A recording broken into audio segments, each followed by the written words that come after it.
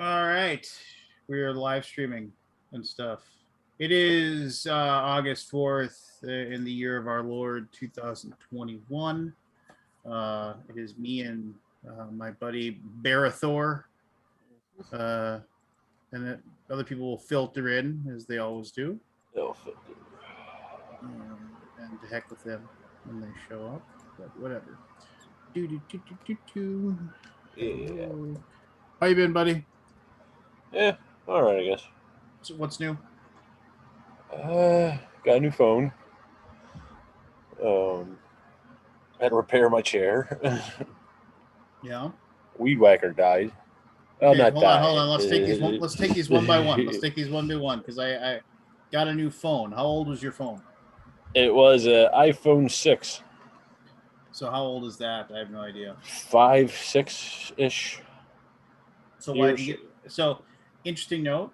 I read somewhere that a um like a coach of some NBA basketball team uh got upset with somebody on their team because they were the only person that didn't have an iPhone, and it was screwing up how well they could do their like team meetings or something like that. And Oh, like, really? yeah, it was something weird like that. I don't Yeah. know. Which, so I have my phone's so old. I'm totally taking over your thing here. There are two things that I despise. So like, most of my friends have um, Samsung phones, whatever. I have a Yeah. Note 8, which is 4 or 5 years old. Um, but so there's a couple people in my gaming group that it's like, oh hey, is everybody cool to play D&D this weekend? That kind of thing. There's something when my phone's so old or something that when he texts, like half of like the letters are weird symbols and stuff like that. It makes no sense. It just Doesn't recognize ASCII. yeah. So it's just like I can usually figure out what he's saying, but it just drives me crazy. The other thing that I despise is that people that have iPhones now, like, so you're in a group thing or even one on one, and you say something like, yeah, we can probably do that tomorrow. Does 4 o'clock work for you? And then I get a text that says liked, and then there's a quotation mark, and it's the thing that they just highlight because they can't bother to type in something to say along the lines of, yeah, that's cool. Like iPhones have the ability to, like, I guess, hold the thing on the thing that they say, and then you can hit like a like button, and so they don't have to actually like type anything to me. uh, But I get to but I have to like sit there and listen. No, yes, it is dark. No fish yet. Soon though, I've got to let the tank cycle. Very very soon. It needs another. I'd say it needs another 3 4 days to cycle to get the nitrogen cycle. If you don't know what that is, Google it. But people who know aquariums know what I'm talking about. It needs another 3 4 days to get the necessary good bacteria. I have a canister filter and two sponge filters, and I got to get all of that stuff on those filters growing the right kind of bacteria so that when I do put fish in there, the ammonia that they create will get um, changed into nitrite, which then becomes nitrate, and then you put a bunch of fish in your tank and put a bunch of plants in your tank as well, and then the tank, the fish, the plants use the nitrate to feed them. So then you don't have to do water changes as often. You still have to do water changes, but I don't want to sit here and talk about aquariums forever. I kept aquariums for like 15 years, and I got out of it for 15 years, and I'm obviously getting back into it. So, um, anyway, uh, so yeah, so no, I'm excited. Like some of my little things that I don't necessarily need, but I think will be cool for the tank show up in the next couple of days. And I have all of my driftwood that I'm going to put into it currently soaking in a big tub in my garage so I can get all the tannins out of them, which is like just basically it's not bad for your fish, but it makes your water look like pea soup, basically. Like all the wood over time dispenses like Wheels. just yeah, and so it just turns your water kind of browny, whatever, and you can filter it out a little bit. I do not have a little skeleton and a chest that pops open with bubbles, though my wife suggested I do it. My two bubble machines right now I have there are sponge filters, which are awesome. I love sponge filters. They have almost zero working parts, and you just need to clean them, and that's it. And cleaning them is just literally taking the sponge out and putting it into like you drain when you do your water change. You just take your sponge filter out, put it in the water that you just changed out, and squeeze it to squeeze all the gunk out of it. You just basically like a sponge, like you bring out a sponge, and then you put it back in the tank, and you're good to go. Yeah. Anyway, so you I got a use new them for phone. something You else. like your new phone? What's your new phone? What kind It's of new the phone? iPhone 12. It's I was iPhone happy 12. with the old one. I mean, the only reason I got a new one, Jen broke her screen last week as she asked me if I wanted one. I said no, and then the day after or something, iPhone did an update and it was like, you have no more memory. I have like a gig and a half out of 16 left. So I was like, this is going to be an issue in the future. I can see this. So I looked through it and might as well get the same thing she has. Yeah. But if Not the Buchanan same says thing, the same brand. he said I picked up 10 tiger barbs for my community tank today. Well, I hope you have a lot of dither fish, buddy, because those are little fin nippers. If you have any slow moving fish, they will bug them. But I suppose there's enough. If he's got 10 tiger barbs, they'll school around with each other, and they won't be too grouchy and mean. My daughter has a newer phone than I do now. My wife has a newer phone than I do now. When my son has his birthday, he'll have a newer phone than I have. So that's fine. That's Oh, fine. I get an alert every once in a while on my phone that says, "Hey, look, you're running out of space," and I just go in and I like just transfer a bunch of photos off of it. yeah. I Or tried all that. It's the OS just keeps building on the hardware. well, they do that The on purpose, storage. right? Yeah, Just yeah. so you can't keep it. You have to switch out. I'm actually pretty proud of myself. Oh, okay. Sorry. Your second thing, what you said, My you got chair a new broke. phone. What was the second thing? My chair broke. Your Oh, chair broke. The one you're sitting in right now. yes, What happened to it? the remote, and I can't find one online. I ended up. Well, it's cheaply made, and the wires started, but eventually they busted inside the sheathing, and I could see it sparking, and then eventually just stopped going back. So I got out Gotcha. of it, took the remote apart, and rewired it. But Working now or not? yeah, it's just temporary. Like I said, the wiring's cheap. It's going to break somewhere else eventually down the line. Yeah. But I can't find this exact remote. I don't understand why. It's on a couple different series of chairs. Yeah. Gotcha. Just this one pin set isn't matching the other ones. And then your weed whacker broke. Yeah, that pissed me off. But What is I it? could Is fix it it. electric or is it mo? Is it? It's electric. I want a gas, but her mother was paranoid with gas. I have a string weed whacker, and you know that little plastic piece on top that pushes the spring in to hold the spindle. Yeah, yeah, yeah. That wore out. It cracked actually, and like the string just flew out of it. Now I can fix that pretty easy with some epoxy until I get a new one. So the weed whacker that I use, it really pisses me off because it's electric, but it's like we have a bunch of the Ryobi stuff, so we just use Yeah. just plug the battery in and go for it, right? The weed whacker we have, it really annoys me and thankfully because it's been so dry up here, the grass doesn't grow anyway, so the kids have had it easy not having to mow that much. But you uh like it's supposed to auto feed. Yeah.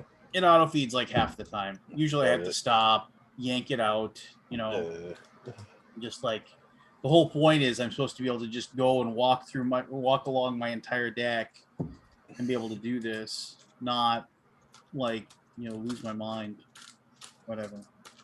Um Sunday, my wife had a fantastic, like, she researched these things because she wanted to put like an awning or a pagoda or whatever over our deck. yeah. she researched a ton of these things, and then she found this thing that she could get through. She ordered it through Home Depot. Basically, it's just a bunch of really strong stainless steel posts and stainless steel joiners, stuff like that. And then you just buy a bunch of 4x4s. Okay. And then you bolt the To the holders. frame. Yeah, you just, it's a frame, right? And Yeah. then they sell an awning, that goes underneath it or whatever. And so we stained it. We actually power washed the deck, and then we stained the deck, and now we stained those posts, and we put all that. I had a buddy of mine. Thank God I had a buddy who lives close to me, came over and helped. And because Pressure that treated? was what? Or they pressure treat it? Yeah. It's been really wet lately. Yeah. So, but no, we and of course, they started to warp a little bit. So there was a lot of swear words I made up. Well, no, because okay, so why you have different size hammers. Well, yeah. So you get it ended with a 4x4, right? And the top of it just twists, right? So it's no longer straight on the side. It's it's going straight. Then it starts to curve this way or that.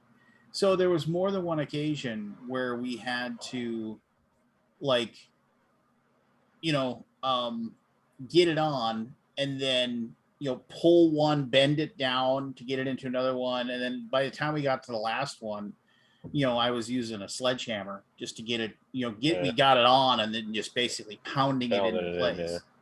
Well, we got it up, so, and now it's really nice. It's just it's super sweet. It's you walk outside and you're in the shade. You don't have the sun beating down on you anymore. I mean, and it'll last for quite some time, I assume. Yeah, sure. But I was actually pressure washing today. Yeah, I don't know. Hey, Scooter. I felt like unless I go and sit out in the sun all day long, I do not sunburn. It's just I have some weird Norwegian farmer thing going on where it's just I'm the same way. Yeah, I mean, unless I'm doing something outside, I'm on it. Well, no, but I mean, and the sun was, but I got done after we were outside for 4 or 5 hours. My wife and I, and the best part about it was we sent my son at the exact same time. He got invited over to a friend's house to go and hang out. It was just thank God we have the 9-year-old here, underfoot, and we actually made my daughter help us out a little bit in a few situations, but I got done, and I wanted to. That was the same day I filled my tank and stuff, and I was I remember I was sitting there. Oh, and by the way, I have such a grievance to share, but I remember I got all done, and I was sitting there, and it's I could feel just the slightest bit of that slightest bit of heat, when you've been out in the sun too long, and you come inside, and your skin it just, your skin feels just a little bit like a size too small on your body, because it's just it itches or hurts or whatever. But I mean, yeah, I felt I was really I was pretty happy with it. I was pretty I mean, it was one of those things too where it's my wife and I managed to do a project without screaming at each other, which is always nice, and I'm almost on that patio. I didn't strangle my wife yet. Yeah. So I was actually pressure washing it today to get ready to acid stain it. This is probably the worst way to show this, because I'm going to be showing. Yeah, I can't. That's going to be right. That's not going to work. There you go. There it goes. You can see. That's my dumbass sitting there working on the back of my house, putting the awning. That was after the awning was done, but I was screwing in the last bolts in the bottom on that one. Yeah. So yeah, a little glimpse. You have to get a permit for that. What? You have to get a permit for that. Shut your mouth. Oh, just wondering. I mean, whatever. I'm not going to turn you in. you got you realize in most places you need a permit for everything other than the I know. When I I replaced my mom's air conditioner before I sold her a house, and they're like, "Do you have the permits for this?" I'm like, what? Yeah, usually, like I said, paper, paint, or hang cabinets. I think it was. It was the So you well, got it might water- have changed. Since, cabinetry. You can't do cabinetry without. You can hang them. Oh, you can hang them. Yeah. But I'm actually pretty proud of myself. The guy that, okay, so the guy that runs the game store that gets my stuff, I gave him a call on like Friday, and I said, "Hey, are you working today?" And he's like, "No, I'm having a yard sale." Selling all your shit. And I was just like, "Oh," and he's like, "Bring your games over here, I'll sell them." And I was like, "Oh, okay." And then because he runs that store, and he ran that store with his girlfriend of like 10 years, and they broke up, and she wants to move away, and she's living in one of the 3 houses he owns. And the house that she lives in like has had all this old stuff, and so they just, because they used to be like antique junk dealers, and so they literally like were bringing I went over there and I was hauling stuff out of their basement, just like putting all this crap, and like, and I brought those over. So like he said, I'll sell them and I'll get what I can get for them, and then whatever I don't sell, I'll put on the shelves in my store. I was like, cool. But I mean, man, I like Your really cat's looking for fish. and what? Your cat is looking for fish. Yeah, she's intrigued by it just from like the Mhm. noises that it makes and what have you. It's got a complete glass cover, so she can't miss it. But Them poor fish. yeah, Is that thing filled now? yeah. Oh Yeah, yeah, it's and when I empty. went here, hold on one second. Just got water. This is a Water. little They cloudy got or me something. doing that, motherfuckers.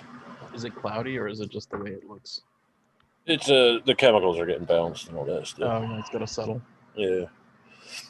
Filter and all that. So as I was going through his junk, I bought the Mr. Cool. If you saw this, I posted this on Facebook. Yeah, it's a weird thing. Yeah. I'm taking it 60s, I mean, 70s. is that a spigot coming out of the bottom there? It's Is that whatever, what dispenses it's the whatever drink? you want. It's whatever you want it to be. But We like know what this you is want like, it to be. this is like Well, literally. I don't want it to be anything. Mr. Cool. Yeah, I think like there's like a What year is that thingy. from? What? What year? I have no idea, dude. There's nothing on it? No copyrights or trademarks or nothing? Let me see here. Hold on here. Trim Mold Products Corporation, Burlington, Wisconsin, USA. No date.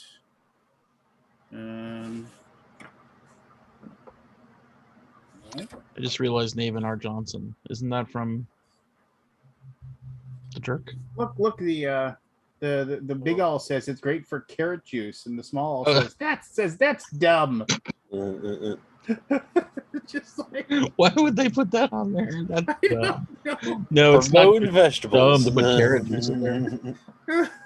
But yeah. Anyway, remember though, there's no date on it. Nothing I can see. Like in the back has like a helpful instruction. Okay, pick your favorite drink: milk, juice, or chocolate. Yeah. Or any of the popular mixes. Like Fill the jar and Kool-Aid, firmly tighten the nozzle assembly with a rubber washer. You guys, the rubber washer is actually still. Yeah, it's still in. I doubt Flip the jar good. over and poke the nozzle through the opening base. Attach cup holders and cups on the side. It probably came in like paper cups or something. Yeah. And you're ready to serve your friends. Oops, forgot ice. After use, rinse with warm water. Yeah, I mean it's pretty descriptive. So here, hold on. I'll even show you what Mr. Cool looks like. Hold on. That is. I never had any of those. I don't. Did you guys have that Snoopy cone ice cone, like the Snoopy shape? Like it was like crushed ice or like ice. What are those things called? Yeah, but it never snow worked cone. well. Snow They cone. never I worked did well. until I was 35. Jen bought it for me for Christmas. At 35. Oh, yeah. Man. Did you ever use it? Nah, it's in a box somewhere. Just like sort of a gag gift. So the cups. The cups. I Are like the Snoopy. cups are plastic. Yeah. Yeah. Well, and the straws are still in here. Look at this. Hold on. I wonder how much you can get on eBay for that. Like $40. I just asked. Snoopy I smoking machine. asked him for it, and he said I you wanted can it have too. Does he collect old toys like that, or is that just a He one-off? even still had the straws. Is that a plastic straw? Or like, I mean, is it like It's hard? no, or it is not. It's like a not regular. Like, it is a regular old straw, but it's Yeah. just the original I'm surprised straws. it's not disintegrating. Yeah. It's plastic, Scott. It lasts forever. Yeah. But that rubber doesn't.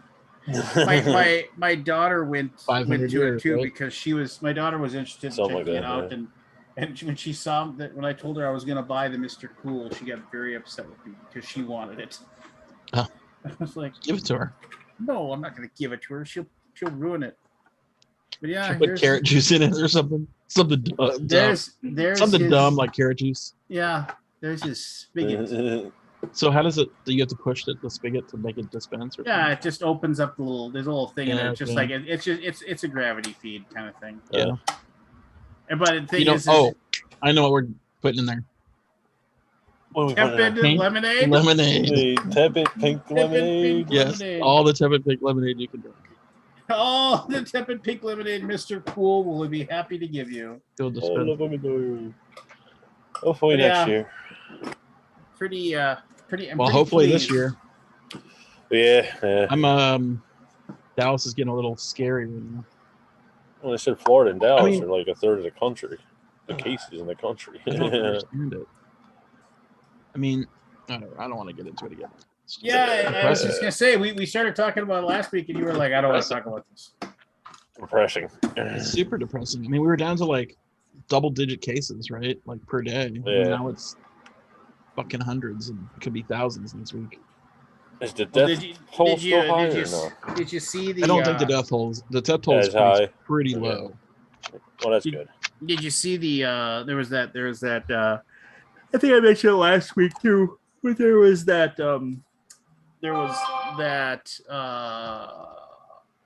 What was it? Political cartoon where it was the little coronavirus, but it had the sash that said Delta variant. And Oh it yeah, just like said, a like And a just- Girl Scout or something. Yeah, and it was like, Boy Scout. I couldn't have done this without all of you unvaccinated folks. So thank you. Oh, like Thank they're winning you. an award because they got a Yeah, yeah. virus of the year. Virus of the year, yeah, that kind of thing. Yeah.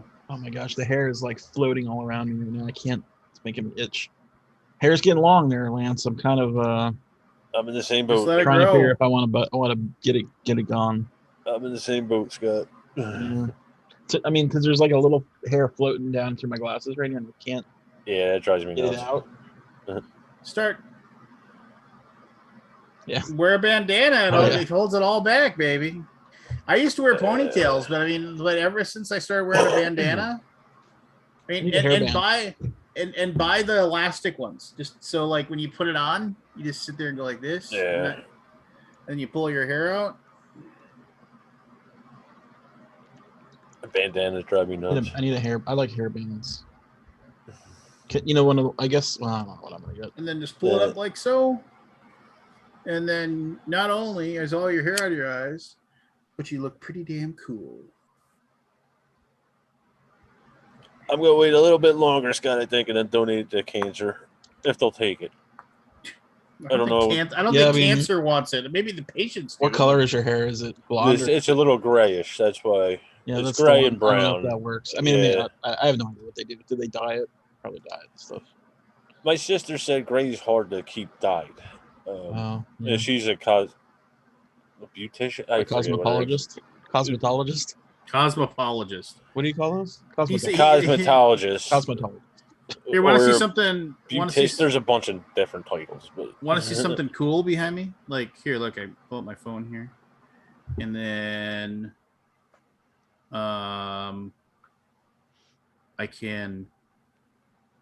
I can like turn my lights on and off with my phone. Ooh, turn it on. Or Joby just said 90% of the cases are unvaccinated. So I had a little COVID scare last Nobody week. cares. So that's fine. Thank you. Just talking. Well, I'm waiting. Where is I it? was just watch the light behind me. Look, I can turn it on and off. Oh, I neat. can change the Change the colors. Can you make colors? Oh. Yeah. Make it like red or something. Well, I'd have to mess with it. Oh, you have to go inside. Yeah, I have to do a couple of things to it, but just next time if I got my setup going, I can you can go, and you can even set it on to like do like Pulsing. like Breathing. lightning flashes, things like that. So like, oh, it's What does that like, do to the fish? I don't know. I wouldn't do it to the fish because that'd be mean. But I suppose that in the wild, it's just Yeah. There's lightning flashes all the time. Yeah, all the time. Well, there's that glowing algae that's out in India, by the Indian Ocean now. Oh, hey, let me give you my my grievance. Can I give my grievance? Sure, I got one too. All right. So, well, actually, I got two, and they're kind of longer stories. Split them up. That's a shock. So, I've never had a thing this big. So it's like an aquarium. Anyway, anyway, so I did some research and I was like, okay, I'm gonna get a canister filter for it. And what is that? It's like literally like so the water goes out. A drum. Water is taken out. It goes out of the tank into the canister, gets filtered, then it spits it back up and into the tank, right? So instead of having a like behind, like, the ones that just sit on the back and suck the water in and spit it out again. Spit it back out. Yeah, I think. Yeah. So it's just like basically the water in that tank. It's 125 gallons. It'll get completely cycled through like 6 times every hour. Like all the water will get sucked out and put through 6 times every hour. It has 700 gallons per hour is where it goes. Anyway, so the whole point is that it was like they said that's what you should use. So I was like, okay, cool, that's what I'm gonna get. And so I redid some research, looked online. They're not super expensive, but they're a couple $100 or whatever. But I did some research, and I was like, okay, well, it looks like the local PetSmart has one. So I drove over there and I looked and I saw the one I wanted, and it was on sale actually. So I was like, score, it's even better. But it was like I was a little bit worried because like it had this weird like yellow tape on it, like it was shut it down, like somebody maybe had returned it. And ever since I had that one bad experience where somebody returned their PlayStation 4 and I got totally almost screwed, I was like, I'm always really careful. So I asked the person there, I was like, hey, take a look at this thing. What does this mean here? And it's like, it looks like somebody might have returned it. And she's like, I don't really know. I mean, they didn't know. I mean, like, they have no clue. And this is the same place where they were like mad at me for trying to get the tank that one day. So I was like, well, I'm just a little concerned it won't work. And like, and they're like, well, look, don't worry about it. We have a policy, 60 days. You want to bring it back, no questions asked, we'll replace it for you. I was like, all right, sounds like I'm golden. Perfect. So buy it. Right. Yeah, exactly. Right. I should have. Right. Now how are they going to remember? Yeah. It's like they're going to check their files. He says he talked to you and you said he returned. I have no idea who that guy. Yeah. Just like, yeah. So I sat there and I brought it home and I just didn't want to mess with it because I didn't have any water in the tank yet. There was a process. Plus I had to get all the sand in there. Process. Yeah. So Sunday night, we get done with the deck. I was like, well, I'm gonna go and like you can all use all kinds of different substrate. I'm using pool filter sand, which is it's really good sand. It's what people put in their pool filters, obviously, and it's really, really fine. And it's like, and the granules are very, it's just good sand. And it's cheap. It's like, if you go and like, oh, I want to buy actual like sand for an aquarium, it's like, you want a 10-pound bag, that'll be $20. Whereas you can get a 50-pound bag of pool filter sand for $8.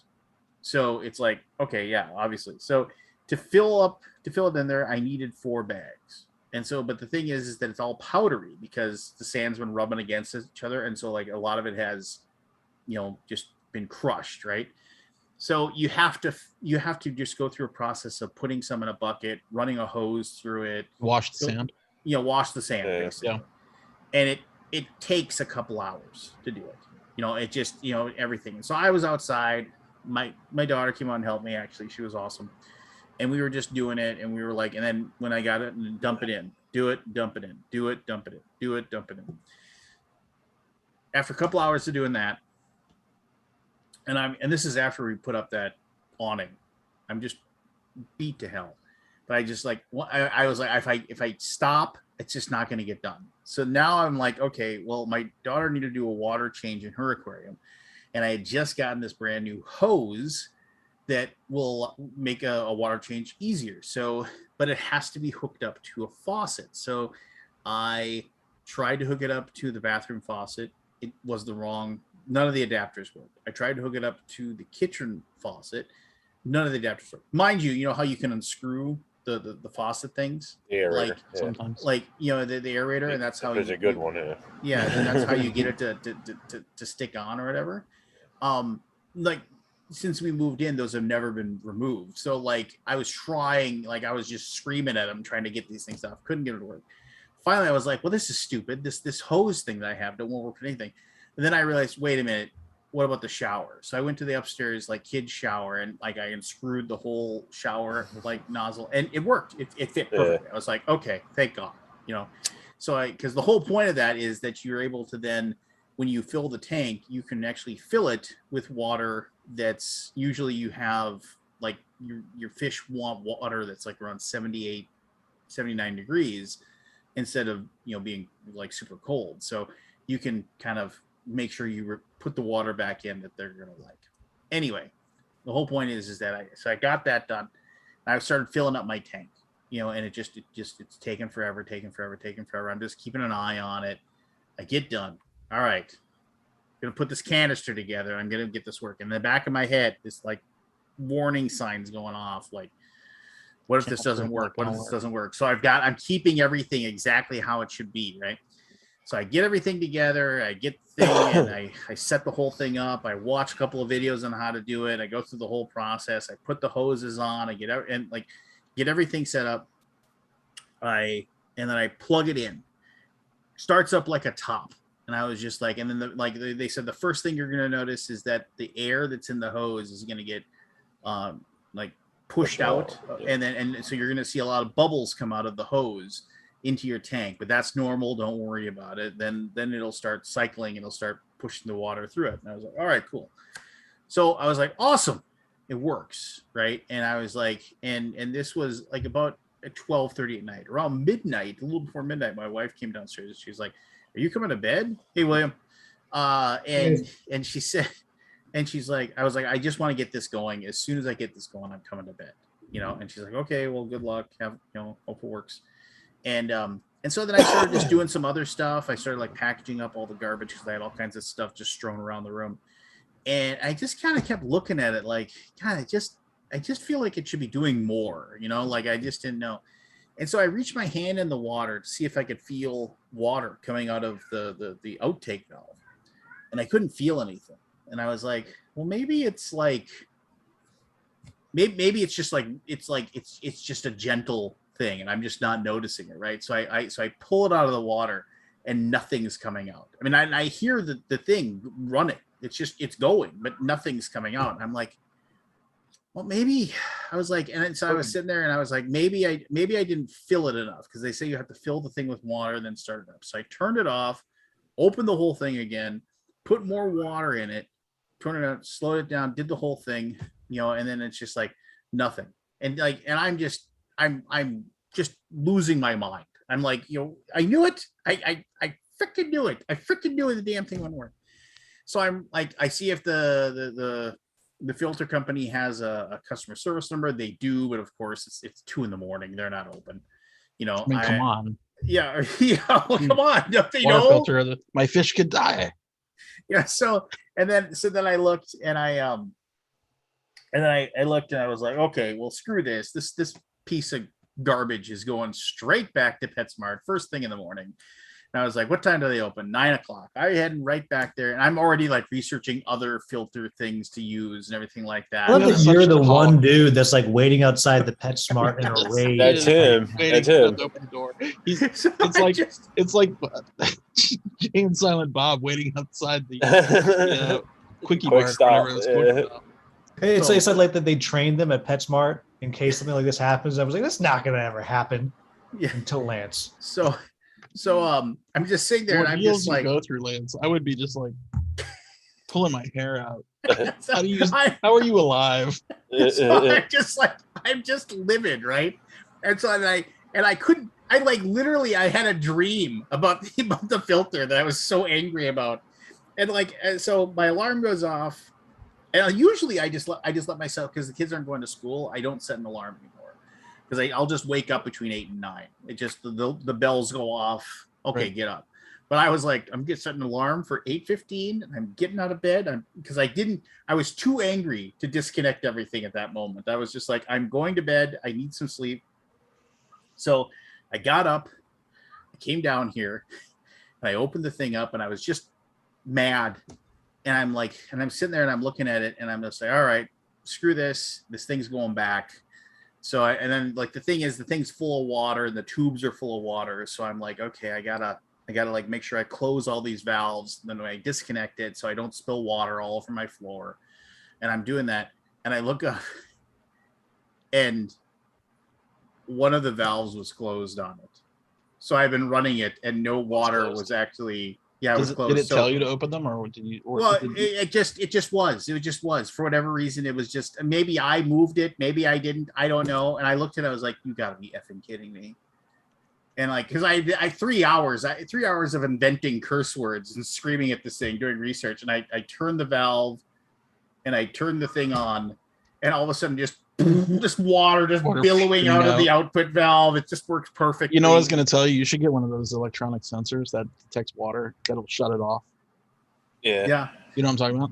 Yeah. No, you mean the There's a name for them. I can't remember. Yeah, what it they're like is. water sensors that can shut valves off. Yeah, like moisture detector. My things. plumber installed one on my old water heater, Yeah, nice. it's a good call. but not in this Yeah. house. I'd get So one no, installed, I Scott. You know what I'm I talking just I'd get one installed. They're pretty cheap. No, I know what you're talking about. But so I didn't end up going back, and I was just like, and I was meeting, like, I had so much hate, like, ready to go. I was like gonna come back in there and just I was gonna just lay it out online and just tell them exactly what I felt. And then I was wrong. I was like, it was my fault. I didn't check everything. I didn't figure it out, and I just was like, oh, I guess I can just do some work then this morning instead of being all angry and taking this back. But yeah, I had major plans of going through. Giving them that. a piece of your mind. All that energy wasted. I know. It's just like there's that old Metallica song, waste my hate. I'm not gonna waste my hate on you. I wasted all that hate. I wasted all of it. All that hate.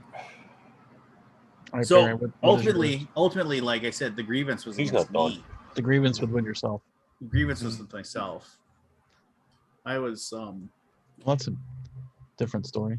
no, yeah. I mean, it's usually somebody else that, like, deserves Causes your my. pain. Yeah, no, it usually is. I just I will say this. I did get a. I don't want to talk about that. At some point, I'll talk about that. The other thing is I was cleaning up I was putting stuff away.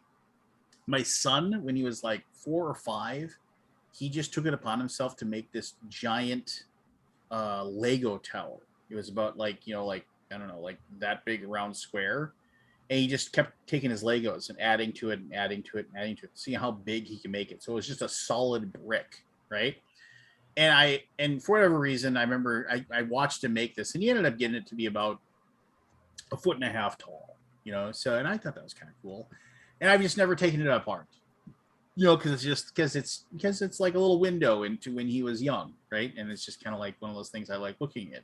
But it was just in this bin, and there's like this storage closet that's right there, and that happened to be in a bin. And I had to get some stuff out of the storage closet. There's a couple of things I needed. And so I had to move that thing out. And I was sitting there, and I was hauling something out of the storage closet, and I kind of tripped as I came out, and I kind of stepped weird. and so the the end of the like the corner of one of the towers of the Legos, it just scratched up the back of my leg, back of my what, my calf, and I was like, "Ow, that kind of hurt." I was like, "That smarts," but then I looked at it.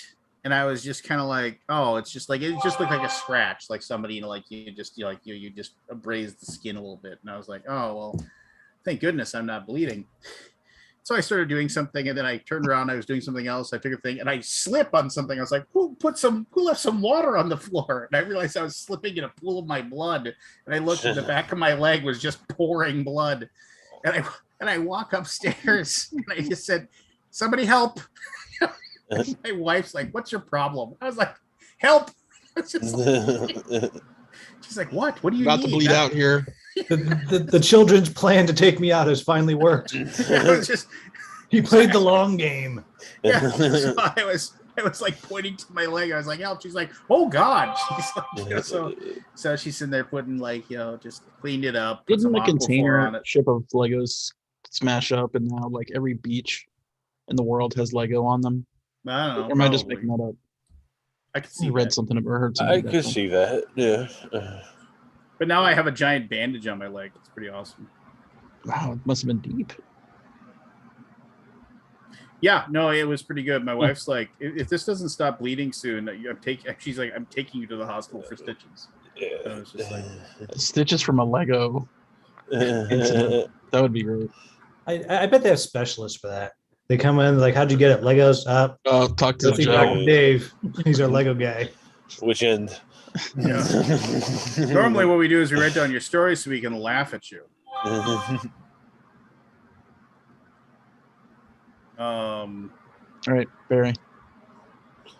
Both of mine involve critters. So I haven't been in the backyard in like a month. I just couldn't. I'm sick and I'm infection, all that. So a month ago when I went out there, I have a peach tree back there. It had peaches on it. The whole thing was. This is the second year it fruited. So the other day I went out and mowed. The peaches are fucking gone. Every one of them. The squirrels. Bastards. So the other one is there's a bush that just grew and it has berries now. So the birds have been eating it, and they shit on the patio I just poured a couple months ago. It's not sealed yet. I had to wait for basically the cleaner and shit to come. So now I got to acid ash it. I ended up splashing my leg and burning the leg. Luckily, it was the left leg, so I actually felt it. What are you using? It was Muric. Yeah, Muric. Luckily, I caught it real quick. I've got this like bad stain in my shower that I cannot clean. Whoa! I'm very this scared, is streaming, dude. This is streaming. You don't want to. So I'm thinking about getting muriatic acid, but should I? I don't know. I don't trust myself. What is the shit? Is it concrete pan or? It's marble. Probably that'll destroy the marble. Marble? Marble's not a. It's a soft stone, right? Like it'll etch it. I probably shouldn't do that. I don't know how to clean it. You'd have to seal it again. Yeah, probably. I do know this. Give me a minute to think about it, Scott. Okay. I had to do this for a while. I've been looking all over the internet and there's no answer. Okay. I to did. get a new house. Let me think about it and try to remember. I'll get back to it. I had to do this once because I had a stain in marble. It was stained when we moved in. And so I figured, okay, they can't clean it. And I was like, oh, I'll try to clean it. And I've tried 20 different things. I cannot get it clean.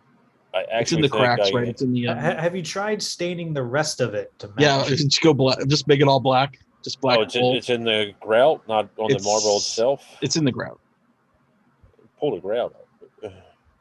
How do you pull the grout out of something? They got tools and shit like that. It's just that's beyond my capabilities. If it's nothing that I can't clean with like a cloth or a brush, I can't do it. Take a picture of it and send it to me, Scott. I'll let you know if it's real difficult. I have stuff that I think you can just put over top of the grout, like like you put on if you scratch your car. I've tried so many things. A lot of times with grout, Scott, if it's not sealed every like 3 or 4 years and it gets stained, it's done. Yeah. I may just have to redo it. Yeah. It's been bugging me since we moved in. I mean, I've been here for almost 2 years now. I thought you meant the marble. The marble, that's a little more complicated. No, it's the marble I can clean. Yeah. It's the grout. I actually think I ended up grinding the marble down. Grout when is clean. Like, it's on to get the marble too. Right? It's not. I mean, it's like a quarter of an inch ground line. Well, yeah, you could. There's a couple ways you could do So I think I played the second best Gloomhaven type game, dungeon crawler. I'm almost pretty sure it's. Oh, if you're talking about Drunagor, yeah, I've been telling people. I am talking about Drunagor. Drunagor is amazing. It's ridiculous. And here's the weird thing: I don't know if the reviews I've seen have mentioned the coolest part of the game. What's that? Have you played it? Yeah, I even reviewed it, so I'm curious if I got it. I don't know if I saw your review. The choose your own adventure stuff. Yeah. Oh yeah, that was that was like what I highlighted the most. That is the best part of the game. Yeah. I'll have to check out your review. Yeah, it's fucking awesome. Yeah, I like it. We were giddy. It's really fun. And the doors. The door mechanic is awesome. The toy factor on that is just silly fun. Yeah. Well, also the way it reveals, like you don't have to look in a book to see what part of the dungeon you're revealing, right? You're not like spoiling it. Not that I really cared that much about Gloomhaven if I saw into the next level or whatever. Dr. Shasta. Sorry. Oh, is that the doctor that fixed your leg? No. Oh, I'm not a doctor. Oh, hey, here. Can I say another? Done, Scott? Oh, sorry. Go ahead. Whatever. I just said like I don't know how many reviews. No, Drunagor is amazing, and if you didn't get in on the I think the crowdfunding thing is over on GameFound, but the pledge manager will be up soon. Yeah. So if you missed out, if it's not over, it's got like I think they've got like 2 million. Yeah, and Ricardo Braitman is his name. I forget what his super nice guy. Super good guy. GameFound is there. Yeah, it was funny. I wound up they were nice to send me one because I put up a list of my favorite dungeon crawlers, and everyone's like, "You won't have Drunagor on there. What's bad wrong?" I was like, "Oh my god!" So I reached out. I was like, "Everyone's pretty darn good." This game. They're like, "Oh yeah, sure. Here you go." Yeah, Drunagor is awesome. I do feel my character didn't have. I played a striker character, so I was basically just shooting.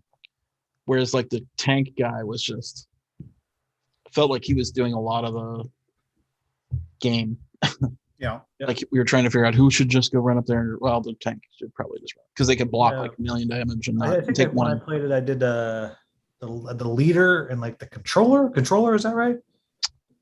Yeah. Just when Matthew Paquette gets here, we'll be doing our top 80s movies guessing game. So oh boy. Yeah, I know.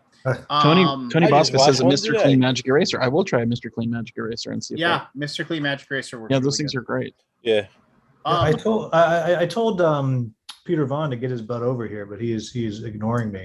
Scott, what color is the stain? I'll take a picture of it in a minute. No, there's no rush. Actually, I might have already taken a picture to show Lincoln. I'm trying everything I can to do. I mean, I don't want to have it replaced. But Barry, you just had some kind of creature walking outside your glass behind you.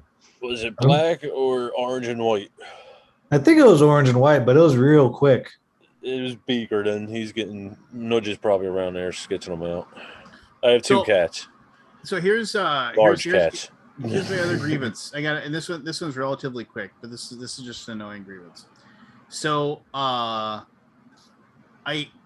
recently it was like, getting weird RPGs can sometimes be tough because like somebody did a print run of like 100 of them, and like the last 7 copies are in somebody's are in the author's collection, and you happen to be able to track them down and you're able to order them anyway. So I actually ended up spending like an hour on the phone talking to the designer of Tunnels and Trolls from like the 70s, like one of the and he was just like, oh, and I mentioned that, oh yeah, I always missed out on a couple of these things, back when I was a kid, and he's like, oh, I still have a couple of copies of that if you want one. And I was like, oh, well, how much would you want for it? And he was just like, oh, it's just like, and we came up with a price, and I was like, that seems fair. And he's just like, I was like, I'll PayPal you the money. And he's like, oh, I don't use PayPal because, he's an older gentleman. And I was just like, well, how can I pay you? And he's like, well, if you send me a check, that works for me. And I was like, well, that seems so archaic, but it's something real. It's a good So thing you had pigeons to deliver the check. Yes. You- So I sent him a check, and then like after a week, it still hadn't gotten to him, and he was just like, "That's really weird." He's like, "Usually these things come pretty quick," and I was like, "Yeah, I agree." And so he was like, "Do you want to try another one?" I was like, "Yeah, sure." So I put another check in the mail, and this time I sent it certified mail. I was like, so I know I have tracking. It has to be handed to somebody. You can't just leave it in a box or something like that. So I was like, cool. And so I watched the tracking. The tracking said, oh, it was he said oh yeah, I see you got it. And he was like, I didn't get it. And I was like, what do you mean you didn't get it? And it says right here it was handed off. And he's like, yeah, I haven't seen a postal service person here all day. And I was like, what the hell? So I was just like, I was sitting there and I was like, well, this is ridiculous. Why didn't he get the thing that I sent, and like somebody intercepted it. So I was like, now somebody's got my checking account information. I was just like, oh man. And I was like, well, I suppose I could just put a stop payment on that check. But I was like, I don't know what check. I was like, I mean, I had to dig around for my checkbook. I don't know what check number it was. I mean, it was the first check I've written for anything in like years. And so I called my bank the next day, and a bank that has horrendous customer service, mind you. And I call them up and I'm like, look, I don't know what my options are. First of all, I try to get through on their system, and the system just hangs up on me. When like one of the options that I'm looking for aren't listed in there, it's like, it's something else. Hit 5. Thank you for calling. Click. What? I was just like, that doesn't make any sense, So I called back. I finally got to a person, explained what was going on. They were like, let me look into your options. And she's like, well, how often do you use checks? I was like, I haven't used a check in years. And she's like, let me look at your account. Yeah, you don't use checks at all. I was like, who uses checks still? Yeah, when's the last time? Yeah, nobody uses them anymore. I do. Yeah, you're weird. I have just one account that they all they take is checks. And then and so I was sitting there and I was just like, all right, and she's like, do you ever write, it's like, and do you ever accept checks from people? I was like, hardly ever. I mean, it's just like use Venmo or something like that. She's like, well, let me see what your options are. And I was like, I didn't want to have to cancel my whole checking account and get another one, that whole thing. And so she's like, well, and she comes back, hey, this is what we can do. She said, we can put your account into a status that does not allow for any checks to either be accepted by you or to be paid out by you. And then we can put it in that status, and then we'll be able to tell if somebody tries to present that check. And I said, okay. And I was like, well, have you charged fees for this or anything like that? She's like, no. And I was like, well, how do I get it out of that status if I want to? Well, you have to go into a bank branch and do it. I was like, fine, whatever. There's 2 bank branches relatively close to me that I could use. No big deal. Sounds good. That's actually pretty decent. It's like, now it's just something I don't have to worry about. I was happy to be done. So then then like today, the guy contacted me. He's like, they gave me your envelope today. I have your check. And I was like, that's insane. I was just like, was it opened already or anything like that? Nope. It was just, it was like, still sealed and everything. And I was like, all right, well, I don't know what happened there, but fine, whatever. I said, don't cash it yet. You can't cash it. Just wait. And then I'll get it figured out. He's like, all right, cool. So I went into my bank branch and I started explaining this to the person at the bank. So let me explain what happened. I started explaining this to this guy. He's like, so they put it into this status. That's this. He's like, I've never heard of that ever before in my life. And I was just like, what do you mean? That doesn't exist. I was like, well, I assure you, I called your customer service and they did that. Yeah, that doesn't make any sense to me. I was like, well, the person on the other end of the phone just did this. Okay, sir, you are good to go. I was just like, he's like, I'm looking at your account right now. There's no holds on it. There's no barriers. There's nothing on it whatsoever. And I was like, well, this is weird. I said, because I tried to pull up my account because I wanted to see if somebody had, and I tried to pull up my account using your app, and my account doesn't even exist anymore. I mean, it's the same bank that I have my mortgage through. So I could see my mortgage, but I couldn't see my checking account anymore. And he's like, that's weird. And I was like, that's your answer? I was like, that's weird. I was like, fix it. I was like, there's thousands of dollars in that checking account. I can't see my thousands of dollars. I would really like to know where my money is. He's like, huh. Well, let me look at this real quick. And then like, so somebody came over and they're like, yeah, you should probably just call the customer service line and then talk to them while he's here so we can figure out what's going on. And the guy looks at me, no lie, rolls his eyes, says, do you have an hour or so to wait until we get somebody on the phone? It's just like, I was just like, I said, if I have to, that's fine. And then the other person says, you can call the bank branch line. They'll answer almost immediately on that one. And the guy's like, oh yeah, I suppose I can call that. And I could just tell this guy was just hoping I'd go away, so it just so he wouldn't have to deal with it. But like literally we got somebody on the line and they were just like, and that person, he's like, and the guy starts explaining my problem. So he lost his checkbook. And then he was like, I didn't lose a checkbook. That's not my story at all. I was like, I said one check. I was just like, he's like, well, do you want to explain it to them? I was like, can I? Just like, so I get the person on the phone. I explained it to them. And they're like, yeah, you should be good to go. He's like, if you log out of I'll log out of the app and log back in, you'll be able to see your checking account. So I did, I was able to, and my money was still there. That was nice.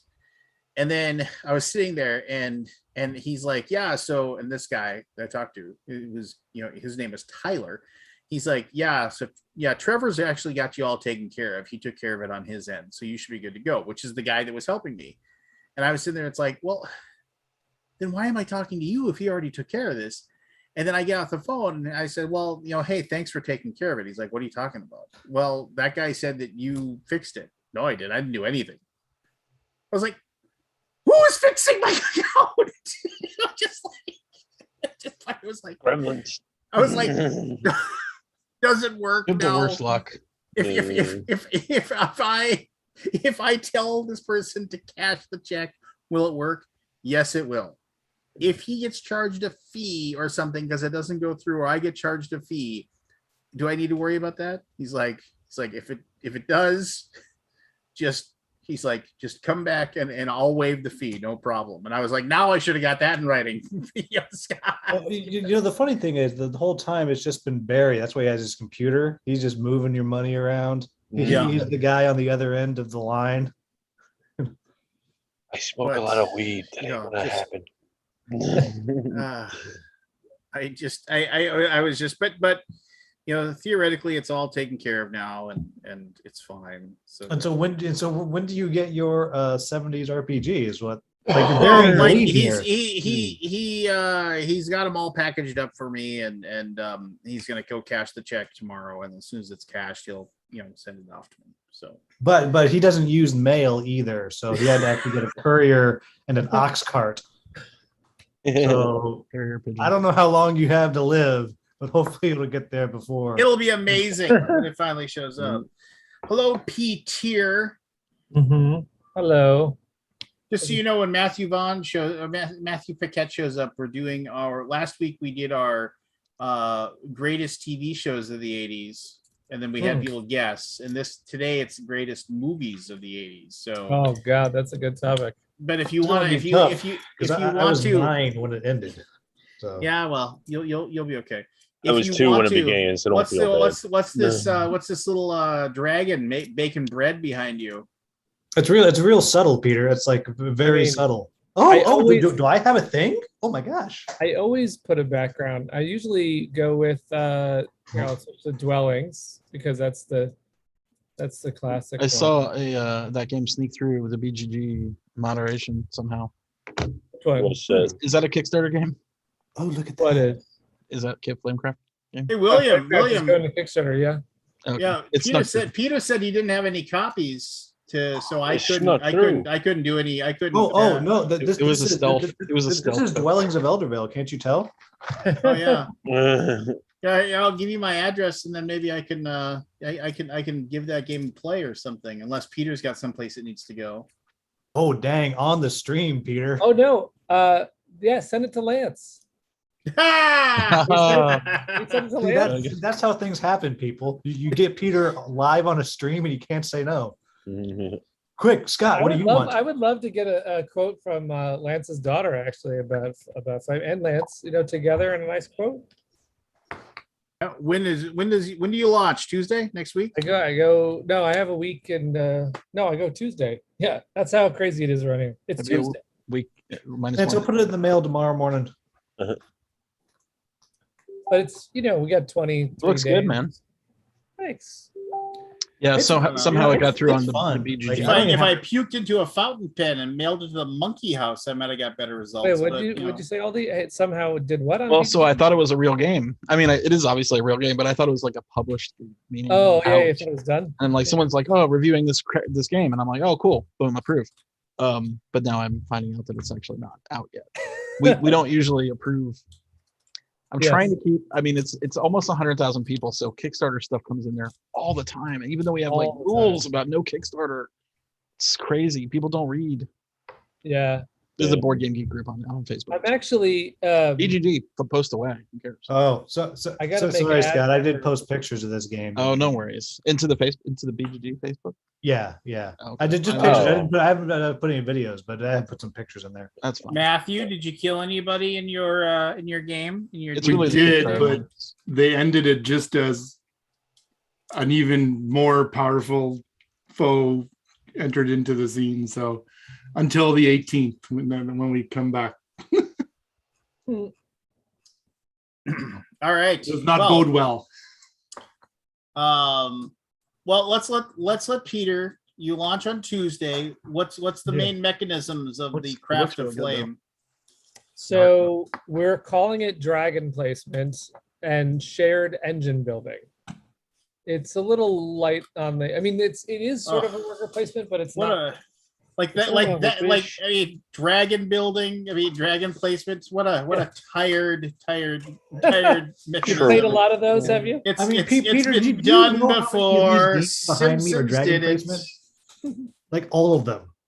These are all Right. dragon I placement. mean, they're all dragon placement. I mean, Aldo Gazzi once told me when I was showed up Resource at Letter management. Tycoon, you got to make more games with dragons. So that's what I'm doing. Just every game's got dragons now. I feel like that's a thing. It's the new Um, zombie meta. So one of the things about Manny Vega, who's the designer, is that Manny put me to a pretty hard challenge. He's like, listen, because I said, oh, well, we could do like Lords of Waterdeep and you own the buildings. And then I burned your building down. And he's like, no. I don't want any take that. No, I don't want any crap where you wreck what I have. And I was like, well, that doesn't sound fun.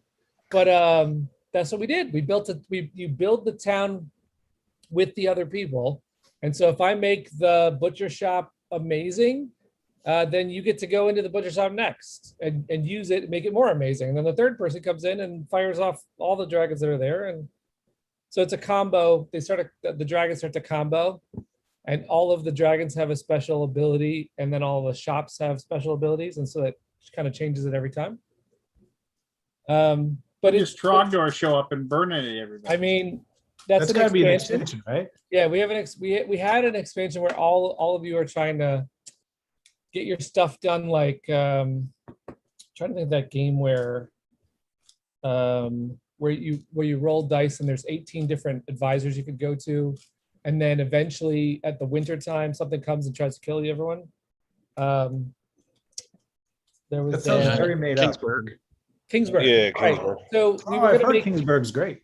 we have an expansion idea where No. you're still doing your engine building, and then there's a big threat that you got to deal with. Like maybe it's a smog type, dragon that you do have to kind of deal with. But trying to pack it in this Kickstarter felt like too much to come at everybody with. So we decided let's just keep the base game. deluxify it with all the game trays and the minis and the things. Game trays do not deluxify a game. Game trays make it so I hate it. Well, I know that's your take, but Peter, should I take out the little X trays that you have in this prototype know- before I send it to him? yeah, take those out. No, so Noah wants to release these Y trays, Yes, which the are tray. which is like a double container that can be generic enough to hold anything. And so I said to him, can I make the first Y trays inside Flamecraft and then start your line of Y trays? And he's like, sure. I believe he's probably said, why not? Why? Man, Noah gives Welcome. you such special treatment. What was that? I thought I was gonna have the wide tray. No, you're gonna Oh, you're gonna have all the Yeah. interesting designs. I just have a resource holder, but Oh. I'm not doing any card holding Y tray. I like how Peter Okay. comes in just to crap on Scott's dreams. That's I right. know. Last I heard, you had the red. They had the red trays too. The red trays burgundy were, ones. I told you the story of the red trays were only because Kickstarter mandated that I come up with something. Yeah, new. I remember that. I was like, oh yeah. And I they know, and I'm came so out sad so- I didn't get the red ones based on that. Like, if I realized that, I think I red would have trays gotten are these awesome. these Well, boring black And ones. people, No way. people hated the red ones. You know why? Because I put them as cherry red, and then I wasn't in control of production, and then Right, they the color came didn't out match. like blood horror red, which is actually cool for some games. People were People- like, "I want my money back. I got the different. You promised me a nice ruby red, and I didn't get that." I was like, "Okay, You know what the anyway. best-selling tray is? which one?" Clear. Clear. it, Of course, if it Cheapest. is. Good- Cheapest. it makes sense. Yeah. You want to see the bits, right? You see the bits anyway with the clear lids. I Yeah, the prefer lid's off. It's just cheaper. It's all cheap. It's all the You know what I think is the best tray? Don't No Plastic tray. bags. do it. a rock. A Ziploc Be like, he wants a rock bag. chiseled with a hole in it. A Ziploc bag, baby. Do you hate it when your baggies get all wrinkly? Does that bother anybody but me? You know how when you like after a while the bags Yeah, just they start off Oh pristine. no, you'll have to go to like Michael's and spend $4 on another bag of 500 of them. Go to the dollar To store. replace No, I it. just hate Yeah. 'em. I just hate Peter, it. I am totally taking the trays out of this thing before I send it. Yeah, you should just put them in bags, come and to don't the worry trays, if the man. bags are all wrinkly either. Only Oh, if you you know, I'm I'm gonna gonna give give Lance yourself- wrinkly- Big Give time. Lance a wrinkly Ziploc with a sandwich. just make sure you stomp on them afterwards and make a video of you. Oh, but to talk about baggies for a second, I into have to the tell you. So when I was making Mission Catastrophe with game trays, there are like 100 little cubes that track different things, and I suggested putting them in bags, and game trays wanted to like hang up that call. It's like, how dare you suggest bags in a game trays product? Like, are you nuts? And I was like, I mean, I love just gotta be- Noah. He's a easier. good guy, and I realize that I am on the outs on this one. I am definitely in the minority. People love their trays, but Man, man, it's so satisfying to put stuff in trays. and oh, I have it like all organized literally, perfectly. I find them annoying most of the I times. throw them away. Yeah. I mean, And you just take the lid off and you're ready to play. That's right. With a bag, mean- you gotta dump it on the Okay, table. wait, or wait, put it wait. into a Would bowl. you, okay, on dwellings, would you go to a non-tray system?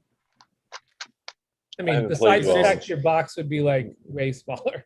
Is besides this what I say that I have, and you get mad Oh my at me? God. Dwellings was a Oh. very functional tray. Oh my God.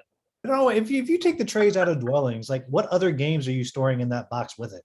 Yeah, you Gloomhaven. could store a lot. The inevitable expansion that will be horrible because Peter's not in charge of it. Thank you for saying that. Yes. Huh. I did sign another one with Luke though. So we got the official, there's the thing to crush that one. You know, those geek threads that are like this one, crush that one. Killed, That's he's what killed we're that. gonna do. Yeah, we Yeah. retired it. Yeah. Retired it, yeah. Yeah, this one we have. All right. Retired dwellings? Yeah. What about So Manhattan? Tuesday, make it happen.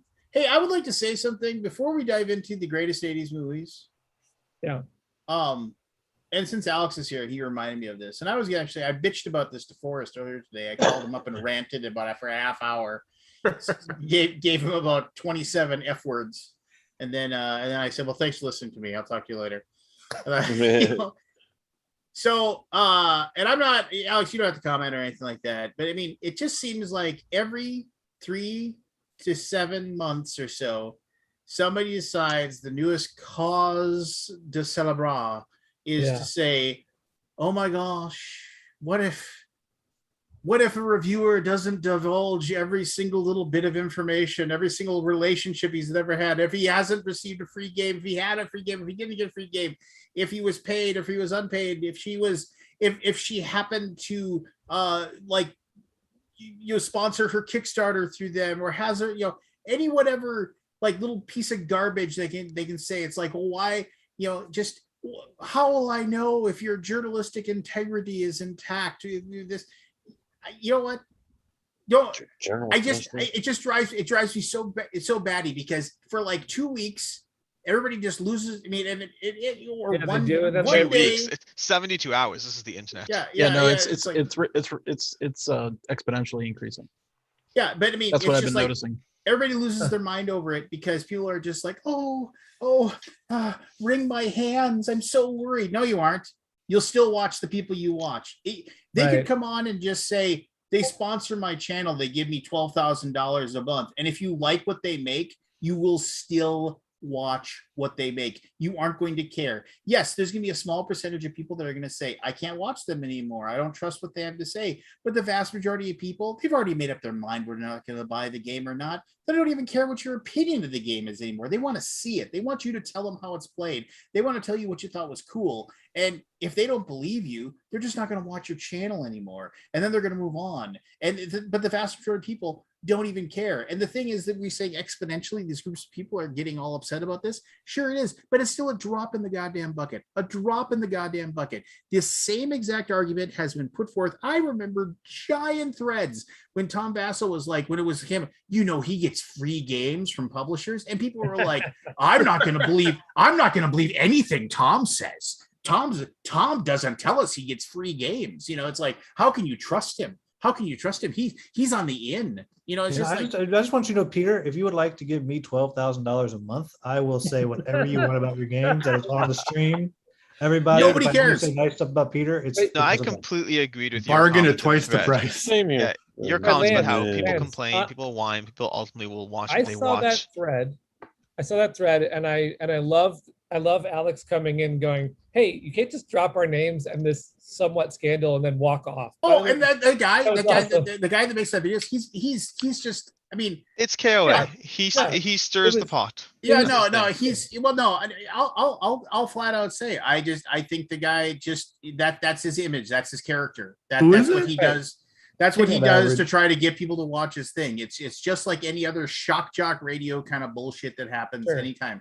And it's just like, and that's cool. Kudos to him for creating his little empire of these people that like want to watch his, and I give him all the credit in the world. But I mean, but ultimately I'm just like, Do we finally have an Angry Joe, the board game world? no, Wait, he's wait, not wait. even close Oh. to being Wait, Angry Aldi, Joe. you don't know who this guy is? No. Exactly. My Right. favorite video of his, the one that I thought was really dead on, is the one titled "Board Game Geek Sucks." I thought that was really a very, very well done video. I say no It more. was actually, I believe it was You a don't need- 12-part I know series. exactly But see, this look type at of that. video. Watched them all. Look at that, Aldi. He made a video calling out your website, trying to say that like, oh yeah, your website sucks, right? That's what he tried to do. Wait, who And is it's this just like again? nobody Did he reported really? it to you. Nobody Yes. said anything to you. Nobody gives. Nobody ever told me. That shows you how You're much supposed to he find out. moves. That's how much that guy moves the needle. That's how much that guy matters. That like you didn't even know this guy existed. He has And 20,000 subscribers though. He does, but Also- so he yeah. has a very passionate core base of people, and like I value some of the content he puts out. I don't value the Angry Joe spin on it, but he has a lot of people who really like are. He has a spin of how everyone is taking money, everyone is bought by the publishers, everyone is Yeah. just woke and not woke. Everyone is The way that whatever. I saw, Doesn't the he way get that I paid for saw this stuff, too? particular one, He doesn't get is paid. He gets easily- free copies of stuff. He doesn't necessarily Oh, disclose I that. thought he got paid for something. So, I So guess what's I'm the, wrong. isn't this shit we covered 5 years ago? And I at least mean, once a year. At cover least it every once a year. year. At That's least Lance's once a point. year, probably, and then every like 3 to 6 months, somebody Yeah. starts Well, a new it's thread. just been twice recently. Like it just And I'm started just to gonna die say, down, yeah. and then KOA Yeah. came in and brought it Oh back no, up. no, and everybody thinks that they're like the newest person to really latch on. Oh, I'm gonna lay some truth bombs on you here. People are getting free stuff. Isn't it amazing? Yeah, That's let's why go I back was 12 saying, years. I You're not really telling like- anybody anything new. You're boring, you're old, and nobody cares. I loved the way you answered that Facebook thread, Lance, where you're like, "Oh, hey, this is that crap." And the then you're same like, old bullshit. the Mm. same old bullshit that comes up every single. And the thing is, and everybody was just like, no, just like, because they don't want to hear that, because people want to feel like they're empowered, and they're like, why is it so difficult to just give a disclaimer? Because I don't owe you one. I don't owe you shit. I don't owe you anything. I don't owe you. To give credit, by the way, You I kinda actually, do. from a pure stance of what you should or shouldn't do, I do think disclaimers are ideal. My problem with them I have a few problems with them. My first problem is how far down the rabbit hole do you go? What about if you got a different game from publisher? What if you're friends with someone? Like, how far down the rabbit hole is okay and acceptable? So it's very unclear, and there's no real thing other than whatever. Secondly, and practically, is the whole way I approach my channel is I just talk. And if I start inserting like lists of things, it doesn't feel as natural to me. But So- I should, strictly speaking, I probably should. Yeah, I just think Here's it's, what I want to say about that. The rabbit hole thing is totally true, because what if you said that for this video, but you didn't say that for that video? And I asked Jeremy to come on, because Jeremy and I kind of were getting into it a little bit, because he was like, oh, you just need to cover your own ass. No, you don't. You don't have to, or you do whatever. If it makes you happy to say, I got this game for free, if it makes you happy to say, I'm really good friends with this designer, if it makes you happy to say, this publisher surprised us with promos, like, we give Man vs. Meeple promos all the time for their Kickstarters. We always do. Does that mean that we own them? Does that mean that they're going to treat us kindly? I don't know. Make up your mind. Say whatever you want to say. But the thing is that that's like, it's all bullshit. It's just, it's a way for somebody to like feel like, oh my gosh, I just don't know. I just don't know if is what they're saying going to be like truthful. You're never going to know. I mean, how are you going to know? Also, you're going to make up your own mind. One what way I or the kind other. of think is really funny about it is because we paid Rado to cover Flamecraft, right? And Rado does a really great job at the front of the video saying, hey, this is a paid thing, just like a lot of people do. But I guarantee you forget that 2 minutes in, because he gushes about something and you're like, I'm sold. And you don't connect the two. I'm glad that he's, says it, because it's important to say it, I think, at least a little bit, to cover the context. Yeah, I mean, Well, honestly, I don't there's think it big matters gaps one way or the between other. there's a big gap between paid. I got paid for this versus Yep. anything else. yeah. Well, and the yeah, other I think thing, it's the other when thing you that get drives me money. crazy is that there's always somebody that like Google's FTC guidelines, and they're like, here's the FTC guidelines for this, and you're just like, oh, great. You know what the FTC cares about as far as board game videos go? Nothing. Zero. They don't care about it at all. Tom Vassell could be cashing $50,000 checks from Asmodee every month and then gushing about it, and they wouldn't he's care. not. and they wouldn't care. They wouldn't care. They wouldn't investigate it. They wouldn't go after him. Those FTC guidelines are, again, complete and total bullshit. They're basically there so somebody can link it again. This is what FTC says. If they didn't prosecute anybody for that fire festival, they're like all those True. influencers that posted all those videos. I mean, that was true fraud, and nothing happened. I think. I know the was guy in charge unhealthy. got in trouble. Yeah, but the none of the reason that influencers- I bring stuff up is because I take money for a how to play video or a playthrough, not for a review or preview, is just because people get all bent out of shape. I mean, this also, I guess you have to do it to get money for it, but people get bent out of shape. So I got money for doing this thing. But see, William, like, you could take money for your Kickstarter stuff too, and click the little button that says paid promotion, and then you don't have to say anything. I'm waiting for you've Peter to done give me your that due diligence $12,000 at a that month. point. That's what I'm waiting for. So, How William, my does- problem with the ecosystem is that the people who tend to want the most from you are the people who are going to accuse you no matter what you do. They're going to accuse you of bias. They're never Patreons. They don't want ads in their videos. They just want you to give free content. And if it's not to the level that they want, they're like, did this and this and this. Thanks for wasting 20 minutes of my time. They're also my favorite you're better Kickstarter off- backers too. Yes, yes. And those people, just like Kickstarter backers who say, I'm never backing another one of your projects, you're like, can I have that in writing? Yeah. I'm never watching another one of your videos. Can I have it in writing? You know, I just got like 3 or 4 comments who are like, "Oh yeah, you know, your content's all suspect now," and I'm like, "There's plenty of content creators out there. You're welcome to watch whichever ones you trust." I I need would to pop back completely into your disagree with channel and them. start and leave that exact comment on like all of your videos, Alex. By all means, I'll pin Yeah. half of them. I do one of two things with comments that are over the top. I either delete them because I don't have time, or I pin them and engage so that everyone else can have fun watching the show. Yeah. I have to say, I like a balance of different perspectives. And one of the reasons why I definitely want to get your opinion on Flamecraft is because you weren't charging, which means you'd say what you want to say. I love that fact.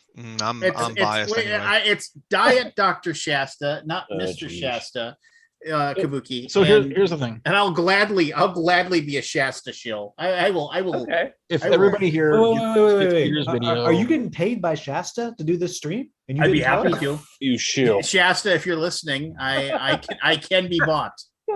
Guaranteed it was. What were you saying, Scott? well, I'd just be curious what everybody would do if Peter's game sucks.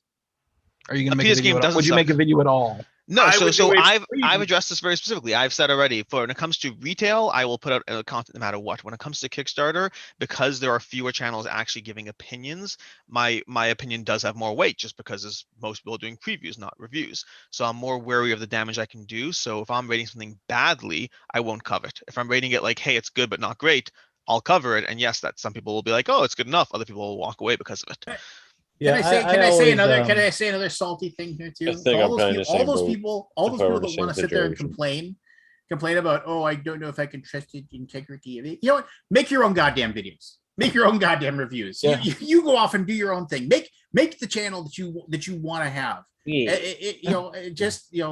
Make the game you want it to No, be. more than that. More than that. Don't take Make a your red own channel. cent. Work Don't take 20 money. hours on a video. Yeah.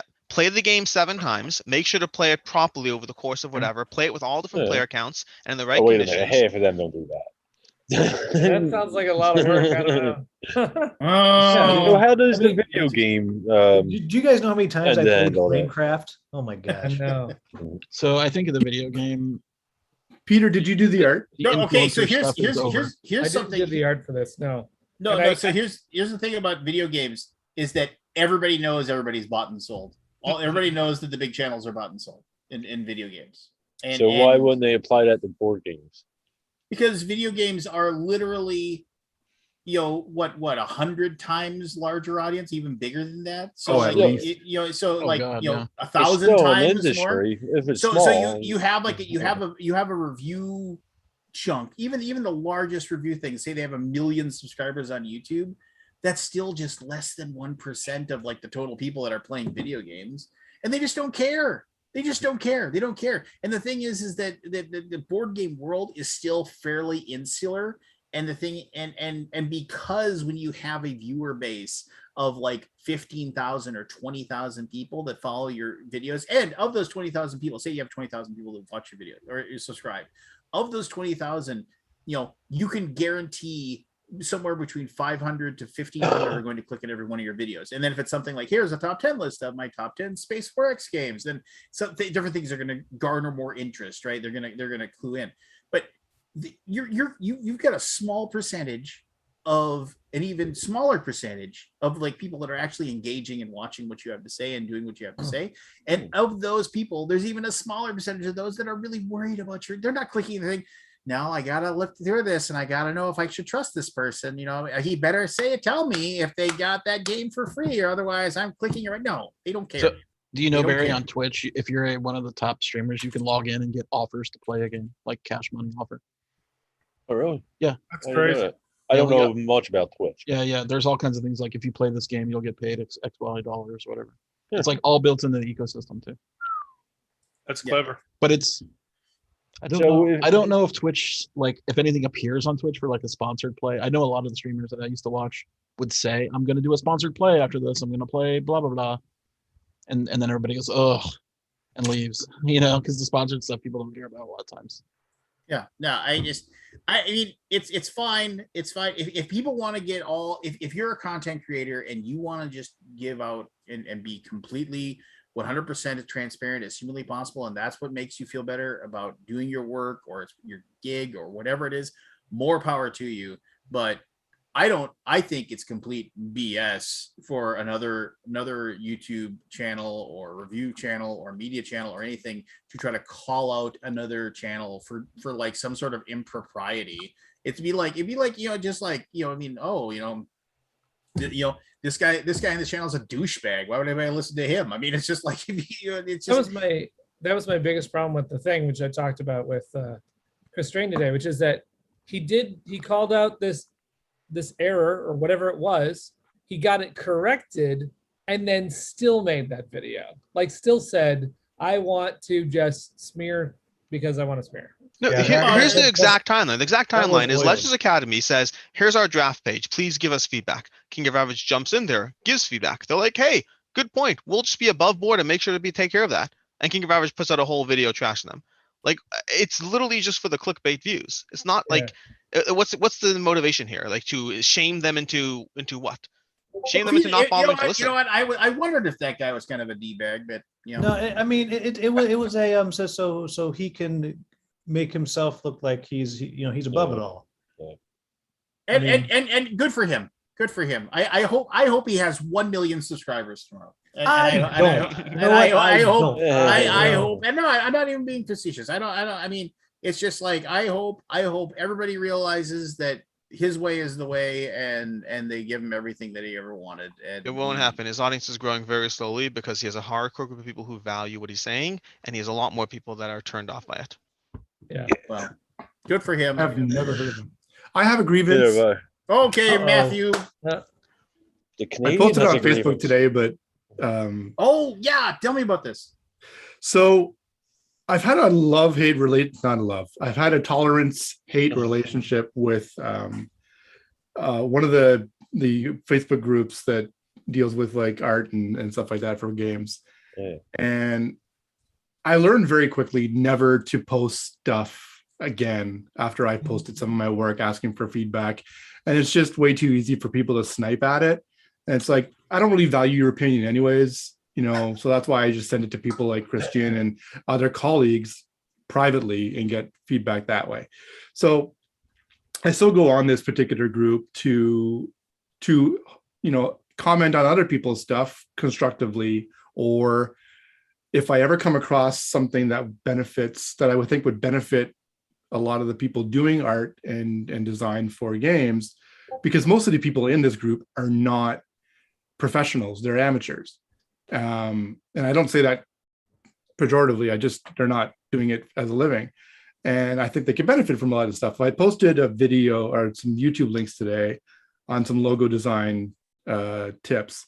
And one of the rules for the group is no unauthorized links, including YouTube and Kickstarter. I knew it was going to get pulled down, and it did.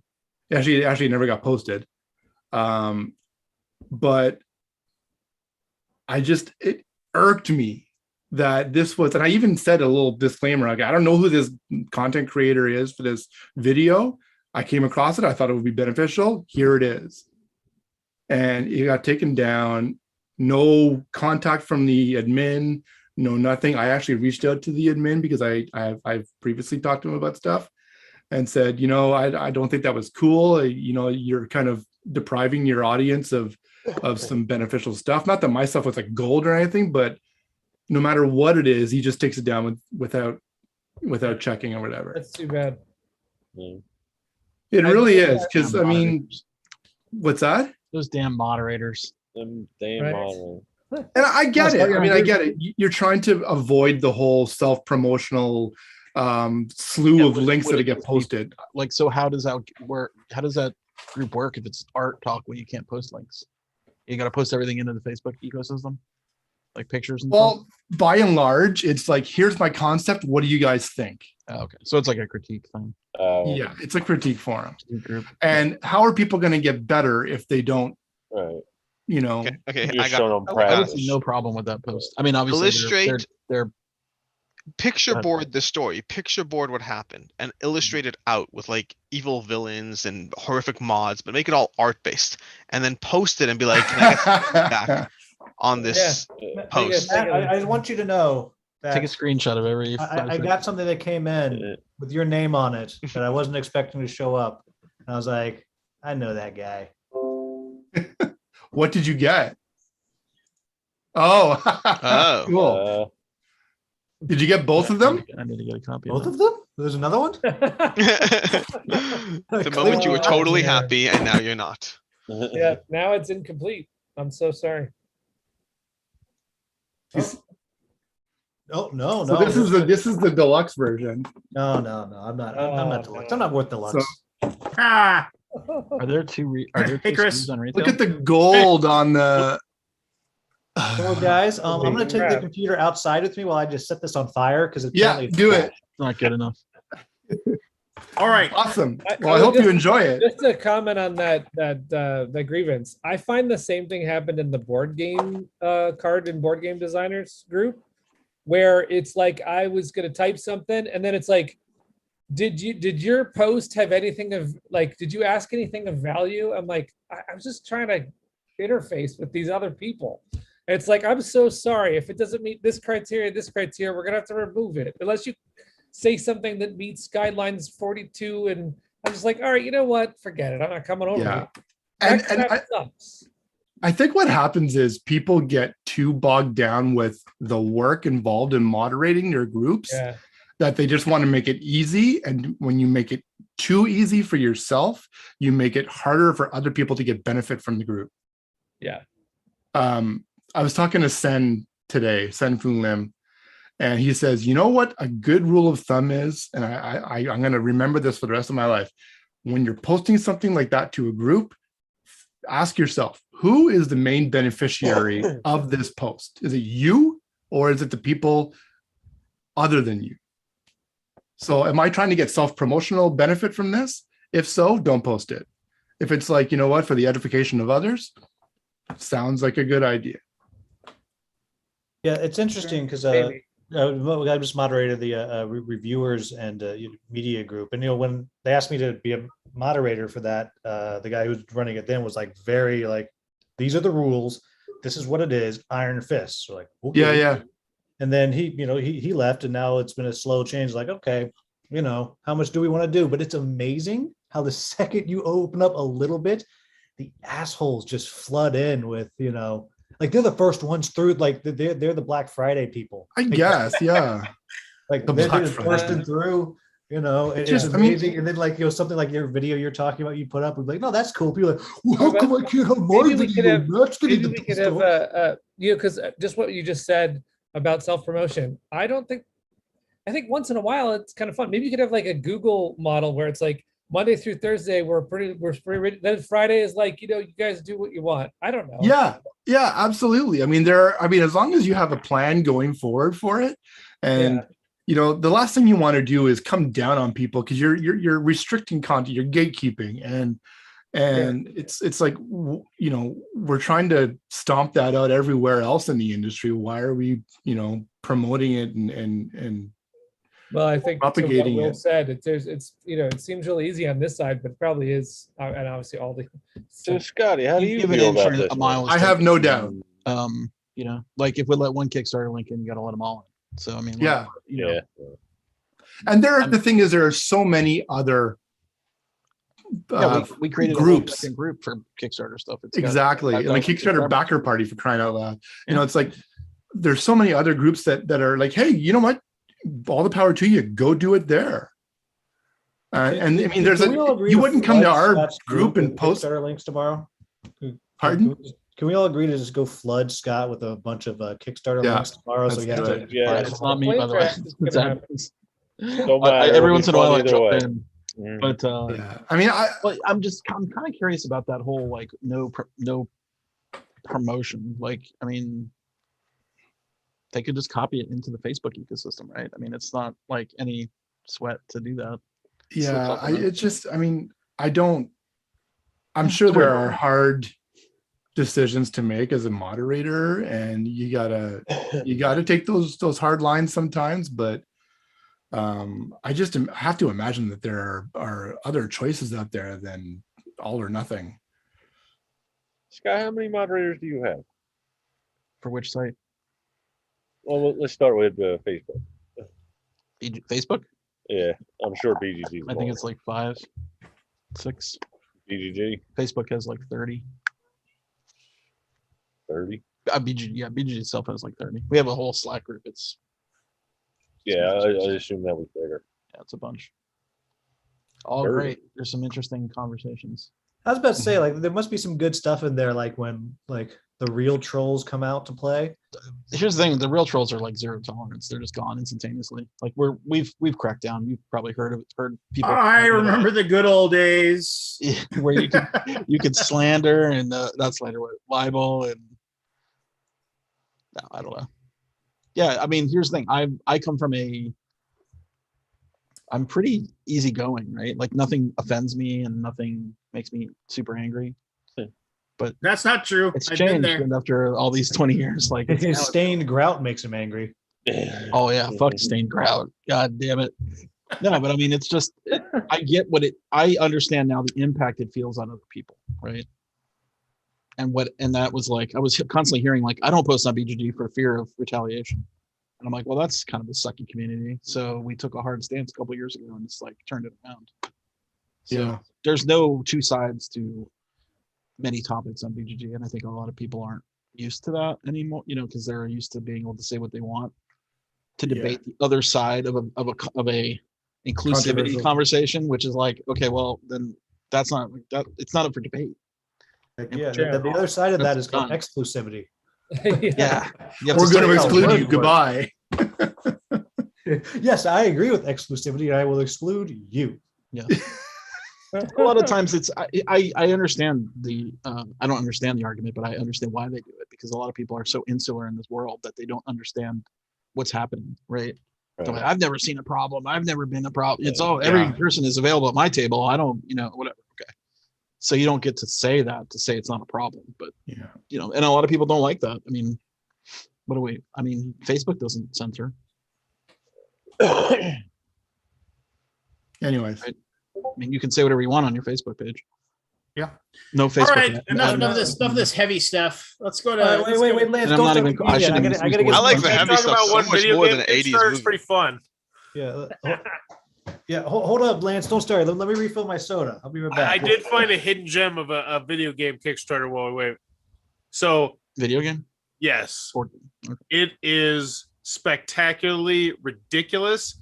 And I'm gonna look it up right now. It's from a company that primarily does toys, like action figures. And so they're releasing this iOS, Android, and Xbox video game. And I covered it because it's raised $200,000 in a week, which means, oh, this is popular. This is hot, right? No, it's the 73rd most popular project because their fucking customer service is just shitting the bed. They have a grand total of 16 people just there to buy their video game. Once again, this is a video game Kickstarter. It's raised $200,000. 16 people bought the game. Everyone else is there for action figures. $100+ action figures. They're like $50 a pop. It's the weirdest Kickstarter. It's sinking like a rock. Share the screen. It's there for the video game. See it. Mythic, I'll post a link. Mythic Legions. Wars of the Blade. Let me see. I'll post a link to it. Mythic Legions. And it's just it's the weirdest Kickstarter. There's also a TCG that I was complaining about a couple months ago, and I felt that it might be suspicious, and I got blasted. I got absolutely blasted by a bunch of people in the comment section. You don't know a damn thing about the TCG market. They pulled the plug after raising $200,000. So get bent. And then I looked through their community. By the way, if you've not checked out the community section that Kickstarter's added, that is so good. It was like 475 of their 500 backers were new backers, pretty much just making it look like it was giant. It was fake. It was fake as hell. But yeah, it felt good. It felt like I got like that notification on my phone and someone was like because people, it's weird now. People will comment on the video like as soon as something happens on the Kickstarter, like, oh my gosh, like this thing just happened. You were right or you were wrong. You're a fucking idiot. And it's really cool. But yeah, this Kickstarter page is bizarre. It's a grand total of, at least as of today, 16 people were there to buy the video game, yet it's raised $200,000. But it looks legit. It's just a bunch of collectors who are like obsessed with the action figures, which is what it is. I mean, we spend $200, $300 on a game, but it's just, I've never seen a Kickstarter like it before. And God, they have so many levels. Yes. So many levels. There are, and some of them should just be add-ons. This is not the first Kickstarter they've done, though. It is not. The other ones were action figures. This one is a video game. $500,000 action figures. Yes. $500,000. Wow, They're I love how pretty- they have $1,000. Is it made of gold? What the hell? No, level. that's the total they raised. Oh, I was gonna. Wow, 121 backers in the 1050 level. Dear Peter, you lord. should do that for Flamecraft. Did you see It's a Dragon Quest. the Avatar Legends Kickstarter? Yeah, 2 mil. Holy shit! Wow. Like in like 2 days, 1 day. Yeah. What is Well, it? Avatar. I mean, It's a Avatar RPG. Almost Yeah. back.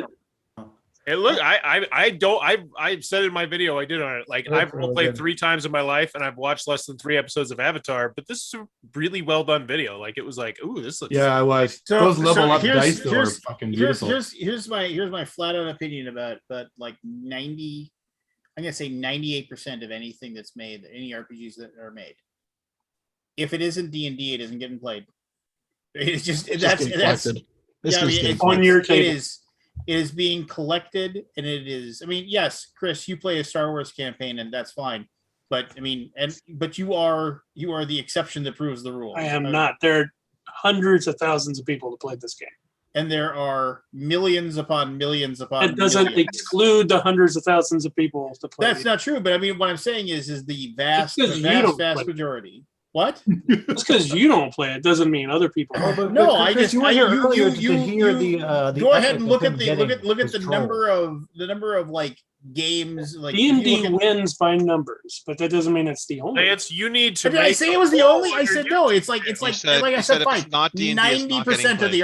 RPGs you being said if played it's right not now. D&D, it's not getting played, and that's But wrong. no, Guys, but that's I- what I said. 90% of tables, if it is an RPG, I mean, in You most did say 90. like I have a feeling Lance Yes, is bought by I- Big D&D here. Oh yeah. Lance, Mr. Lance, Mr. So, Stray, I most certainly Big did, D&D. and but I apologize if you didn't hear me. Big It's like dungeon. 90% of all RPGs played are D&D related.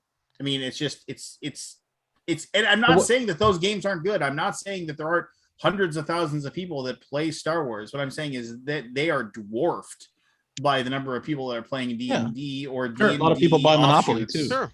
Yeah. I mean, What's it's just- what's the takeaway of that? my takeaway of that is that the people that are like they got $2 million. I bet you less than 5% of the people that buy those books will actually ever play a game of that. Which think who that cares? is- I think that is fair, especially when you look at their pledge levels and see one of the most popular one is literally like $50 for just a fancy Well- book sleeve.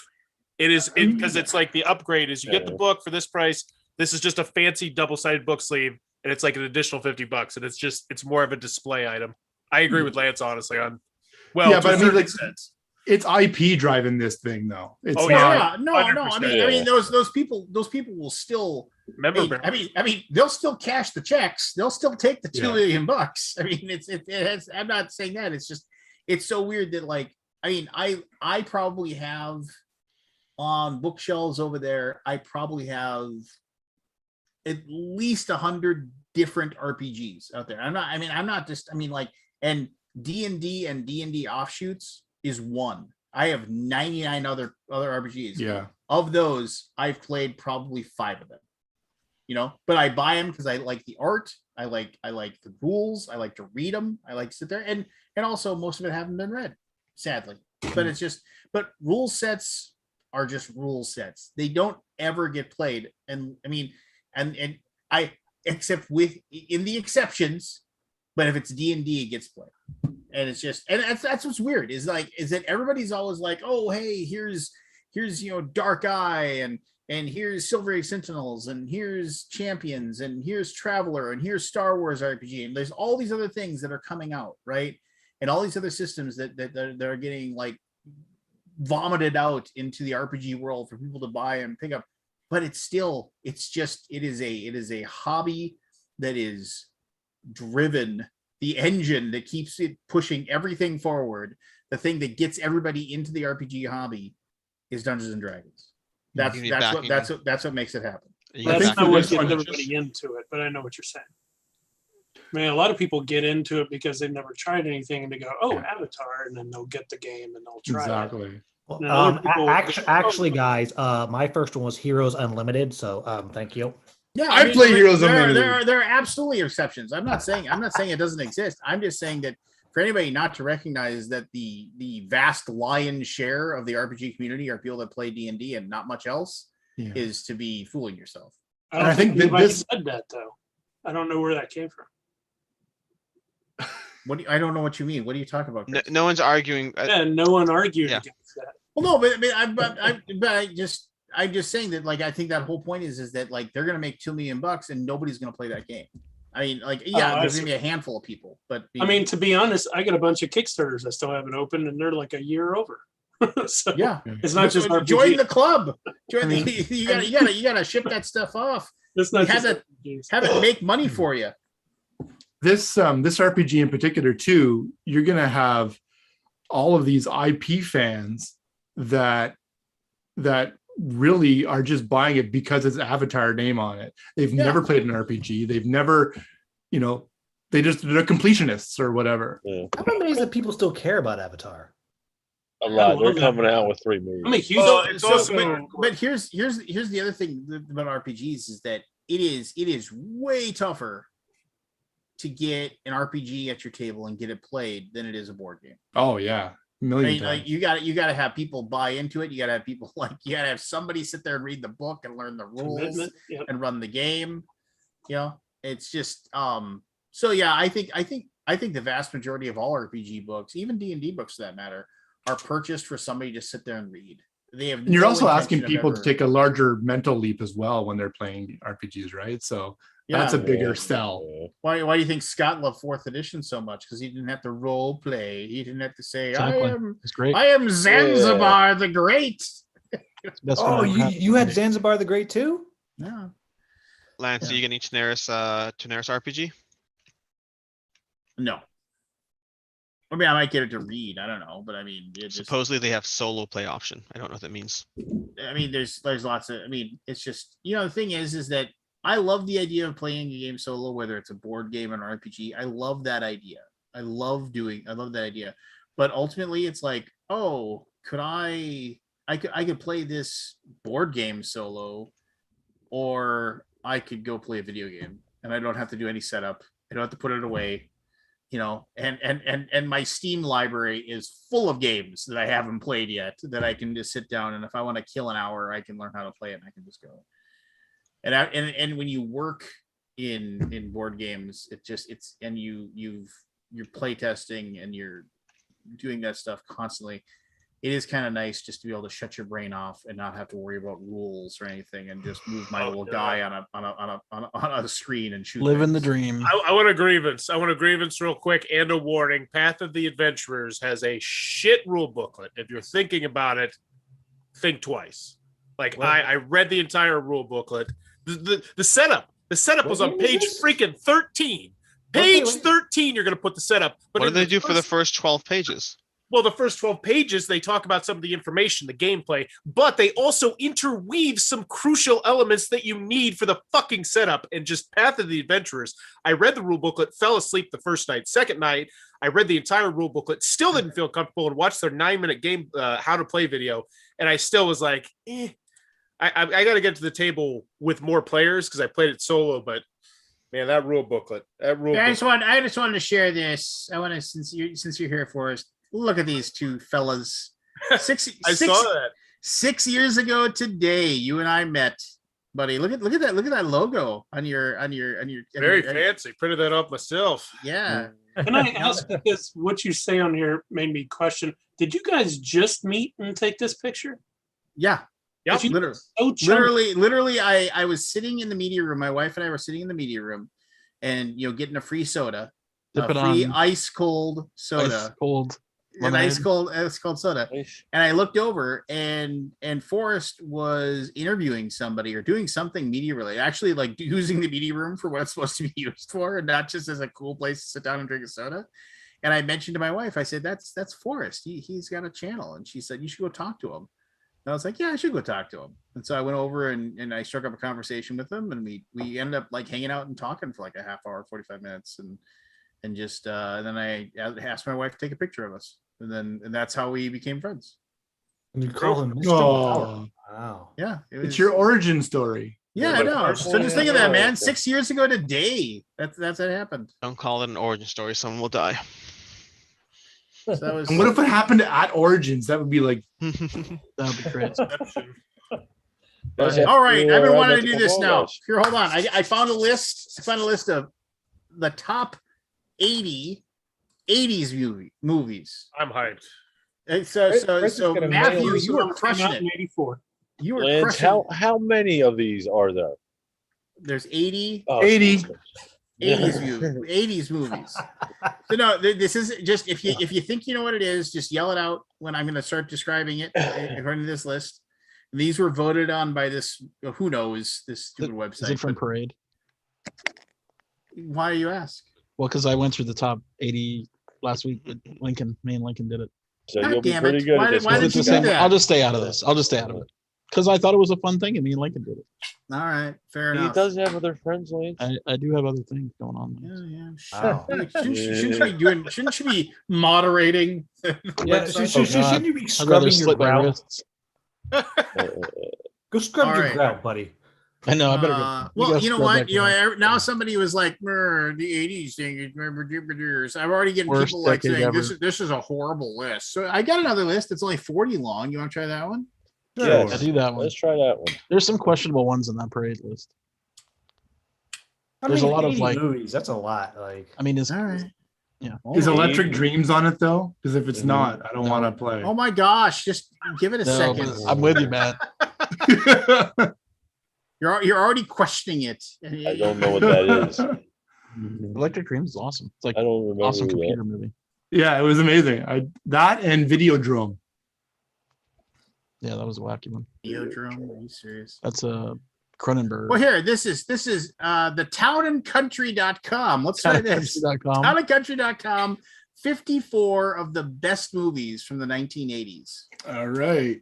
Yeah, okay, here all we right, go. let's see if we're more town or country. Here we go. I have no idea if this is 54 to town. 1 or 1 to 54, but here we go. We'll just Good on use rank. this. Let's see here. A group of guests, each harboring a secret, gather at a Clue. spooky mansion. God There damn it. you go. There you go. That must be And- number one. And Clue is a fantastic movie. That was an 80s movie? Watched Yeah. it a couple Yeah. months ago. Excellent. 87? So when it released, also you didn't get all the endings. Oh, One of them. 1985. It says Five, it's yeah. 1985 gem. So There was a newer version though too, wasn't there? no. Yeah, recent. I hope not. No. I hope There, not because there was like a Knives Out was similar. Yes, Knives Out is different, but very similar. all right. Yeah. Hey, 1980s darling Molly Ringwald stars as a Pretty in teenage girl. Pretty in pink. 16 there you go. Candles. Oh. Yeah, Pretty in pink. Pretty in pink. 17 movies.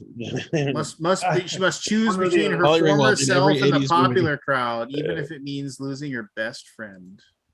All right, And what was her best so- friend's Ducky. name? Ducky. Donkey. Yeah, they John Cryer. John So, Cryer. so yeah. over under. I'm gonna say that 6 of Molly Ringwald movies on this list. Oh, at least. Released in Yeah. 1986. Maybe 3. One of the funniest and most quoted movies of its era. Better Off Dead. Nope. Damn. Hey, Breakfast Club. Ferris Bueller's Day Off. Dollars. A hero and his ragtag band of compatriots attempt to rescue his lost love. Not Who's Princess the- Bride. Princess Bride. There you go. Ah. Oh my gosh, Is that really a good higher from this description? game, people. Ragtag. I guess it is. I'm actually wearing rodents of unusual size shirt. Yeah, it's rodents. of Nice. unusual size. Let's see here. Released 1988. Man comes to New York City to find the love of his life instead of an arranged marriage. Coming to America. Coming to America. Did Yeah, anybody I do watch- better at obscure movies from the 80s. Did anybody watch I did not the, think I knew sequel? many 80s I have movies, not but watched the apparently- sequel. I I've did. heard- It was a fun. Hey, film. Coming to America. I heard mixed things. Don't was go and fun. don't expect them much. It It's didn't a have the fun magic flick. of the first one, but No. it's fun. And if you like Yeah. the first one, it's got good callbacks. you know? Yeah. 1987 George Miller film based on a novel by John Updike. Stars Cher, Susan Sarandon, Michelle Pfeiffer. Moonstruck. Oh, Beaches. Witches of Eastwick. The Witches of Eastwick. Very good. Yeah. Oh, that's a good movie. I like that. starts literally dating the devil, Pitch Perfect Jack Nicholson. Let's see here. The movie is most memorable for its humor and extravagance, as well as its spot-on use of the 4 top-tier stars. 1984 musical drama. Chorus line. The Little Mermaid. It's the story of a musician who's battling problems with his family and his band. La Bamba. We love the movie for its style and its stars, undeniable charisma, but can't be held responsible for any songs that get stuck in your head for weeks after viewing. Grease. No. I thought it was 70s, right? I got chills. No. Is that the 80s, 70s? 80s movie. A struggling Minneapolis musician. Purple Rain. Purple Rain. There you go. Never saw it. Really? It's really good. It is. It is really If you've good. never seen it, it's really worth watching. If you Maybe go I back have, and I watch it, forgot. you realize that he was like, 5. He's 5'4" or 5'5". You realize how many shots they were shot in such a way so you can only see him from the torso up and stuff like that, so they can hide just how short he is. Ignore that. Just watch it. It's the same thing with Tom Cruise movies too. You never see him standing next to other people. They always have ways to hide the fact that he's 5'. I can't believe he played Jack Reacher. They had to do that with Natalie 5'7". Portman. Wow. They had to do that with Natalie Portman and Thor because she was so short. They had to put her up high so they could kiss her. Here's another. Okay. Built a ramp for it. This story comes a touching film about all the embarrassing and dreadful moments that can happen when you're having a really terrible day in high school. 3 O'clock High. Nope. Breakfast Club. That's such a No, great movie, though. it's the Detention Club? doom. Ferris Bueller's Day Off. Thank But you. he wasn't in high school. Nope, not that one. Yeah, he was. Not a high school. Could Her be. crush that's a doesn't great know day in she high school exists, anyway. and she's being pursued by the dorkiest boy in her class. 16 Candles. 16 Candles. Oh, that's 2 Ringwalds. That's 2. 2 Ringwalds. Long. I'm gonna duck say 3. dong. Long duck dong. Maybe 4. That movie is very disturbing. Where is my automobile? You can't say that. Why? That's not appropriate anymore. But it's the grandpa saying. I it. understand that, but it's not. Whatever. Just move on. Okay. Move on, Totally Grandpa. racist, Lance. Well, yeah, he was. Scott He just was. moderated He was Dinner table. He I was got a my racist moderator. piece Just of kidding. garbage. You're moderated. You're moderated. Wow. Where's the mute button? He just deleted your comment. Wow. Probably. I apologize for offending anybody. I was quoting the crazy old grandpa. I who was know who looking. you're quoting. Yeah, you don't know. So who he's Scott, quoting? how many boxes do you have to check when you rejected that comment? I know. It was like Yeah. insensitive, They all caught on fire. dismissive. All right. A teenage girl who goes on a hero's journey to rescue her brother. Labyrinth. There you go. Ooh, Wow, you're really good at that's a this. good one. The movie Jesus. flopped upon release, but it's become a cult classic. How old are you, William? I'm about to be 40. Okay. Attaboy. 1 foot in the grave. Timing. Yeah. Based on the Pulitzer winning novel of the same name. Red October. Do we look like we read? Come on. Based War on and the Peace. tale of a woman struggles to find her voice amidst years of abuse. Working Girl. Oh, Really, set during the 1900s. No clue. oh. Here, I'll read off the whole thing without, and I will omit the name of the movie here. Based on the Pulitzer Prize-winning novel of the same name, Blank tells the heart-wrenching tale of Sally, a poor Southern woman during the 1900s who struggles to find her voice amidst years of abuse. That would be The Color Purple. You horribly. That was the 80s. I never saw that in one. the I thought it was weird science. Oprah Yeah, Winfrey. Oprah Winfrey. Yeah, I thought it was the 90s too. Yeah. 90s, yeah. It was Kelly and, LeBrock. Oh gosh, drawing a blank on her name too. I remember. So this movie, it just is an actor of this Whoopi next one here. Goldberg. Yeah, Whoopi.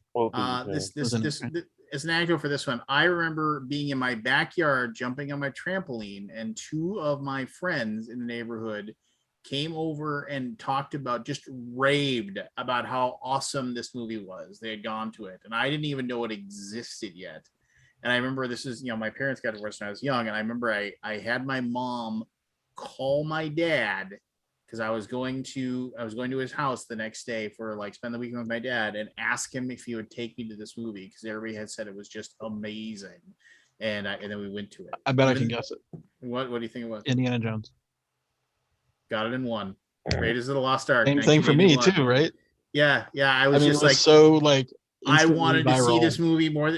My friends were talking about, these spikes come out of a wall and they stab a guy, and there's this big giant boulder comes and almost runs this guy The over. darts shoot out when he steps on the thing. Oh, I was just like, this doesn't even sound like a real movie. They don't make movies like this. But yeah, I had the same conversation with one of my friends. yeah, who's racing against a group of you see, you and I were like separated at birth, Scott. Yeah, probably so. The movie was the highest grossing film in 1981. It wasn't just a box office hit, but a critical one as well. What movie is Have that? you ever Raiders of the Lost Ark? Have you okay. ever watched the Siskel and Ebert review of it? I mean, like if you go and watch the At the Movies one, it's like 3 minutes of them saying, "Oh my god, I didn't want this movie to end." They both just gush about how great the movie is. Like they can't. It'd be cool they if there can't, was an archive out there of all those videos.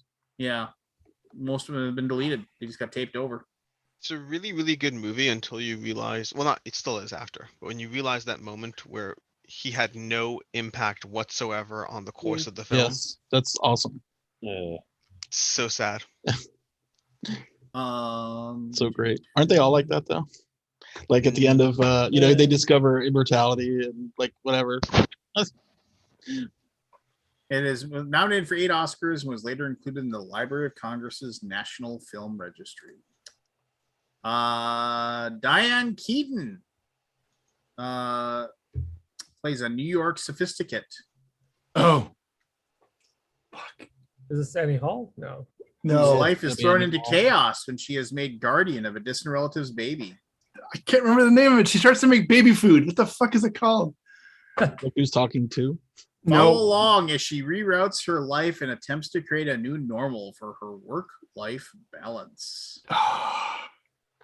Hmm. The actress? Diane Keaton also starred Harold Ramis, Sam Wanamaker, Sam Shepard. It's not Annie Hall. Nope. No. That would be Baby Boom. Baby Boom. Oh, that is not a top 80s movie. Come on. Well, I mean, there's 54 of these. I mean, Sure. You're gonna have some dogs. Yeah, that was A star-studded field of women join forces in a story about a small-town gals who are navigating the precarious ups and downs of life, love, grief, and the passage of time. Be sure to grab your tissues. It's Steel sure to- Magnolias. Steel Magnolias, yeah. yeah. ooh. I had Groovy.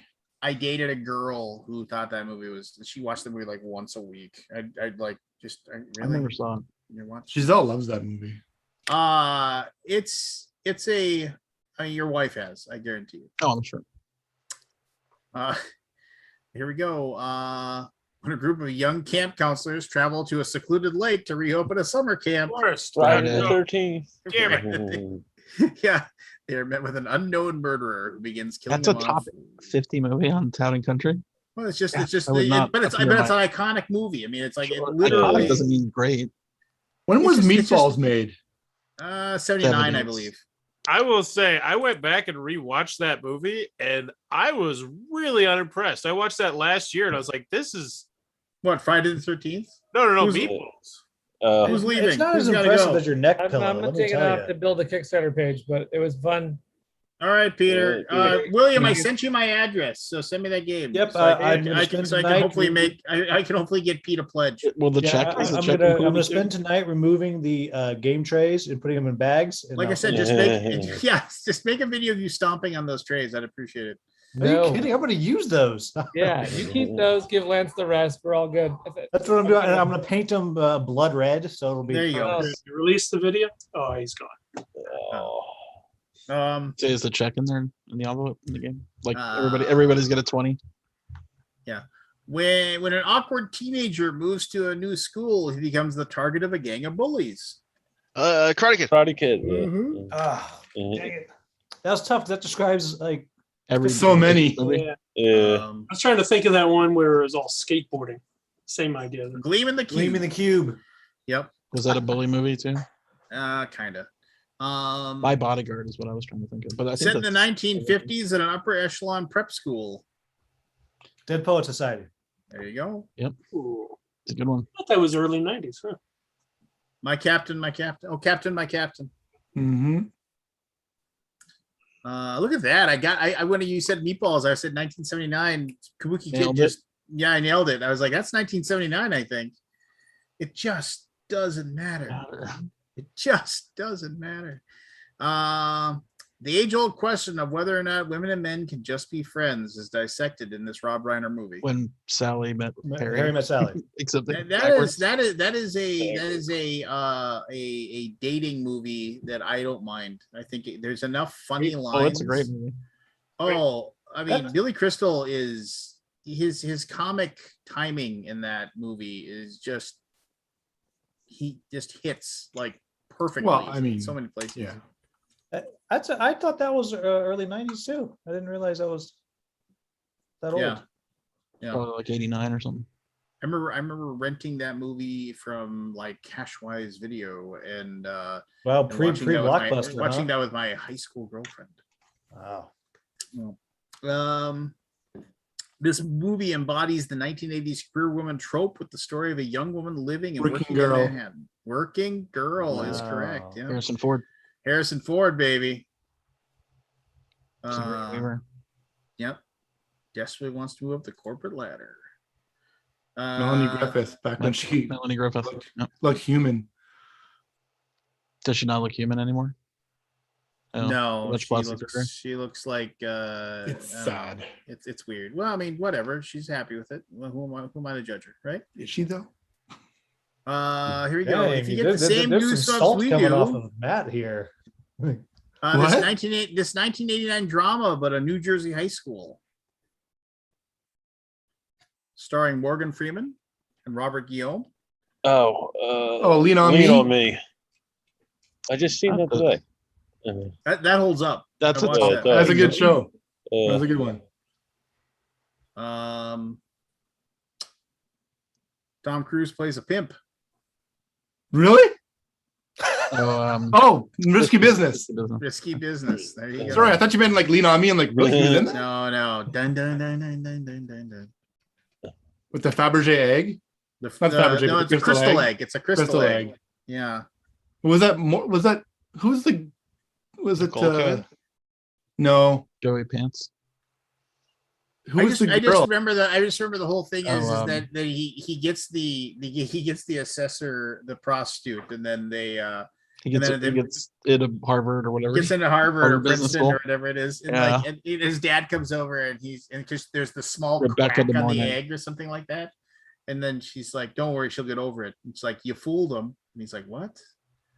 You got in." You know, just like I don't think I remembered the bit that he was a pimping. Like I remember all the rest of that, but I don't because he remember that had part. he had to make all the pay- money back to get everything back from his house. To get the Porsche fixed. Remember he Well, dumped to the get Porsche, in the river. fixed, and because he was hooked up with Rebecca De Mornay. Rebecca De Mornay, that's who it was. Yeah, the I forget who played like her pimp, but like Joey Pants. yeah, Was it and Joey then- Pants? yeah, but they stole everything from his house. Yeah, and they wiped him out. And so he basically he basically had everybody from his school or whatever come over and you know whatever, good time. Yeah, he ran a little house of ill Yeah. repute for a Princeton can use a guy like Joel. That's what that was. What it night. So was. Thank you, Oh, it's Kabuki Princeton. Kid. Thank you, Kabuki Kid, on that one. This is a classic. This is a very honest and real depiction of teenage pressures, adversities, and stereotypes as each character finds out that there's more than meets the eye. Breakfast Club. Breakfast Club, yeah. That's three. Don't 3 you- mollies. Is that only 3? Yeah. That's Well, all 16 so far. candles and Pretty in Pink. and- That's a great idea, sir. But what if there's a fire? I think endangering the lives of children would not be a good choice for you to make at this junction in your careers. Anyway. I don't know if anybody's gonna get this. I remember seeing it, but 1985 romance. Let's see here. It's the stunning Italian scenery or the high society love triangle, but as far as this movie is concerned, it's a pitch perfect period piece, and critics agreed. The movie was nominated for 8 Oscars, 5 BAFTAs, and a Golden Globe. Not Amadeus. Starred Helena Bonham Carter, Room with a View. Julian Amadeus is Sand. a- Room with a View. Very good there, Scott. Who was that? A Room with a View. Who got that? Scott. Yeah. Me. Nice. Uh, I went through 100 movies last week, so they're kind of all like Did tip of you? my Yeah. tongue, you know. I've the ultimate tale of friendship. After a young boy is determined to Forrest Gump. risk everything to bring his best friend home to safety. E.T. E.T. Very good. Oh, I'm ashamed. and they Best took friend. and they took the guns out of the Oh my God. FBI agent's hands. And I replaced them with- cried. So true story. My sister, I hadn't seen the movie yet. My sister said, my sister said to me, and she knew, she was like, hey, just so you know, I'm not going to tell you this, but I'm going to tell you a story after we go see this movie with Dad, because she had gone to it with a friend or whatever, and then my dad took us, and she's like, I was like, tell me now. She's like, I'm not going to ruin the movie for you. And I was like, okay. And then yes, spoiler alert, when E.T. dies, I was like, are you kidding me? I was bawling. And then of course he wasn't dead. And my sister said, Spoiler. yeah, when I my know. sister said, Thanks, man. when she went to see the movie, there was some little kid sitting behind her who turned and looked at like whoever it was. Don't worry, E.T.'s not dead. He comes back to life really soon, or something like that. She was like, yeah, some little. I some heard little kid. crying during Endgame. I cried There during. was kids crying in Endgame. I cried during Superman when he lost his powers. Superman 2. 2, yeah, Yeah, 2. yeah, I think I Gave him away though. He didn't- definitely I We went to the remember drive-in up. and I was like bawling in the back seat. when he gets I- punched out for like in the diner. You're like, what? Yeah. So remember like 10 years ago when Netflix was like streaming, but it didn't nearly have all the good stuff that's on it now. Now it's like they're making their own content and they're making sure they just have all kind of upper echelon content. My daughter, who was like, 5 years old or whatever at the time, 5 or 6 she was just going through Netflix and looking for cartoons to watch. And she started watching some cartoon about this farm. And I came in the room and she was just bawling. I mean, just like giant tears rolling down her face. And I was just like, what's wrong? And she was watching this thing. And it was like literally, and I don't know if I ever found out what this cartoon is, I would make people watch it to see how horrific this was. It was about this farm. And an episode about this farm is about this old cat that knows his time is coming. And he just says, I'm going to go take a walk in the woods. So, and I'm not coming back. And he's like, and they're talking about, everybody's upset. They're like, no, don't go. And he's like, no, it's best I just leave. Just like, it's just like. I was saying, is it Snoopy Come Home? No, it wasn't. It's we come home. Oh, I cried. I had to hide behind the couch because I cried so hard on that. No. I was so embarrassed. Come home. If somebody knows that cartoon Yeah, with the old cat, Is it that's like, Grave of the Fireflies? no, No. but that I mean, no, it was like an actual show, and that was just like one episode of it. It was just anyway. Widely considered one of the greatest mafia movies of all time. Godfather. Goodfellas. Goodfellas. Right? No, not yet. Godfather. Either one. Godfather. Casino. Hey, Goodfellas is 90s. Yeah, Goodfellas is yeah, it 90s was. too. So it's The Godfather three. 2. Untouchables. There you go, Untouchables. I Untouchables. was telling you, yeah. That's not really. That's a great movie. That that a is a mafia great movie? movie. It's Yeah, like, it's like I'm gonna count to 3, or else the accountant gets it. 1. You ain't got the bookkeeper. Yeah, he goes, you got him? I got him. Take him. It I shoots need him to watch through that because I don't remember that. shoots him through his mouth, and then just says 2. Let's see here. Well, just it's like star-studded cast, all sorts of hilarious hijinks that ensue on the exclusive country club's golf course. Caddyshack. Man, Ted White is so good in that movie. We're waiting. It's like, Danny, I've sent boys younger than you to the gas chamber. Hey, I didn't want to do it. I just felt I owed it to them. speaking of Ted Knight, did his show was not on? Was Yeah, it it in was the not show? on the list. Too close for comfort? Too close for I was comfort. trying to That remember was the name good, of it the yeah. other night. We could remember it. But is it 70s? Might be 70s. No, it's an 80s show. It It's an is, 80s eh? show, but it was only like one season or two seasons. Didn't like I love That was, that show. that was a spin-off though, too, right? Monroe. Yeah. Maybe it wasn't a spin-off. Ted Knight was amazing. Robert De Niro won his second Academy Award for his role in this movie, Raging Bull. Raging Bull. I'm gonna watch A written, directed, and starred by Spike Lee. Do the it. right Do the thing. Right thing. Do the right thing. It was a good movie. That movie made me angry, which I know it was supposed to. Yeah. And I remember not being able to really fully like understand why I was angry either. I don't know. And so I was like probably like annoyed or something. I don't know. It was weird. I don't understand why this is on this list. Three best friends work in a pizza shop together, embark on three very different romances in the romantic comedy that is set in the picturesque seaside town. Mystic Pizza? Mystic. Terrible. Pizza. Terrible. Come Terrible on. movie. That's the worst. Yeah, That but should not be up everyone likes pizza. Well, sure. Yeah. Like, What's we a all like better pizza. 80s pizza? We We like need to Mad come up with a better 80s pizza movie. There's got to be one. Yeah. Isn't there? Teenage Mutant Ninja Turtles. There you go. There you go. Done. A group of friends enter post-college life in New York City, but as their different goals, personalities, and priorities are made more In Elmo's Fire. St. Elmo's Fire. I like that Oh, movie. wow. You got that fast. That I don't think St. Elmo's Fire is good. I Really? loved it. Really? I thought just didn't- I was I grew up on that movie. yeah. What was the name of that song? Say, Man in Elmo's Motion or Fire? something?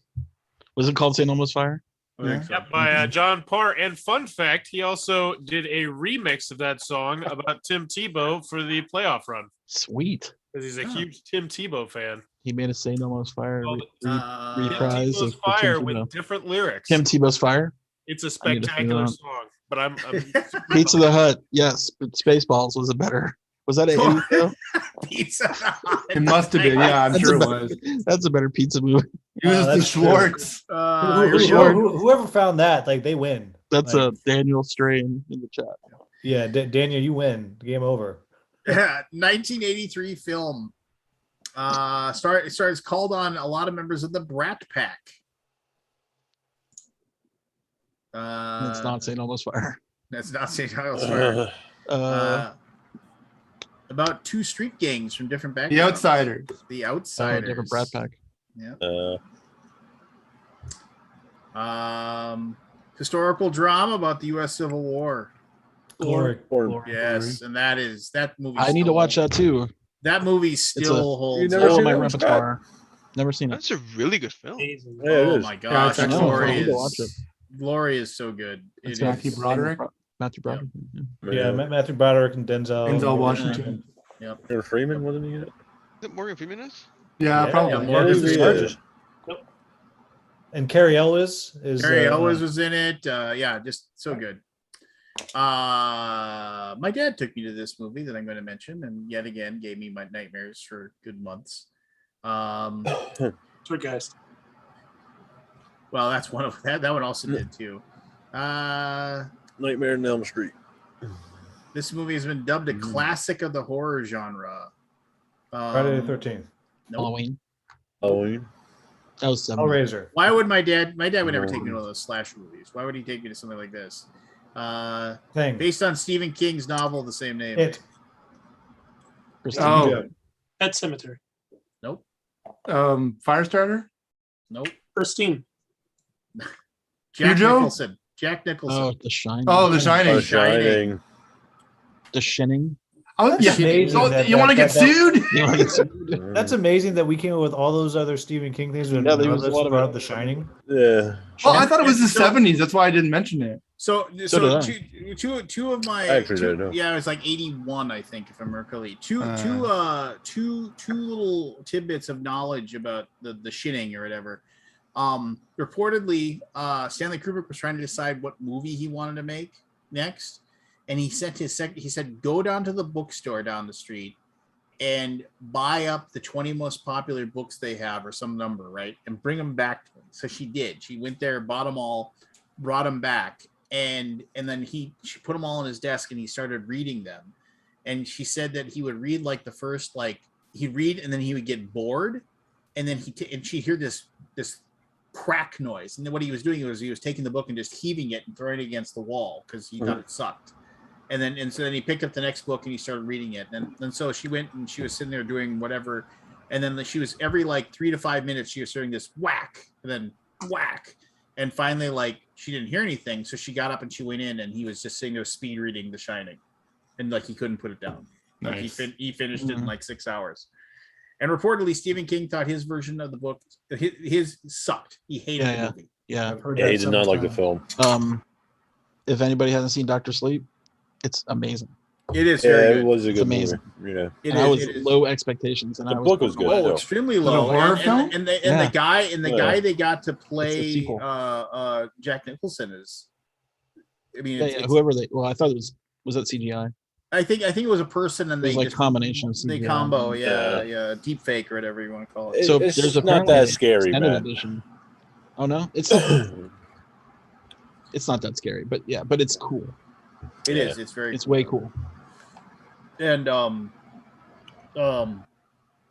the book is good too. If you want Like to I read want that. more. I'm sure I need to and because if the you book probably have- has all the details I want that aren't. In Yeah. And if you have Peacock, watch the Mr. Mercedes show, which is based on the Stephen King novel. Oh, that's good to Yeah. know, because my wife and I were thinking about watching that. But now that I know that, it means I need to watch it without my wife, Mm. because she will not. be Kabuki happy. Kid says it's evident Doctor Sleep is a sequel to the movie, not the novel. I've never even heard of this movie. Doctor Sleep, The Shining. Yeah. you need to watch Dr. it. Sleep. Yeah, it says Oh, Doctor Sleep. I was. No, I mean, yeah, the it's a sequel to The Shining. Yeah, no, the sequel to The There's a couple Shining. scary parts in there. Yeah, I but jumped a no, little no, bit. I would say no. Watch Mr. Wimp. Mercedes. It is quite good. I will. Do you pay for I will- Peacock? Oh yeah, why not? How much is it? Wrestling. It's like Wrestling. $6, $7, Uh, and plus I don't even wrestling's know on that it. one. Well, technically, my WWE Oh, it gives you that. subscription moved over because WWE sold WWE the subscription. they Peacock Wow, paid- Matt, that was so judgy. Peacock What'd you say, paid Matt? Peacock paid $1 billion to have WWE Oh, on sorry. their streaming They service got in the me. US. You got me on there. Yeah, so I I I- I was impressed by Doctor Sleep. yeah no and if you have Amazon Prime, watch Wayne. Oh. I hear that's good.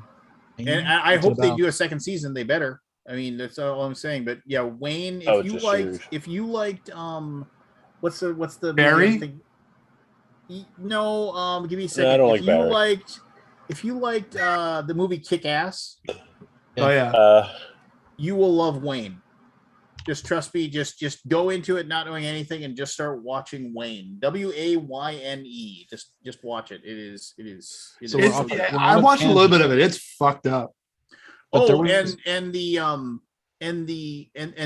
the show Get Shorty. The show Get Shorty Oh, with Ray Romano. with Ray Romano. Oh my Yeah. gosh, that is so good. We're on a tangent, but has anybody seen Upload? Yeah, it's Not, good. But I've Oh, heard that's good good. things. I've It's heard pretty it's interesting. good. That's another one we want to watch. In fact, Forrest, Daniel in the chat clearly thinks you're naked because he says, "Don't move your camera down." Pan, don't pan. Yeah. No judge, right. me, Daniel. Here we go. Where's This- that Grinch suit at first? Here's a winner of 5 Academy Awards. This movie portrays the complex mother-daughter relationship. Yeah, I know. That could be anything. Beaches. Beaches? No. Keep thinking. Oh, Let's see here. it's a share. Is it a share movie? Over Mommy the Dearest? no. Stars Deborah Terrible Winger and Shirley MacLaine. Oh, Terms of Endearment. Terms of Endearment, yes. Aurora and Emma go on to lead different lives. Their unbreakable bond is clear, and they will bring them together no matter how far apart they are. Jeff Daniels is in that movie too. I'm just going to say 2 words, and if you guys don't get this immediately, I'm going to shake my head like this, and I'm going to be very upset with you. Phoebe Cates. Fast Times, original. Thank Fast Times, you Original High. very much, Scott. I was trying to think. No of it. problem. And Best car song ever. oh my, every time I hear that car song, how can you not think of Phoebe Cates? What That- car song? Moving in stereo. Yeah. Living in stereo. Oh, right. Yes. Yeah, just see, all of a sudden your mind went back to the moment where you know exactly the moment where you're watching it on HBO and you I look to watched make that sure- movie with my you- stepmom. Oh, It was yeah, the and- wrong movie to watch with my and, stepmom. and you look to make sure My that your God. parents aren't like walking by the room or anything because you're just like, I probably That was shouldn't a be watching hard this. R. Oh my gosh. I made a Jeff Spicoli reference like 3 hours ago. Oh yeah. Oh, the pizza dude. Yes. Phoebe Cates. Mr. Hunt. Yeah, Mr. Hand. You've wasted. That is such a good scene at the end. He's like, Mr. Spicoli, you have wasted exactly. So that just makes him stay in the room and just hang out with him for like 6 hours. So good. Now I gotta go watch it again. Yeah. Judge Reinhold, man. Intense Navy training fighter school. Top Gun. Top Gun. There you Top go. Will that sequel ever come out? No. I just saw a preview for it when we went and saw Black Widow. Yeah. Like, All right. I think they're waiting for a movie to the theaters. Christmas or something. This is a movie that I liked and then I didn't like, and then now I'm wondering if I should watch it again, see if I like it. Winona Ryder and Christian Slater. Heathers. Others, yeah. Love that movie. I didn't connect with it. Yeah, I had trouble My connecting sister with it liked too. It was like Was there a television show based on that too? probably Boy. Yeah. horrible. yeah, there was. Wasn't surprised. They also made a musical out of it. Ear down. Yeah. Either Secret of My Success or Ferris Bueller. Ferris Bueller's Day Off, yeah. That song was in both of them. Oh Yeah. yeah, but I mean it's Secret more of My well known. Success It's without more being well known a for top 80s movie. yeah, it's more well known for Ferris Bueller's Day Off, Yeah, obviously. both good and movies though. and of course it's obviously a horrible human being if you actually research, but the principal in that movie probably does one of the best like comedic turns. I mean, the scene where they're playing the phone guessing game over and over again, where he's just like, yeah, just roll our old bones in here and we can let her go home.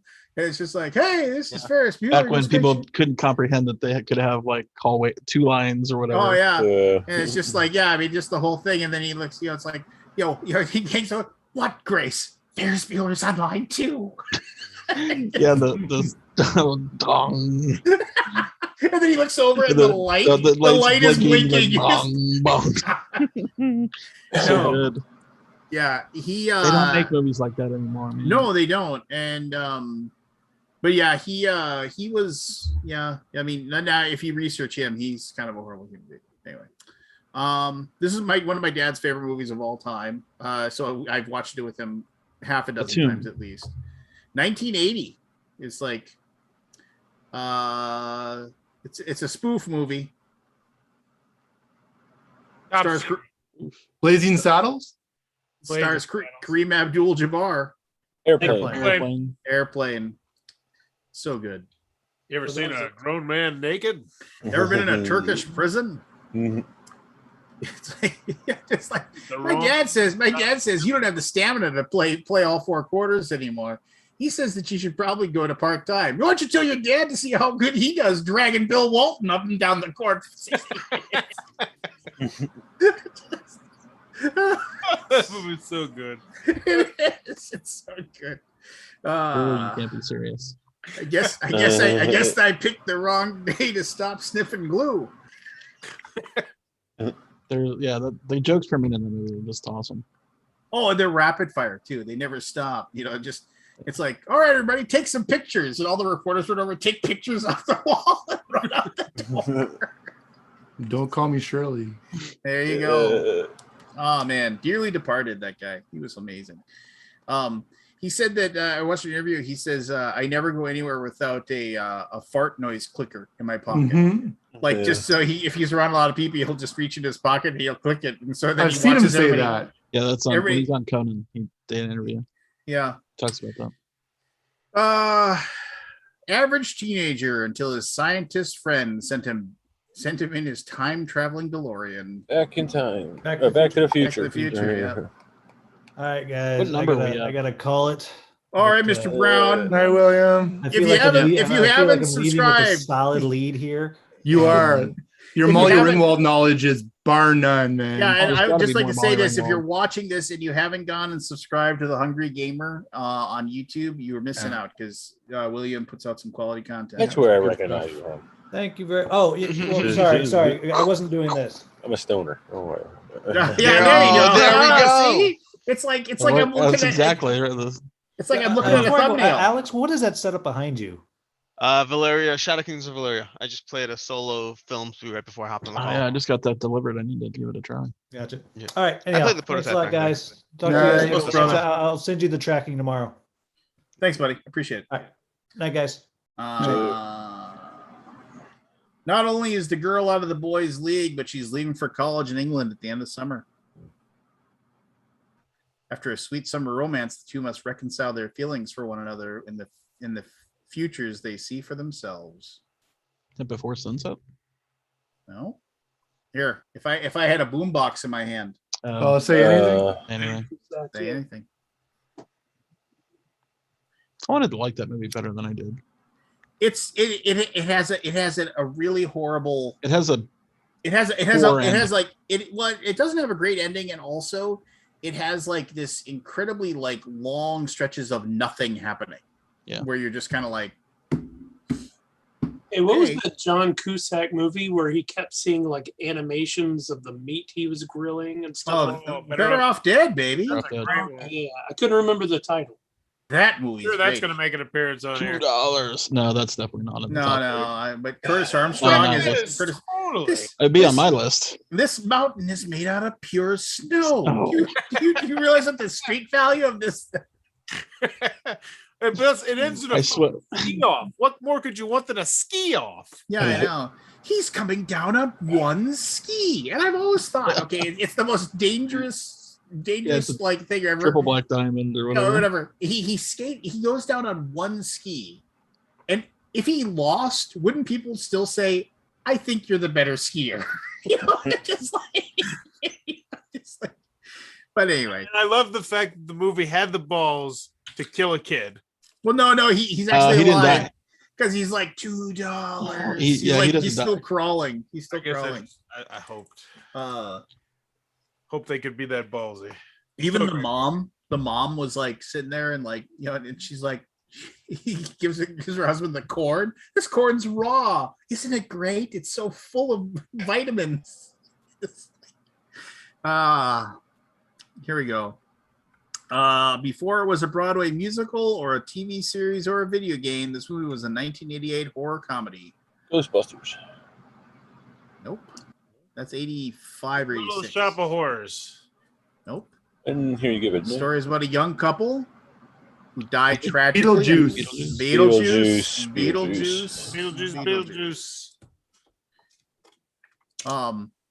So I was reading this. So I just read this. It's obviously Michael Keaton, right? In the copies, the story is about a young couple who die tragically and find themselves haunting their former home, alongside a less benevolent spirit played unforgettably by Michael Douglas. That's his name. No, Yeah, it's Michael Keaton is his name. No, that's his, No, his real real name. name is Michael Michael Douglas is Douglas. his Oh, real that's his name. name. His stage name is Keaton. Yeah. Yeah, nobody knows him as Michael Douglas. Though. No, I know. I'd like to think of Michael Douglas doing it. Just like yes, that would be good. Somebody just said the Burbs should be here. Joe Dante's best. I love the Burbs. The Burbs. Yeah. Oh, the Burbs. Yeah, this incinerator. This whatever this furnace goes to 6,000 degrees. Is that standard for a house of this size? Just think of it as the Prince and the Pauper goes to Wall Street. Trading Places. Trading Places, which still holds up. Oh, yes, it does. You're a dead man, Valentine. Just like I have legs. Yeah, just like how much? But he says it's all right. So they ruined my life for a bit. How much was it for? $1. Just shows him he's cleaning his guns. The next scene, and the butler is just bringing him another one. Like you're just like, okay, but yeah, you can't just go and shoot some guys in the kneecaps. Why not? That's called assault with a deadly weapon. They'll give you 20 years for that. Meryl Streep's Oscar-winning performance depicts the challenges facing a wealthy Danish woman as she tries to build a life for herself in 20th century Africa. Out of Africa? Out of Africa. Yeah, there you go. Oh, I love this movie. 1988 comedy about two con men. Oh, The Sting? Business? Not business. Oh. Trading. Dirty Rotten Scoundrels? Dirty Rotten Scoundrels. When the fact Steve Martin is so perfect as he's like pretending not to be able to walk, and like Michael Caine takes that thing. And Does like, that hurt? Can you feel Does that hurt? Goes to the other side of the room, runs the entire like room, leaps in the air, whack, and you see nothing. Do we have to use the genital cup? Oh, that movie was so good. Did anybody see the remake? I never watched it. There was a remake? Yeah, it was a with remake. Anne Hathaway and Rebel Wilson? Hustlers or something like that. Is that the remake? Nah, It was a thing. yeah. It looked like it was a complete gender reversal remake. Oh. As good as that comedy it was, it's not good. It's The not Hustle. as good. It's Jennifer not as good as Lopez? this next one, which it might be one of the greatest comedy, but honestly, one of the most perfect movies ever made, in my opinion. And I've said this repeatedly. I think it's 85 or it's 86. 3 former professors. Ghostbusters. There you go. It's almost. You almost said it before you even started it. Oh no! I mean, the only part of it that's really dumb is the whole scene where Dan Aykroyd has the dream about getting off with the ghost or whatever. You know, it's just kind of like, really, why is that in there? But I mean, it hits so many perfect beats, and it's so good, so good. You see the trailer for the new one? And I'm excited to watch that. Yeah. I mean, it'll. There's a big argument of whether it's Bill Murray or Dan Aykroyd. Sounds like Bill Murray to me. It's not, but a lot of people are saying it sounds like Dan Aykroyd. So It could be Dan Aykroyd. Yeah, I 'cause thought it was it's Dan the shop, Aykroyd. right? It's the bookshop. Yeah. Yeah. So, but it sounds like Bill Murray saying we're It does closed. totally sound like Bill Murray. Yeah. That I was think the they first did that thing on that came to my head. purpose. I think they did it to make people wonder one way or the other. They should both be. Well, theoretically, I've heard that all of them are going to be in it in some way, reprising their former roles. Okay, here we go. Interesting thing, Paul Rudd. Did you see that Paul Rudd? Like he recently turned 50, so he's like the same age as Wilford Brimley was when he made Cocoon. Right. Yeah, isn't that crazy? Oh Yeah. yeah. Yeah. So anyway, privileged girl becomes involved with a dance instructor. Dirty dancing. Dirty dancing. Speaking of dancing, it's forbidden in this town. Footloose. Lambada. Footloose, yeah. Labada. I just remember. I It's I the watched that as forbidden a, dance. I, Yeah, I, remember, I Labada. remember I was sitting there and it was like I remember I was like, why we were watching it as a joke, just like oh, like it was I was at a guy's place and we were watching it like Footloose came on, and just the Kevin Bacon's like riding in the car or whatever with this guy, and they get pulled over because the music's loud, and he's like, yeah, dancing's forbidden in this town. And he goes, jump back.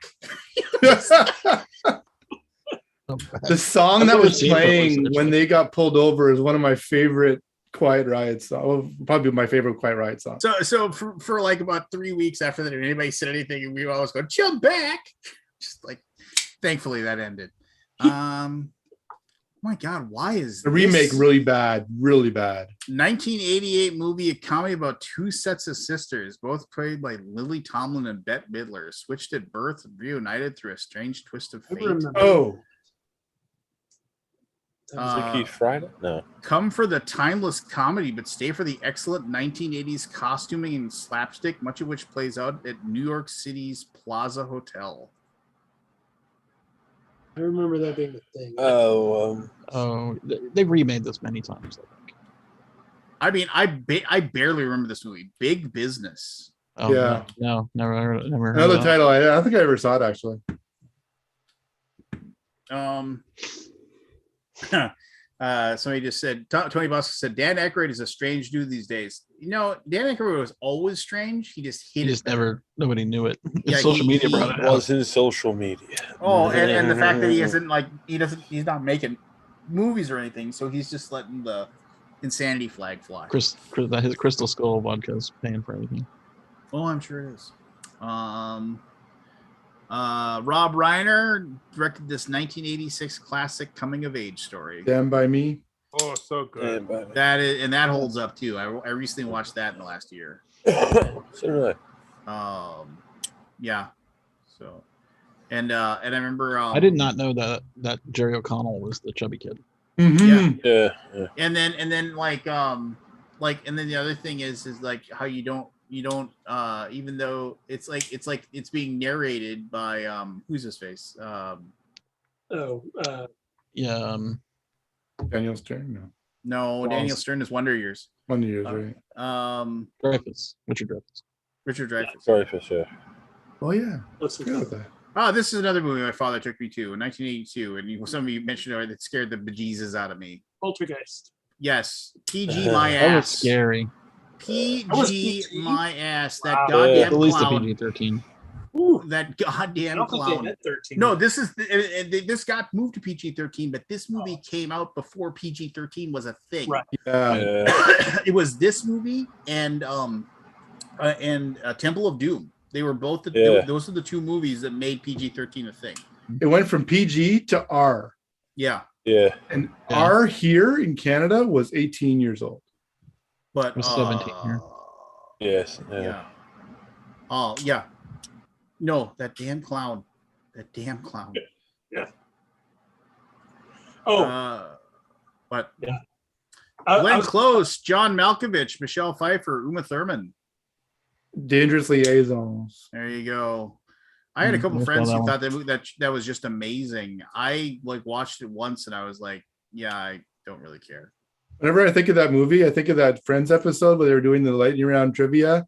It's like, what's Rachel's favorite movie? What does Rachel say her favorite movie is? Dangerous Liaisons. What's actually her really favorite favorite? movie? Weekend at Bernie's. Yes. Oh, here I haven't done my Kabuki Kid voice, right? Gremlins and Temple of Doom are famously pointed to as the final straw for PG-13, but there are many movies that got it there. There you go. That was my Kabuki Kid. I haven't said Gremlins yet. Yeah. Let me get Kabuki Kid on here. Yeah. She's a ghost actually. She's a ghost in the machine. She doesn't She's a actually bot. exist. Actually, Anthony Ricano has actually had her at the gaming table and played games. Yeah. So, That's different. 1986 comedy about a crooked businessman whose wife is kidnapped and held for ransom. Danny DeVito, Judge Reinhold. Oh, fuck. Is it Down and Out in Beverly Hills? No, and I like this movie. Danny DeVito is golden. and hilarious in this movie. Like dirty people or What is Close. it? What is it? Ruthless people. Ruthless. ruthless Yeah. people. There's this scene where I don't think I've ever seen where that one. he's where Danny DeVito is sitting there and he's talking to the cop and he's saying, yeah, because they call him and say, give us $1 million, we'll kill your wife. He's like, yeah, go ahead. He hangs up the phone, because he doesn't like his wife. And he's sitting there and he's sitting there talking to the cop, and the phone rings and he answers, and they're like, oh my gosh, and he answers the phone and they're like, we'll trace it. He just answers the phone. He goes, hello? Oh yeah, no, she can't come to the phone right now because she's too busy giving me a blowjob. And yeah, I'll talk to you later. And he's like, I love wrong numbers. He says, just like,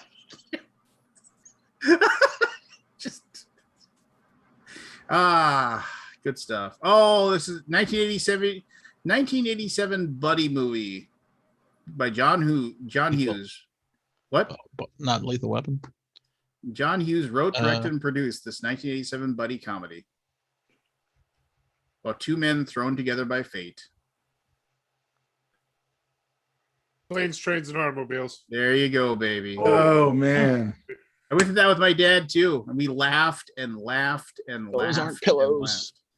Oh my gosh. Those aren't pillows. I just love that scene where they're in the back of the truck and she's like, yeah, my wife will get your bags. And he's like, no, we got them. They're just like, no, she's a little bit strong. First baby came out sideways. She didn't make a peep. You're going the wrong way. How does he know what way we're going? Yeah. How does he know what? Thank you. Looks over at him as they're going between the two semis. He's dressed in the devil's You got to turn costume. into a devil. Yeah, I turned into a devil. That's the best. That is the best. They look at it. Oh, they can buff this out. It'll be fine. And then when they stop, like Their hands are in the Steve dashboard. Martin's hands are like John Candy's bent the entire steering over. And when they stop, all of a sudden they see the trunk just poof fly off into the night. Oh my heavens! Oh, I'm so laughing. good. Oh, it is so good. Oh my, and it's just like oh man, yeah, it's just like those two are just they were golden together again. Oh man, yeah, and a heartbreaking ending too, where you realize that he doesn't have anywhere to go, and then they become like. He's like, how about $7 and a hell of a nice watch? And he's like, I can give you 17. I can give you $127 and a Casio. Just like, do you think this car is street worthy? So good. You don't have to have suffered through home renovations to appreciate the premise of this 1986 classic. Money Pit. Yep. That should not be in the top 40. Yeah, I don't agree with that either. Come No, on. it does have that. It does have the moment where Tom Hanks and Tom Hanks sinks into the floor and he's stuck in the rug. He would be totally dead. Whenever the bathtub goes to the floor and he loses it, he starts just like he's just had enough. laughing in her face. And he's just sitting there and he's like it's like I'm in the living room, I'm in the bedroom, I was just in the bedroom, you weren't there, I swear to God and that's when the renovator I just feel the comes. pain for that being a homeowner. Oh god. Like yeah. I don't get the comedy of it. The renovator shows up and he's just like, yeah, I came out, I drove out all this way and you're not here to meet me. He can't talk. He's like, as his hands are crushed up against. And the last one on this list, 1985 hit from Susan Seidelman. Might be something of a time capsule today. After all, central plot point has to do with a newspaper personal ads and stars Madonna about 50 reinventions. Desperately ago. seeking Susan. Desperately seeking Susan. Yeah, seriously, that's it. They don't have No Raising Arizona. You should have done the parade list, Lance. Well, you a better agree. list. That's fine. We don't have to. But you what? I watched 80 movies today, and it kind of held up, but didn't really up. Which one? I just need background noise. I watched Blue Thunder again. Nice. Another Judge Reinhold movie. Yeah, with What is that about? But the Apache helicopter police Oh, movie. Yeah. I know. I feel like I Roy might Scheider. have seen it. Oh, Roy Scheider. Yeah, I've seen it. Sort of. I think I have. Yeah, no, Blue Thunder with Malcolm Yeah, McDowell. where's as Raising well. Arizona? Die Oh, Hard. really? Malcolm McDowell plays the evil helicopter pilot. They didn't have any action movies, did they? Nah. I was expecting Raiders. First Blood. Man. Predator, Terminator, nothing like that. Does anybody know what this movie is? A young boy and his imaginary friend end up on the run while in possession of a top secret spy gadget. Yes. I know that one. Imaginary Cloak and Dagger or something like that. Yeah, Yeah, Cloak and Dagger. I remember that. that was one of my favorite I movies. wanted to growing up. like that movie as a kid, but I just didn't. I remember I liked the Abby video game Coleman. was tough. It was hard. Yeah. Where's War Games? Was that an 80s movie? Yeah. Mhm. Yeah, that was nice. 83, I believe. I would, say, I know Superman this 2. shit, but I would say 84. Not every, but a lot of good movies were in 84. Oh yeah. It's well, where's my Goonies in that list? Oh yeah. Yeah. Go through the parade list, Lance, real quick. To pick out the Okay, stuff that wasn't. I'll do it quickly. Just eyeball it. So number 80 was Bill and Ted's Excellent Adventure. We go to Last Emperor. I'll mention the ones that don't list off what we the didn't list have is before. naming off like Batman 89's not in there. So here's Yeah, the good film to reason. put writer directors Joel and Ethan Coen their dark surreal sense of humor on the rap, Raising Arizona. Raising I Arizona. remember watching that and like renting it from the movie store and realizing that I had just watched like 12 minutes of the beginning before the credits had started. And I was like, really? All of a sudden, 9 to 5. Good one. Some Yeah. kind of wonderful. That's a weird. Oh, Eric that's a good- Stoltz. Eric Stoltz. Yeah, Eric Stoltz. And Mask? Witness. I thought that was good too Yeah, Witness with was good. Harrison Yeah, Ford. Harrison Ford. Yeah. And Lucas Um, Haas. Yeah, Torch Song Trilogy, good movie. Wasn't he in isn't Lucas Haas the kid in No, that was the kid from E.T. oh yeah, it was Um, Elliot. Elliot, but that's not his name.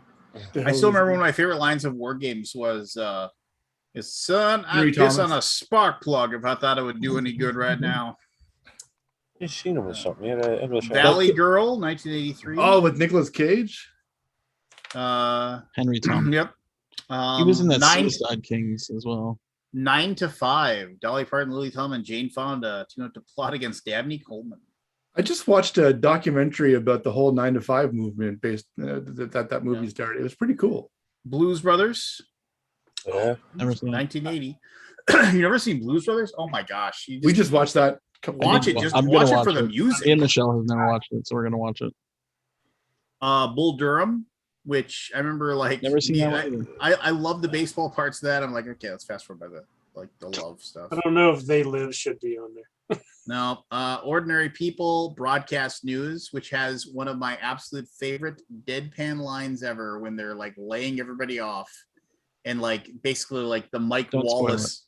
No, and it's just it's an 87 movie. The Mike Wallace I've never reporter. seen It's a 40-year-old there's just- movie, Scott. I know, but like if you don't spoil it, if you say a line, but It's just a line. It's just a line, Yeah, and it's like a line. and like the guy who owns the station or owns like the network, whatever. Yeah. Like they're Mike Wallace. And he's like it's like just like he's shaking his hand after he lays him off, and he's like, just if there's anything that I can do for you, please let me know. Well, you could die soon. Just like Risky Business already listed. Never Ending Story, which I never understood. I the never love. connected to that movie. I love I it. just the fact that they kill the horse just pisses. I cried in that movie. Oh, the They horse. killed the horse. Oh, the horse is just like, I don't even remember that. Oh, Star Trek too. Yeah. yeah. Yeah, I thought that was in The 80s. Fly, Diner, Uh, Full oh. Metal Jacket. Oh my gosh, yeah. I love basically two movies in one. You know, It is 2 movies in one. and it's so good. And Platoon, I'm sure, is in there too. We're gonna be Yeah. we're gonna be in a world of shit if the sergeant catches us. I am in a world of shit. The Killing Fields. Elephant Man. Is that a good Rain movie? I Man. couldn't finish it. Yeah, Killing Field's a tough watch. It is. It's a great movie. Deer Hunter. Lethal Weapon. Yeah, I've seen Platoon. That is a fucked up movie.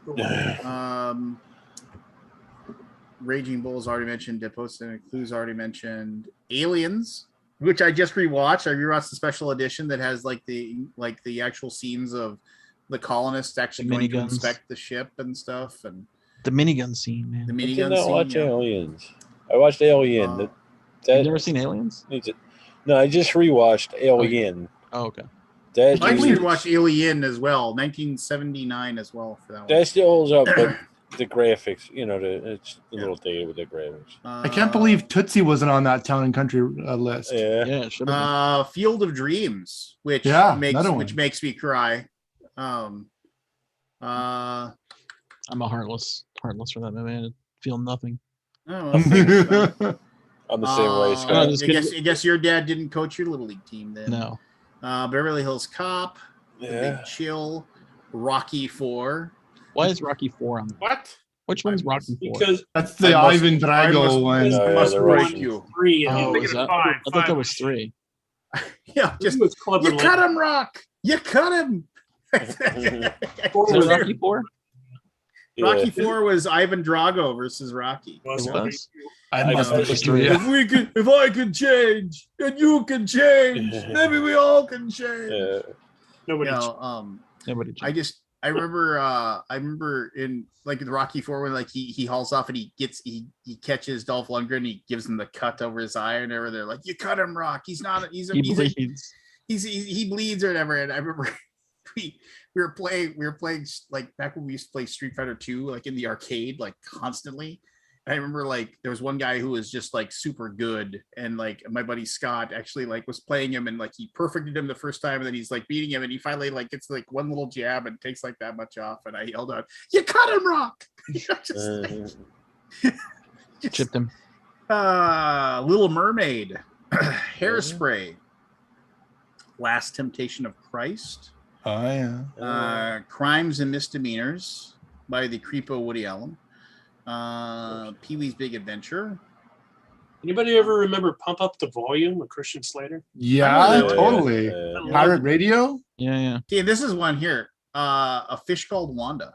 Oh my God! Oh, Don't call me stupid. don't call me stupid. Just Kevin Kline won an Oscar for that. He should have. I mean, he's such a. Oh no! fantastic Here guy. comes Ken to kill me. He won an Oscar for that? Yeah. And then I just Sure. remember when like he's shooting the gun and he realized he's stuck in the cement. He's like, okay, Ken. So good. My Dinner with Andre. And if that's a weird movie. Obviously, it's just two guys Yeah, having it's just you guys dinner. talking. They should have made a spoof about that He with did win My the Dinner Oscar. with Andre the Giant. Best supporting actor. Yeah. And UHF. Star Trek 2, Wrath of Khan, Yeah. great movie. Yeah. Even numbers good, odd numbers bad. Yeah. Well, they even played up to that. When Star Trek 6 came out. Oh, yeah, that's they had an Oh, wow. ad that said there. It's like there are 3 certain things: death, taxes, and even numbered Star Trek movies don't suck. That was an actual ad for Star Trek 6. That's awesome. Star Trek 6. Search for Spock was good though. Yeah, Search for Spock It's was the good. best of the odd numbers. And actually, if you go back and watch the first Star Trek movie, and like you just say, okay, I'm just going to watch a long procedural movie, and you just let it tell its story. I mean, the fact that like when McCoy comes in, when they call him in, he's got like the classic like 70s like hairy chest. He's wearing medallions. He's obviously open. Why the hell are they pulling me out of retirement? He's all pissed off, going to disco. Search for Spock has really dumb ending. It He doesn't have fights a the great. guy, Christopher Lloyd, and he kicks him off the Yeah. cliff, and like that's it. Have Yeah. had Over. enough.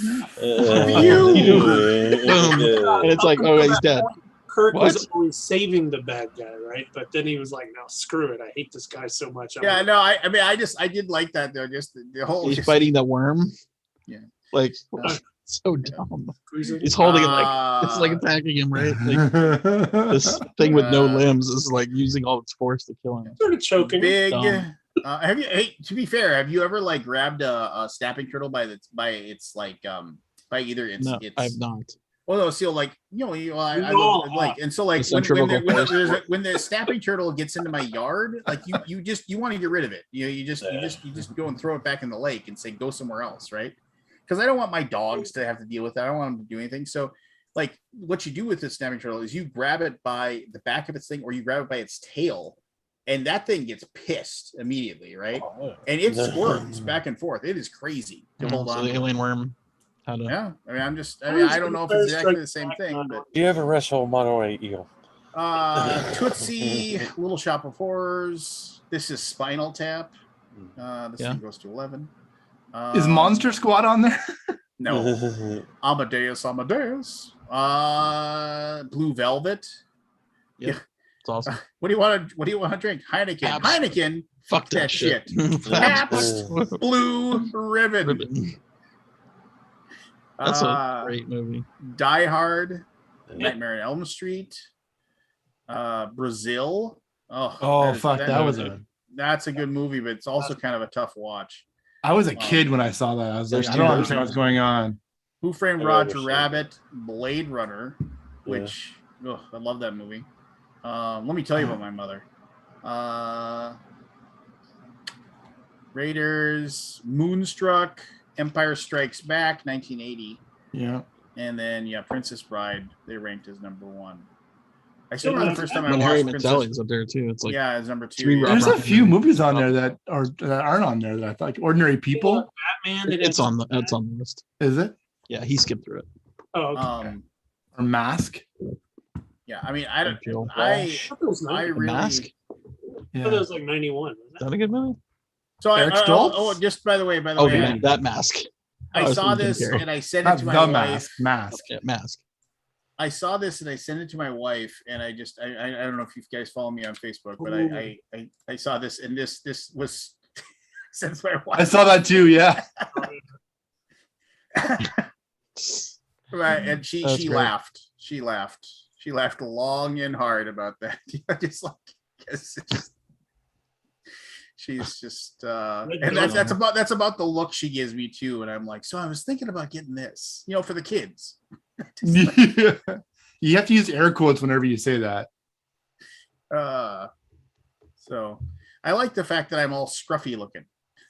But yes. Just I rewatched episode 1 the other night. I think I like it better than the 8, 9, and 10 or whatever it is, 7, 8, 9.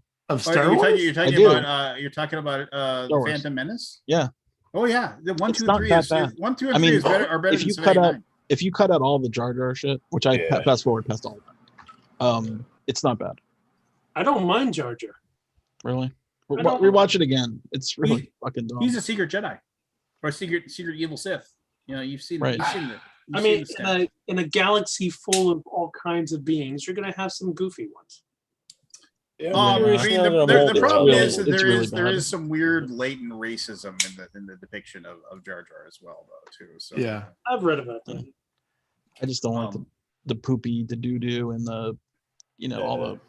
It's basically baby talk. Voodoo. The funniest thing about episode 1 is what I remember about episode 1 is not anything about the movie, but I went to a convention it was a Macromedia convention back in the day, and there was somebody demoing Firewire was just newly out. And they're like, look, I can take this external drive, which was like this big at the time. And they had this Phantom Menace trailer playing. He unplugged it and it stopped, and they plugged it back in and it kept going. And we were all like, oh, that's what I remember about Phantom Menace. Ha! It's amazing. I don't like Star Wars Part 2. Oh, yeah, we forgot Tron. And Akira. Go back and watch the first Tron again. It is not a great movie. It's not great. I didn't think it was the Not great. first. It was great back then. It was great back then, but not. It was, but I mean, Doesn't hold there was so much more they could have done with it. Yeah. And it's just like, and it just seemed like it was like, we're not really going to worry about telling a story. We're just going to kind of show you some cool graphics. You know, that was how it is. I mean, how many times like you're watching it's like, so wait a minute, so Jeff Bridges is not the guy, or who's actually trying? Okay, that's not a person, that's a program. Yeah, But, it's hard to you know, understand. It was as a kid, you're just like, yeah, just show me the light cycles. That's what I want to see. I want to Yeah. see Tron Legacy version with a deep fake. Yeah. That's what they I- did. I remember No, somebody, they did. somebody- Well, I mean, like with today's technology, deep fake. Oh, new deep. Well, I mean, I thought it was pretty good. It was Kid, pretty. Could it be any better? I think so. Kabuki Kid That's just just my mentioned layperson opinion, though. just mentioned The Last Starfighter, which Oh, yeah. That was a good one. so Last Starfighter is a good movie. My one of my favorite things about The Last Starfighter, I remember like in junior high, there was a junior high dance / like whatever you could like after school, and like there was a dance and all this stuff going on or whatever. And I remember in the band room they had like the biggest tube TV I'd ever seen in my life, and they were just playing movies. And I remember it was like when I walked in, I realized they had just started The Last Starfighter. I was like, well, this is what I'm doing for the next 90 minutes. It's just like- At the dance? yeah, because they were Spring just like, dance? yeah, no, I think I danced with one girl, and then I was like, yeah, this sucks. I'm gonna go watch. It's like I'd rather watch The Last Starfighter. How did I ever get married? Was Splash on that list? No, I mentioned It's a good movie. I like it. It I was. liked it. I just Caddyshack? remember that there's so many good things like when the boat breaks down and he little says he's like, It's what, a are we little stuck boat. here? No, don't worry, I'm mechanical. He starts hitting the Not thing with a with hammer. Yeah. I'm gonna go get the little boat.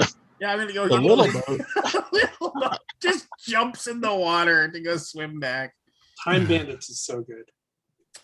Time Bandits says like one of my favorite lines too, where it's just like I think Time Bandits needs a sequel. uh Yeah, it does. You think what? Time Bandits needs a sequel. what's the line here? I want a Where little he more of a says- serious Time Bandits. Well, Time Kinda Bandits goof- like kinda it goofy also at the is end. like it's like Supreme Being, I should do something very extroverted and vengeful to you. Honestly, I'm too tired. So I think I'll just transfer you to the undergrowth department, brackens, more shrubs, that sort of thing, with a 19% cut in salary backdated to the beginning of time. Oh, thank you, sir. Yes, well, I am the nice one. Yeah. And that's the line we always use like in D&D when like as the dungeon master, which is usually me, where I like say, you know what, you can't have that, but I'll give you this. Oh, well, thank you. Yes, well, I am the And nice this one. For the little people. Baron Munchausen was good. Daniel Strain says, in Yeah. fact, I'm 100% Although- sure that scene in Splash was Lance going to get the boat. Even the voice is the same. It wasn't me. Is there a I'm gonna go doctor get in the little this? boat. Is Daniel Strain related to you, Christian Strain? Yeah, he's my brother. Oh, I'm sorry. I'm sorry, Daniel.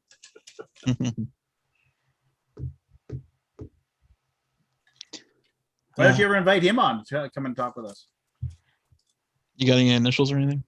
Oh yeah, we got initials. Oh yeah. We were just having a blast, Ooh, initials. being friends. Yeah, it's a good We'll do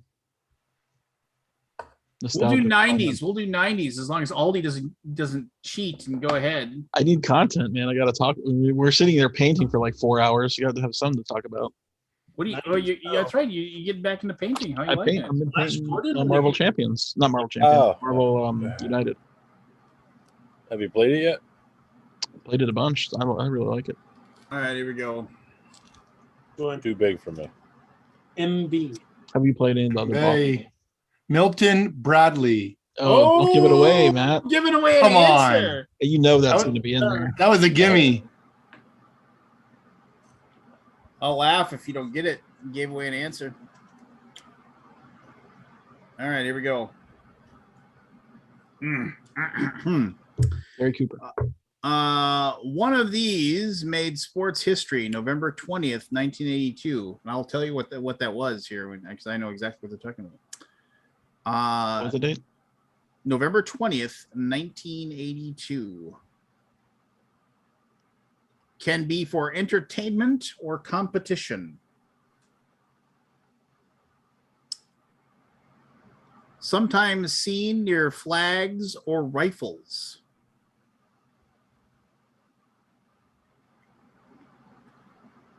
Heath Ledger utilized one in 10 Things I Hate About You.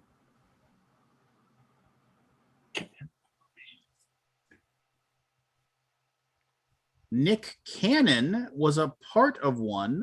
Start over. Nick Cannon was a part of one of these in a 2002 film. Matt. Marching band.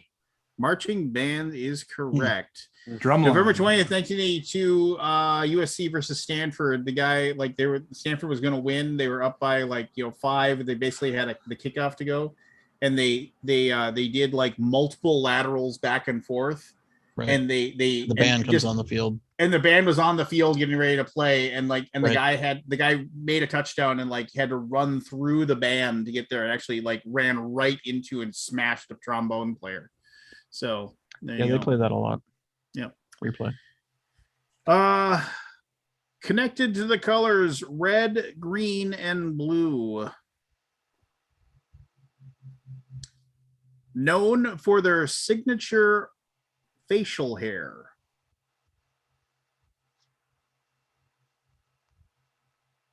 Most commonly seen in overalls.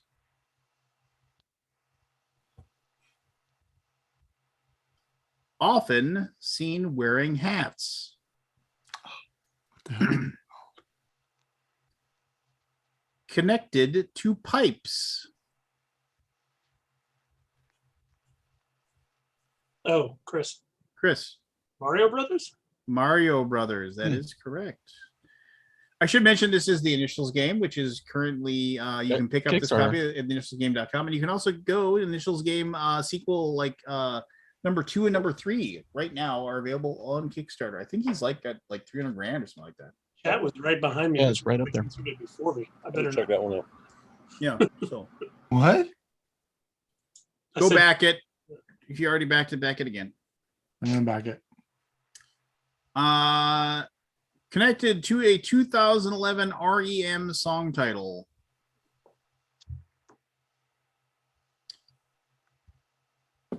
Was referenced in a 1985 John Cougar Mellencamp song.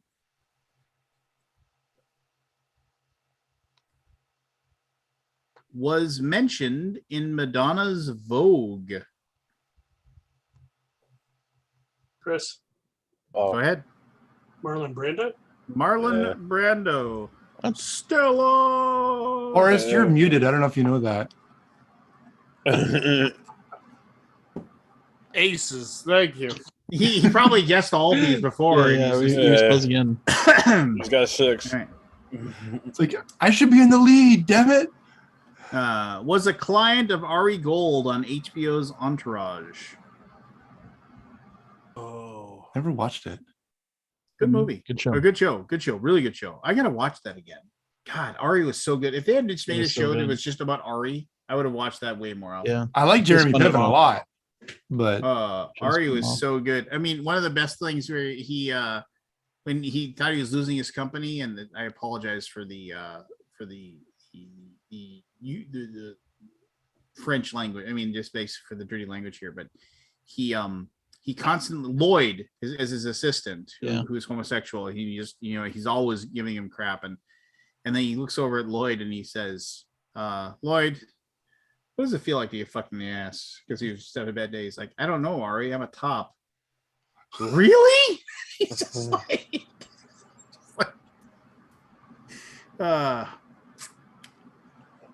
good show, great show. Yeah, there you go. I might be a whore, but I'm not a pimp. Ari Gold. Number 1 was a client of Ari Gold on HBO's Entourage. Number 2 appeared in a 2012 Tom Cruise film. has been a guest judge on multiple TV reality competition shows. 1994's My Life appeared on Rolling Stone magazine's 500 Greatest Albums of All Time.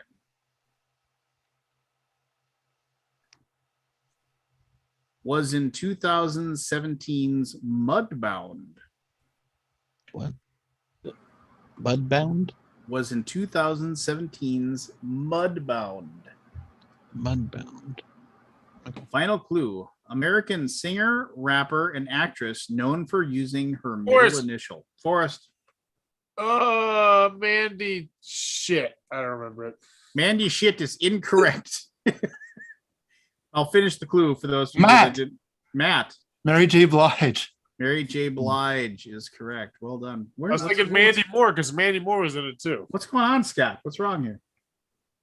You got nothing for me today. You're not usually you got more here. Let's go here. Number 1 was partially robotic in the 1990s.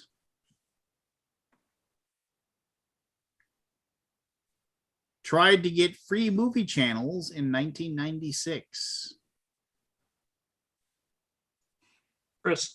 Chris. Matthew Broderick. Correct. So what was the Inspector movie? Was Gadget. partially what was he partially robotic? Inspector Gadget. Inspector Gadget. Tried to get free movie channels in 1996. Cable guy. Cable guy. I bet you that's in the 1990s movies. Avenged the death of his animated father. Oh, Lion King. Lion King. Very good, Matthew. No, he was in that. Was connected to Springtime for Hitler. Oh yeah, The producers. Producers. Once faced Godzilla and famously skipped school in 1986. That's Rushmore, obviously. Yeah, obviously. Here we go. Was used by Cameron Diaz in 2003's Charlie's Angels Full Throttle. Gained popularity following a 1980 John Travolta film.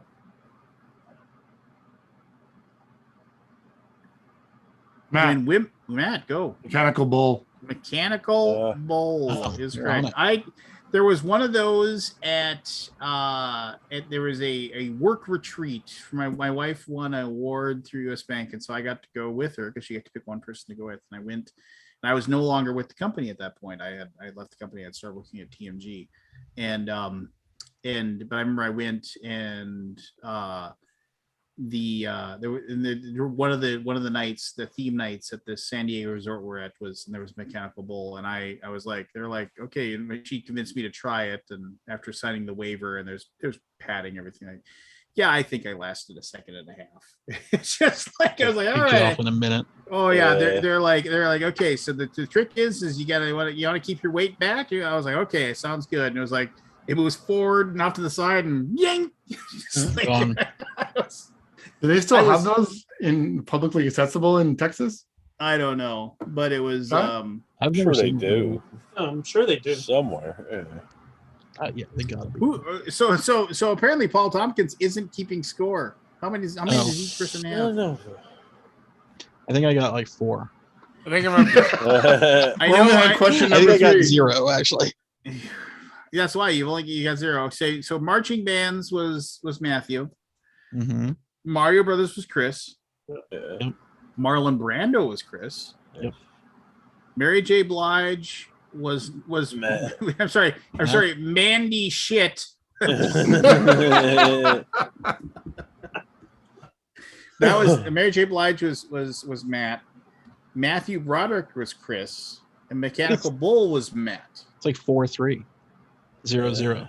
No, I think it's like 1, 2, 3, 4, 5, 6. I think it's 3-3. Yeah, I think it is. Yeah, Is it 3-3? right. 3-3-0-0-0? Well, yeah. So because Mechanical Bull was Matthew Broderick, because you got Mario Brothers, Marlon Brando, and Matthew Broderick who were all Chris, and then Matt got the other 3. Okay. So it's 3-3 right now. 3-3-0-0-0. Thanks for nothing, Paul. You're dead to us. Dead to us. Here we go. Has a connection to the Muppets. Has multiple connections to vampires. spoke about merchandising in 1987. Was Rabbi Tuckman in 1993.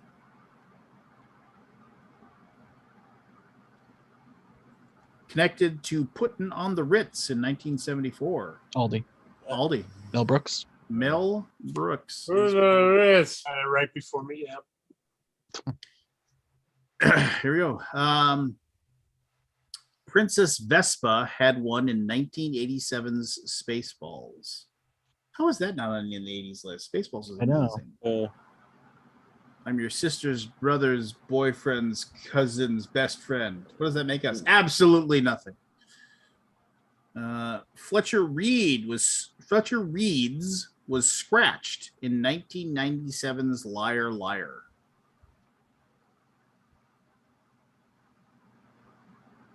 Has a connection to Aldi. NFL. Aldi. Metal Bra. Has a connection to NFL stadiums. Metal Bra. Come on. Phil, Stu, Alan, and Doug go to Las Vegas with this in 2009's The Hangover. Oh. Known for its three-pointed star. Matt. Oh, Mercedes-Benz. correct. Yeah. I knew it was a car from like Spaceballs. I couldn't remember what kind it was. Go. Was once accused of being a cinephile. The Isley brothers once filed a lawsuit against him.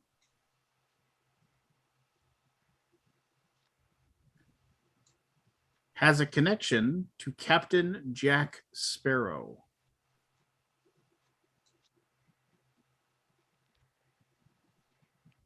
Appeared in the cult classic Office Space. Forrest. Michael Bolton. He should change his name. What's his connection to Jack Sparrow? The Lonely Island song. It's delightful. Oh, yeah. Lonely Island. It's very obscure. It is such a good song. So it starts off as a rap song, but then Michael Bolton starts taking over the song by rapping about Pirates of the Caribbean. It's Oh, God. Debuted in 1968. Often seen near Lake Michigan.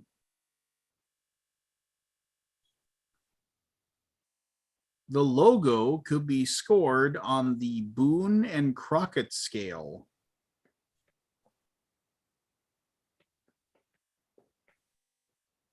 Connected to Jesus Shuttlesworth, Big Dog, and the Big O.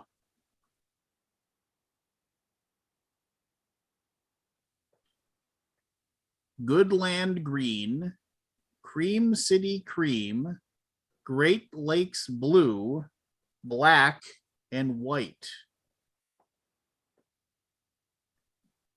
Speaking of code now.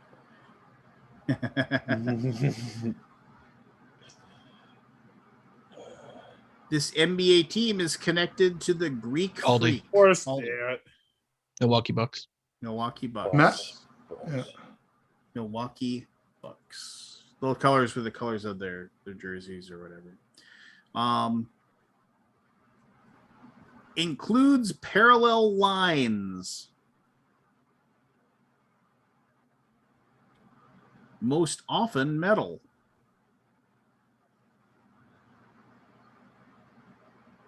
Most often used by children. Aldi. Aldi. Monkey bars. Monkey bars. Well done, Aldi. Yeah. Often seen above grass, sand, wood, chips, concrete, and more. Aldi, don't call it a comeback. Where we at? We got 3 left. Looks like I think Aldi's 3, Chris's 3, Matt's 4, Forrest 1. Barry, does your microphone work? It might. Okay, just checking. Here we go. Clue number 1. Often displays physical weakness. Most often seen wearing a suit.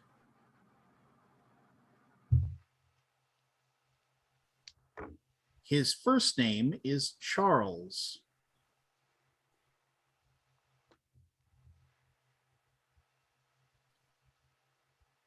Known for the phrases "release the hounds" and "excellent." Forrest. Forrest is first. Mr. Burns. I will accept it. However, his name it is Montgomery Burns. Montgomery, but I will accept it. I will accept it. I will accept it. We got 2 left. Matt's still in the lead. Forrest, you could tie him by getting the last 2. Like basically, Matt, if you get either of these, you win. Run away. Yeah, you win. Nobody can catch you. Debuted in 1961. Often seen with a yellow cap. Most commonly seen in the morning.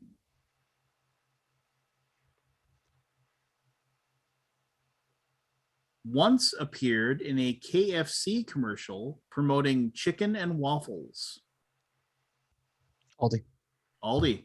Mrs. Butterworth. Mrs. Butterworth. See, that's the Canadian American thing. Oh, is that? Oh, we got 1 left. Matt or Scott, if either you get this, you win. Chris, you can. If you get this, you can pull into the tie for the win. 3-way tie. 3-way tie for the win. And Forrest, you can play spoiler. And so can you, Barry, but you don't know anything. I probably won't. Clue number 1.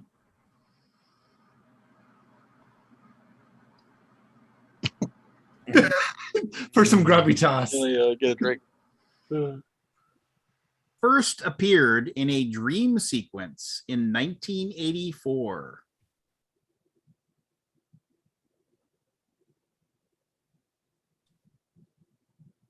Were once distributed in McDonald's Happy Meals.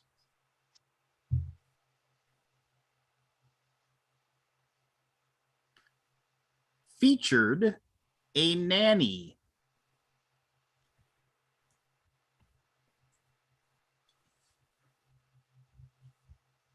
Was rebooted. Forrest. Muppet Babies. Let's do the Muppet tiebreaker. Babies. We make our come dreams come true. Really? Muppet Give us that tiebreaker. Babies. What a terrible answer. Was rebooted in 2018. Howie Mandel voiced multiple characters. They lived together in a nursery and were created by Jim Henson. I grew up on Muppet Well, Babies. that's an ageist question. I was too old for my Muppet Yep, exactly. Babies, we make our dreams come true. Huh? Oh, Wait, we got tie? Yep, Yeah. tie. And then a tie. It's okay. I'm surprised Golden Bradley wasn't in there. Maybe he couldn't come up with enough. Hey, board games everybody should is here. How's it going? I haven't had him on in a while. Hey, so You got the link? What now? all right, I gotta get going. Christian, Good to see how's you. everything? How's everything going with the craziness and Last Light and everything like that, man? That's what I was working on until I came in here. I just finished the cover of the box. Sweet. You want? Are you allowed to show us? You know I'm not. Ah, I haven't gotten Shane's approval yet. yeah. The animations coming across like really cool. Yeah. No. I know we're sending out the sign up stuff and we're gonna start pimping it out pretty quickly. Yeah, I saw that email and I was like, well, I should probably do the cover of the box then if we're gonna have that on the page. I'll say this: if anybody wants to play Last Light, I can set up a time for them easily enough between me and Roy. Also, EOS launches September 9th, which is the next game from King Raccoon that we're. What's EOS? EOS, the Island of Angels. You want to play test it for me, Scott? We went through this. He said no. He doesn't like play testing. Well, Yeah, I don't really like playtesting, but if it's done, No, I just want to get your feedback on it. That's all. It's not really play what testing. kind of game is it?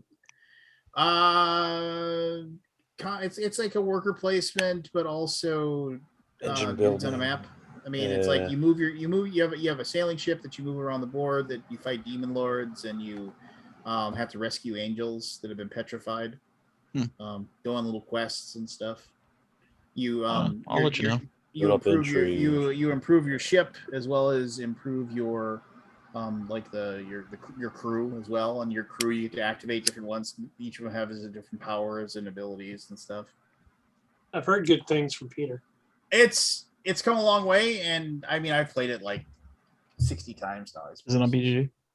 No, well, I'm sure the game is Listing? on BGG. It should be listed. I think Ting Right. EOS. EOS, Island of Angels. I can only think of canon when I hear that. Oh, okay, there it is. Okay. What have these designers done before? They made Nothing.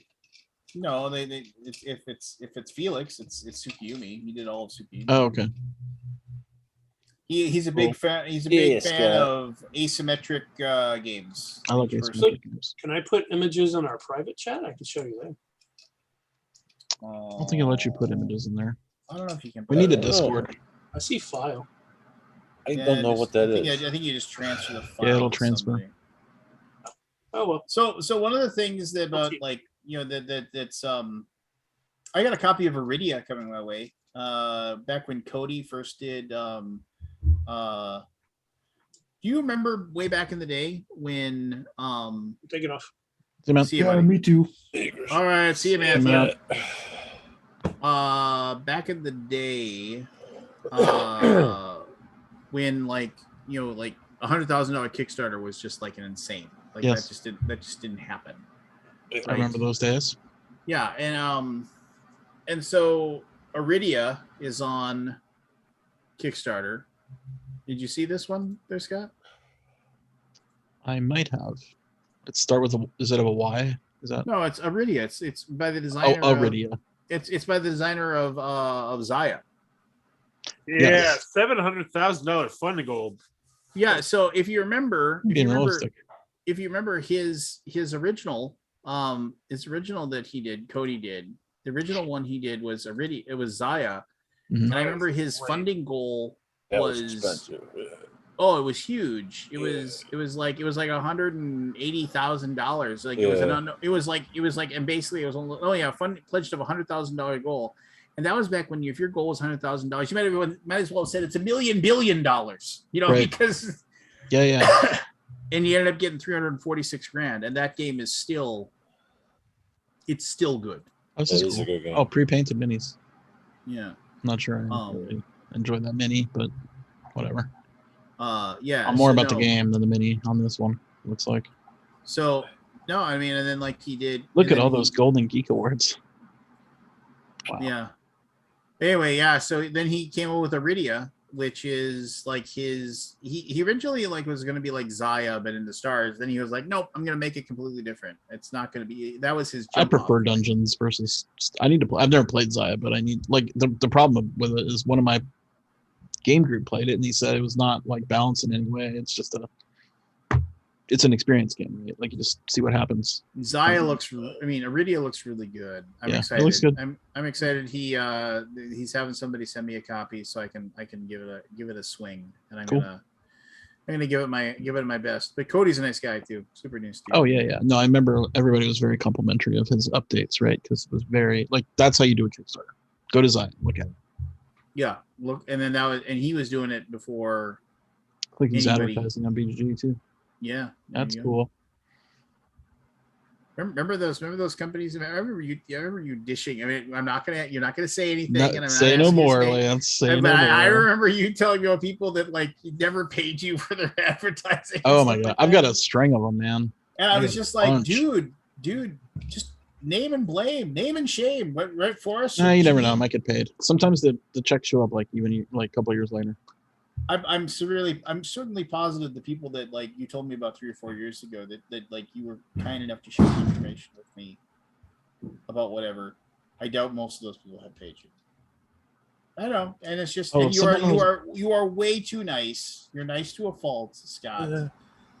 But Forrest, what's your policy? Aim and shame. Name and shame. But good for you. Good for you. For It's not like they're being- gonna come pay the bill if I do it. Yeah. Yeah, but maybe then you can get some sort of comeuppance, I suppose. I don't take any, what do you call it, satisfaction in that though. Like it doesn't. It makes me more guilty of like besmirching people, for their. I mean, look. Here's the thing. But if they did it, is it really besmirching them? Well, I don't know.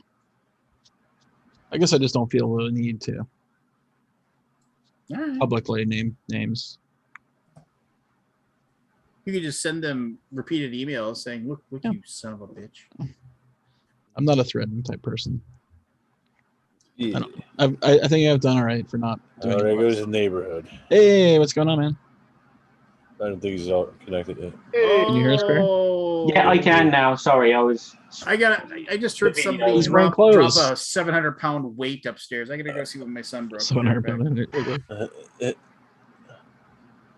What are you up to? Preparing for the day. Did you go to the UK Games Expo? No. Because there's Are the borders open? quarantine, yeah. Yeah. Between France and England. France and UK. Yeah. I saw some video from it. It looked very what do you call it? Spacious. Spacious. Is that what you said? Yeah. Yeah, it was spacious. Yeah. I would like to go to a convention like that actually. Here's the thing. Me personally do not like convention hall conventions. Never does. I just have no enjoyment from it. Yeah. Essen, the first I time I see where went you're was coming amazing. That was awesome. The second time I went, I'm like, can I just get the games and go back to the hotel and play them? And then obviously we started exhibiting, right, which is a totally different thing because you're not like walking around the hall. But I was like, oh, I just want to get the games and go home and play, right, as fast as I can do it. Yeah. That's when we were just going there to buy, not do any exhibiting or media, right? It was just get the games, come home. I remember playing a game, and I forget his name. He's a famous designer, and I cannot remember his name. I sat in his booth, and I went through his demo, and he chain smoked in front of me. Back when they could smoke in the halls, and I'm like, ugh, couldn't. And I felt so like it was just me and him. And I felt bad to try to wrap it up or finish the demo to just get away from the cigarette smoke. And I didn't want to insult him. So I just sat there and took it. And I went back to the hotel and Michelle's like, you reek of smoke. And I'm like, yeah, I'm sorry. Because this guy was chain smoking while he was giving me the demo. Wow. But I'm really glad they banned smoking in the in hall. Because it's like night and day. I don't know if you went in the old days where you could see the smoke. Like pooling up in the rafters back in the 2000s. No. There's a smoking area there, but that's all. Yeah. I do the same thing. I don't like the conventions that much, walking around and trying to plow your way through a myriad of people. But I love working there. I love just having, because in your booth you have this space, don't you?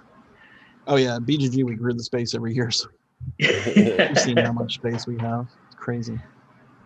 So yeah. But yeah, not this year. Yeah. You going, Essen? If it's open? Yeah. Yep. You is? Barry. No. Barry. You exhibiting with anybody, or are you just like? No, I'm not going to Essen. Yeah. I'm going. The other Barry. Yeah. Yeah, I'm going I don't with plan to go to Bombay. Europe anytime soon. So yeah, be demoing the new 2-player version of Imaginarium. Oh, what's that? It's a 2-player Madigo? version of Imaginarium. Madigo? Yeah, no, it's Bombayx. Oh, Bombayx. Yeah. Owned by the same. Or no, no, they're not owned. They're Asmodee distributed. Asmodee, yeah. Yeah. Yeah, I like that Imaginarium game. It kind of did not catch on, did it? Like, no, I mean, it's moderate. Like, I don't know. I think we still have them in stock at BGG, but I really liked it. Yeah, I kind of enjoy it. And not just because I'm trying to sell it. Yeah. I liked the game enough that I bought some to sell. Yeah. Can't play it though because the wife doesn't like the art. It kind of freaks her out. So it's like, Yeah, don't look too close at it. What's the sequel called? I can't remember, but it's just Imaginarium 2-player version. It's like, Yeah, I just tried. Is it Bruno Catala? yeah, it's Bruno Catala doing his magic again. But I think I saw it actually on the list. I'm starting to get excited about the games. Chimera. sorry, I've fallen off the board game map. That's an expansion. Yeah. Jen just bought Jungle Cruise. Nicodemus. That's 2-player. Yep. Oh yeah, how's the Jungle Cruise? Haven't played it yet. I ordered Alien Summer Camp from Target and something else. Alien Summer. There was some new releases from Target this week. Tetris game. Oh, and Willy Wonka. Willy Wonka. Yeah. There's a Willy Wonka game. I hope Jen doesn't like the find bar. that. They look like Wonka bar. I mean, I need to see it in real life, but it like looks like. I mean, he's got golden tickets. It looks like a real game. You know, like something. What, an edible game? Yeah. I think it's called Willy Wonka. Is it Willy? No, it's not Willy Wonka. Is it Charlie and Chocolate Factory?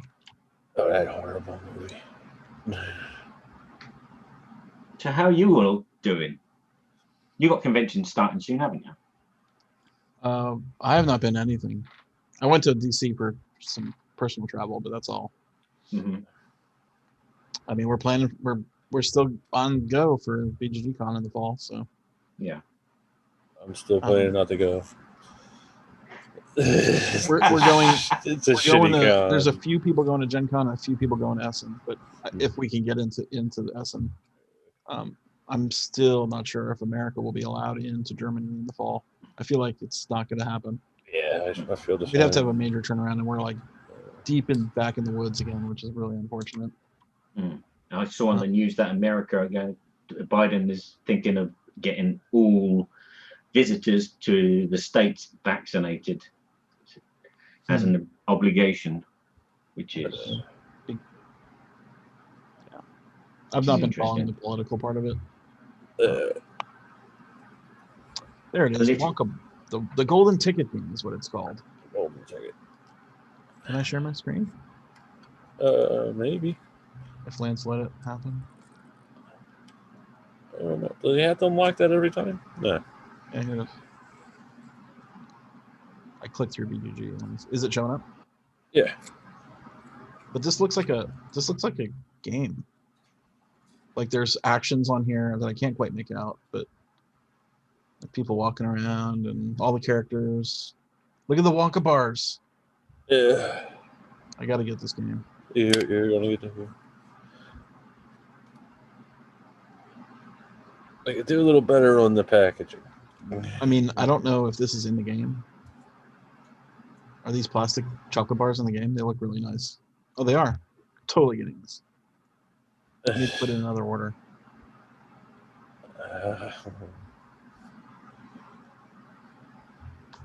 Now Jen's going to order. Are you a fan of the Charlie and the Chocolate Factory? Jen loved it. No, not the Charlie. She loved the original one, Willy Wonka. Yeah, that's what I meant. The original, which was Charlie and the Chocolate Factory. Or no, that's the Charlie, one with Johnny Depp, Charlie and the Chocolate Factory. That was a horrible movie. That one was Gene Wilder. It was Willy Wonka. Was it Willy Wonka? It wasn't Willy Wonka.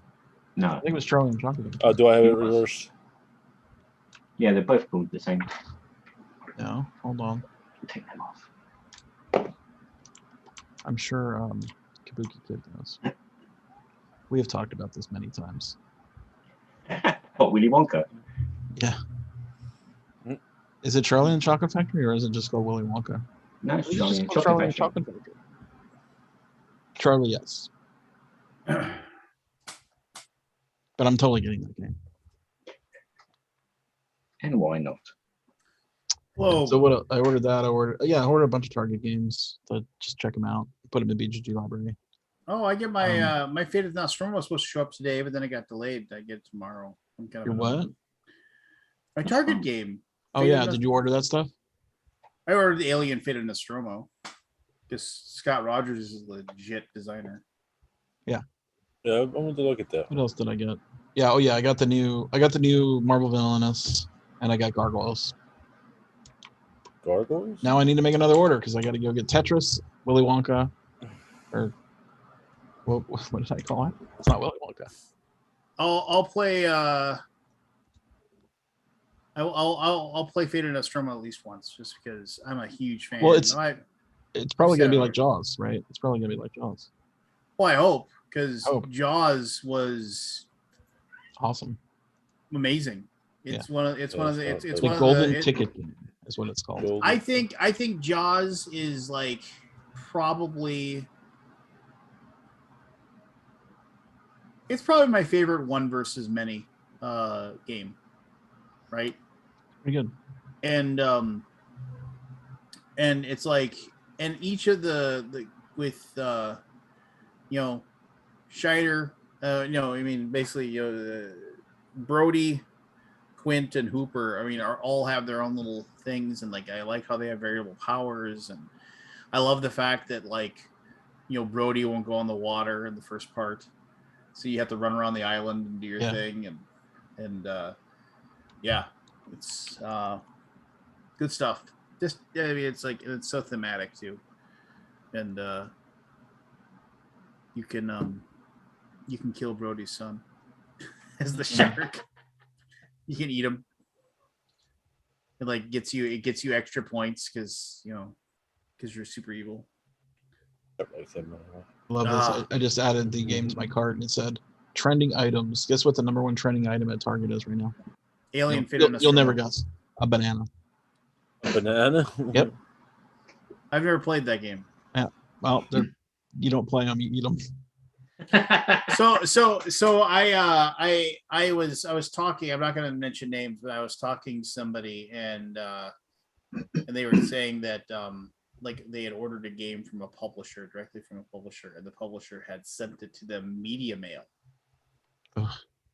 Which is I hate media mail. and then the person said Also kind of technically it's yeah. Illegal? If they open it up and realize that that it isn't, they will make the person who gets it pay the extra. So I'll tell a couple stories about that in here a second. But no. So and the person said, he's like, those jerks, they golden belled me, and I was like, oh, I'm like the 1% of people that's gonna get that reference of the golden bell. I don't get that reference. Golden Bell Publishing, like the like go just Google it. There's like 7,000 threads on your website about it. How like they were in charge of like they did a couple of Kickstarters that were just shady as hell, and then people like they were trying to ship the stuff out and they were shipping it media mail to people, and like people weren't getting their stuff, and yeah, no, and no, with media mail, if you it's super slow. It takes forever. It's cheap, it's like though. always the last thing to ship. It's, Like if there's room, they'll throw media mail in the car. Yeah, that's totally it. And the thing about it is that like most often, like when you get books, they're almost, because it's media, but it's super cheap, right? I mean, it's just like books, and the reason why it was made is because books are freaking heavy. And so they're like, well, what's the cheapest, slowest thing we can do to send textbooks? And it's media mail. So it's just yeah. Yeah, I did it when I was in college. Yeah. Breaking the rules. Breaking the Because rules. it's very cheap. But no, I've had times when people have sent me things that are media mail, and it shows up and there's a big sticker on the front, and that basically says this is opened, it's not media mail, and then in my mailbox. It hasn't happened in a long time, but like, because technically when we built our house, we were outside, like very close to the city limits, and it wasn't very developed over here, so we were considered to be a rural route. It was so crazy. It cost me an extra like $5 for FedEx to deliver something to me. So I would use my parents' address to have it delivered to, because it cost me less money to have them. And and it was just like, and that was back when they were like, they watched my daughter almost every single day when I worked. So it was like, oh well, I'll just deliver it to you and I'll pick it up when I get my daughter. But stuff would show up, and the way it worked was your postal carrier, because we were a rural route, the postal carriers weren't technically postal carriers, they were contract workers. And so what they would do is they would pay the extra postage out of their pocket, and then they leave you an envelope that says you owe me $7.14 in postage for this. And it was just like, and then you just put the money in the envelope so that when they came the next day, they got their money. Yeah, I got a string of those when I first moved into this house, and I'm like, oh no, what is going on? Why am I paying for stuff coming to me? And it stopped after like maybe the first month. The post woman person came to our door like almost every day, and I'm like, what is going on? Why am I having to pay these extra fees? It just eventually stopped. Yeah. It's weird. Shipping's just weird. Yeah. I mean, if What I about, stop, what's the deal with the containers these days? Is it still bad? it's still horrible. Hmm. Basically, Is it going up or staying the same? Or? It's right around 22, 23 grand right now. Basically, we're gonna have to eat the. No, I mean, and Shane's just said I'm not paying it. I'm not just waiting. and it's just like, and for the most part, backers for Kickstarters, they understand. They're like, yeah, we get it, And this, and the thing is that you can't go to your backer base and say, can you give us extra money for shipping? Because like go to Assassin's Creed. You don't get your game unless you pay. Well, but here's the deal. So like you can't go to them and ask for shipping more money, right? Because it's like, oh, well, how do you get it to like the people, like, and it's just like, and so you have to, it's almost one of those things where you have to say, we're going to ship it to you anyway. If you'd like to go ahead and give us, $10 extra or whatever to help subsidize it, that'd be awesome. If not, fun. But the thing is that most people won't, right? Most people just won't do it. Go check Assassin's Creed right now. It's on iPad to pay like an extra $40 for mine. Oh no! Yeah, on top of the 50 I already paid. That Kickstarter was so damn overpriced. They went out of their way in the video to say, we're gonna mass produce the living shit out of this, and then we don't get. Yeah, it was not Assassin's Creed, I don't know. Brotherhood of Venice. I never followed those things, but what, like the most recent update or something? I haven't looked at it in a while, but check it out real quick, because that's what they're doing right now is like making people pay. They're holding the games hostage. Barry, are Kickstarters different over there in France than they are here in America? Like, are yours like real expensive, like the $300-400 all-ins and all that? And it's all the same, Barry. Yeah, it's all the same. Yeah. I know certain countries are a little different with it. Yeah. Why do we have to pay more for additional costs of product compared to the total cost of freight is mainly determined? Yeah, they're just you got to pay them money, or get to go, or what? I just paid it because I got a thing, and I was like, I'll just pay extra. I didn't understand it at the beginning, and I thought, okay, well, maybe I didn't pay it already. Then I looked, and I'm like, oh yeah, I already paid it. And then I started investigating, and they're like, yeah, they're holding the games hostage pretty much. Although, Barry, I do remember there were a few Kickstarters which were done by French companies, and they did an incentive to people that lived in France. So they made the game like €5 cheaper. Again, I'm not sure if that was Kickstarter or like one of the French-based Kickstarters like Hulu or GameFound or something like that. So, but I haven't seen it, but it's not prevalent. It's like all the prices are the same.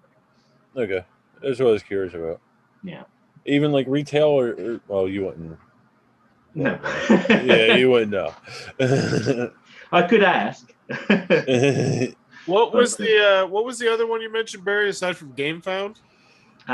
Uhulu. It's a French one. See if I can find it. How do you spell that? Looks like they lowered it's tough to use. ULHU or something like that. No, it's ULULE. Crowdfunding. It started off as a French crowdfunding site, and it looks like they've gone European. There's English on there. Oh, okay. Yeah, that's what I was curious about. Like, is there like a European Kickstarter version? I guess. Yeah. Did you back this one? Anyone? The Assassin's Which? Creed game? I didn't. No. Yeah. It looked like a pretty lackluster dice game. I'm just getting it for BGG. Well, and you, good. It's good that you did that. Yes, God. Keep We the can all memory alive. learn Some from games your for that mistakes. library. Yeah, I've been, there's a few of these that have been like kind of annoying, and where it's just kind of like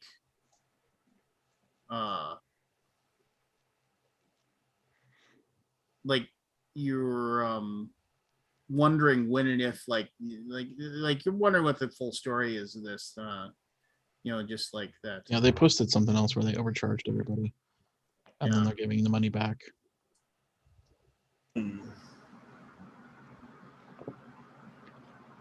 It was weird time. Yeah. I guess these big ones, man. I don't know. It's a bit of a problem. Hit or miss. It's hit or miss with those. Yeah. Yeah, I don't know. I mean, we're just gonna we've got 3 games in production right now. The After the Empire reprint, Campaign Trail, and Ragnarok's. And I mean, once they're done, I mean, they're not getting out of there anytime soon. Maybe Q1. I mean, it's just like if they're going to charge us between, nearly 25 grand to get it out of, no way. I mean, it's just we can't afford it. And it's Right. just the nice thing is most people are very understanding about it. They're just like, we get it, we understand. I'm curious when it will go down,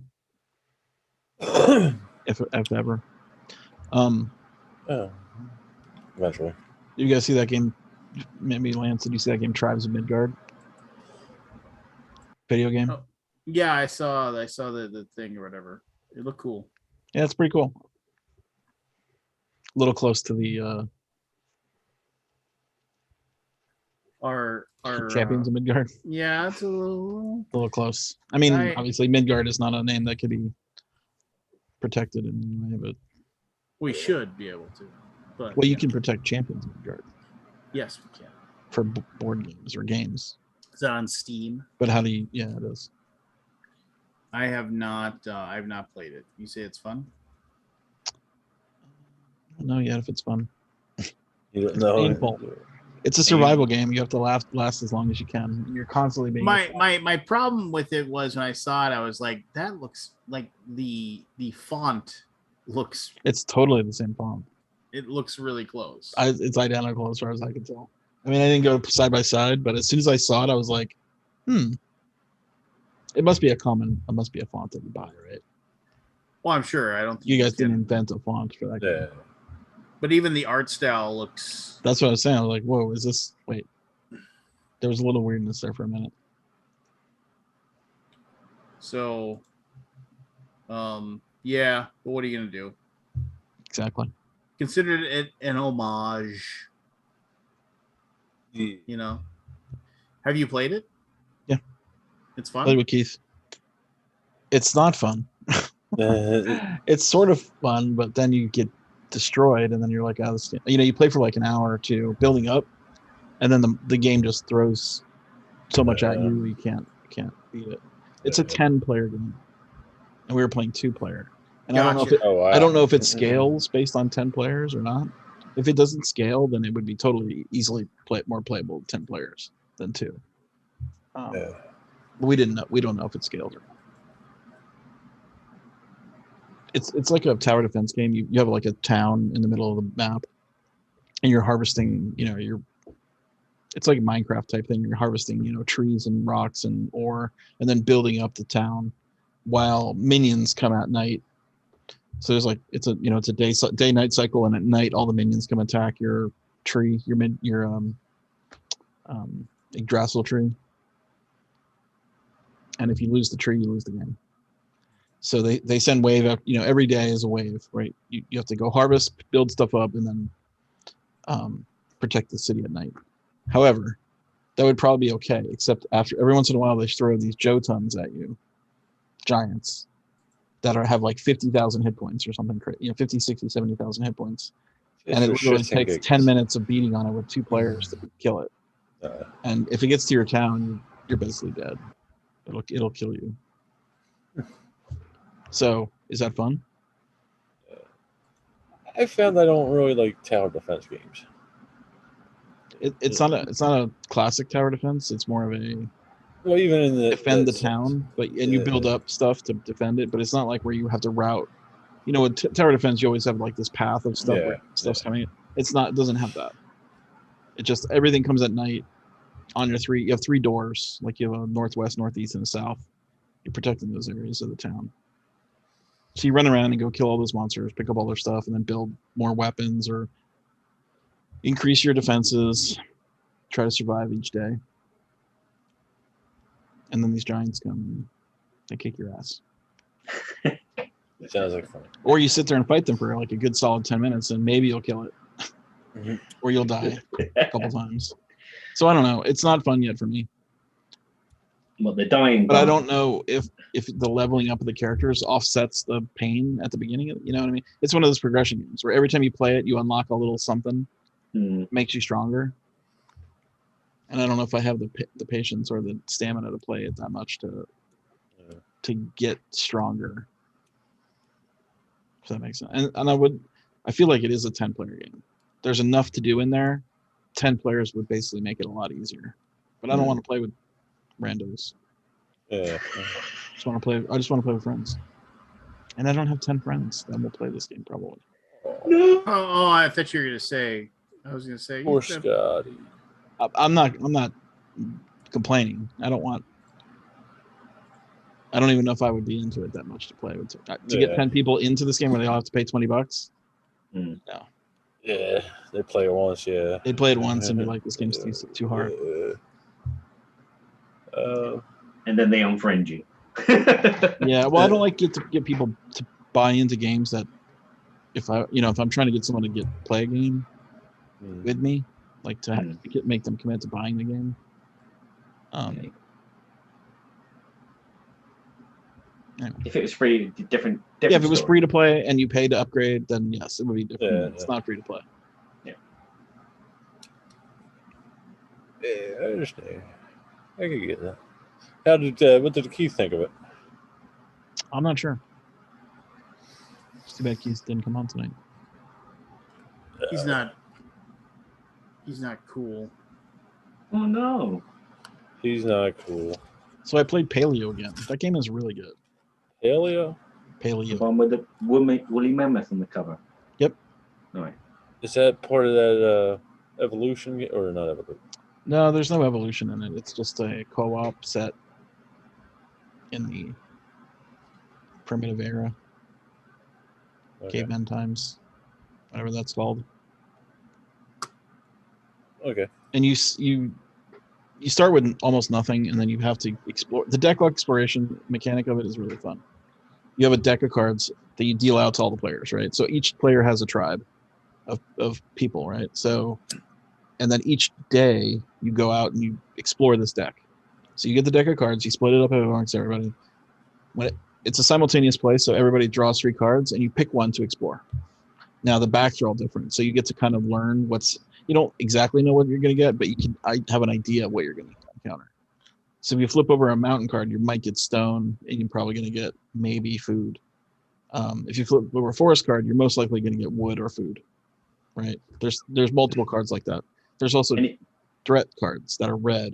You will almost likely come across some kind of threat that will hurt you, right? It could be a wild animal or a rock slide or something that will hurt your characters. So You have to make that decision what card you want to flip over. And when everybody flips over your cards, you can sometimes the cards will let you cooperate. So you could go cooperate with another player to help them do their card, or they could come cooperate with you. Sometimes it's just you can't cooperate. It traps you in. Like if you get lost or something, there's a lost card that says you can't cooperate. But then there's expense, so you have to discard cards to pay for them to complete the cards. So like it'll say something like discard 1 card to get a food, or discard 2 cards to get a wood. So if you discard off the top of your deck, if you discard a red card, which is a threat card, you will lose a life. So this really cool mechanic of like deciding which cards to throw out, which cards to encounter. How do you get you have to gather the resources because everybody's got to eat, and then you also got to try to do the the mission, which is like getting cave paintings.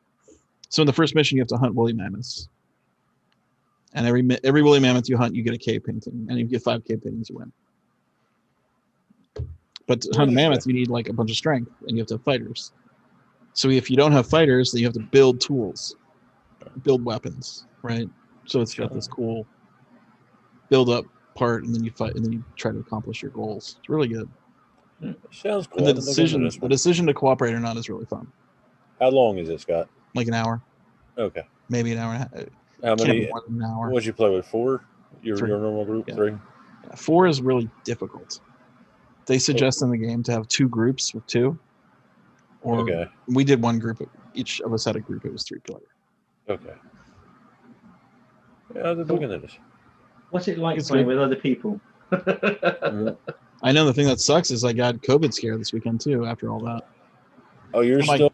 My group has been pretty isolated. Like they don't go out or nothing. But one of the guys' wives went to a concert last weekend. Her friend got COVID, so the wife's friend got COVID. The wife comes home, potentially infecting her family, which is my gaming buddy, right? Her husband and a friend of theirs who also is a gaming buddy. So we're all freaking out this weekend. It's all for naught. They all got negative tests, so nothing to worry about. But the friend who got infected was vaccinated, so it was a breakthrough. Yeah. Anyway, wow, we're on hold now because Dallas is just too wild right now. Yeah, I missed last night's game night just because I forgot what fucking day it was. But we're going back to the mask mandate tomorrow, I think Jen said, or the next day, something like that. So I'm in the same boat. The whole state or the city? The whole state, the state of Delaware. So Dallas, being part of Texas, will not have a mask mandate again because the governor has made a law or an executive order saying you can't do it, and you get a big fine if you do it. Like, what the fuck? Yeah, me and Jen we're supposed to go to Disney World in November. And we were talking about that. We may not be going. I want to wait this out a little bit. We still got 2 days to book. We were going to go to the Animal Kingdom the last 2 days, but I put that on hold for a little bit. They just changed all their mandates this week, I think.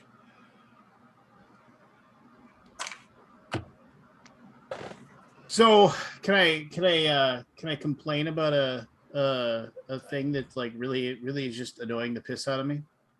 You usually do? No. Yeah. No. So I'm not gonna name names because I consider the people name and shame.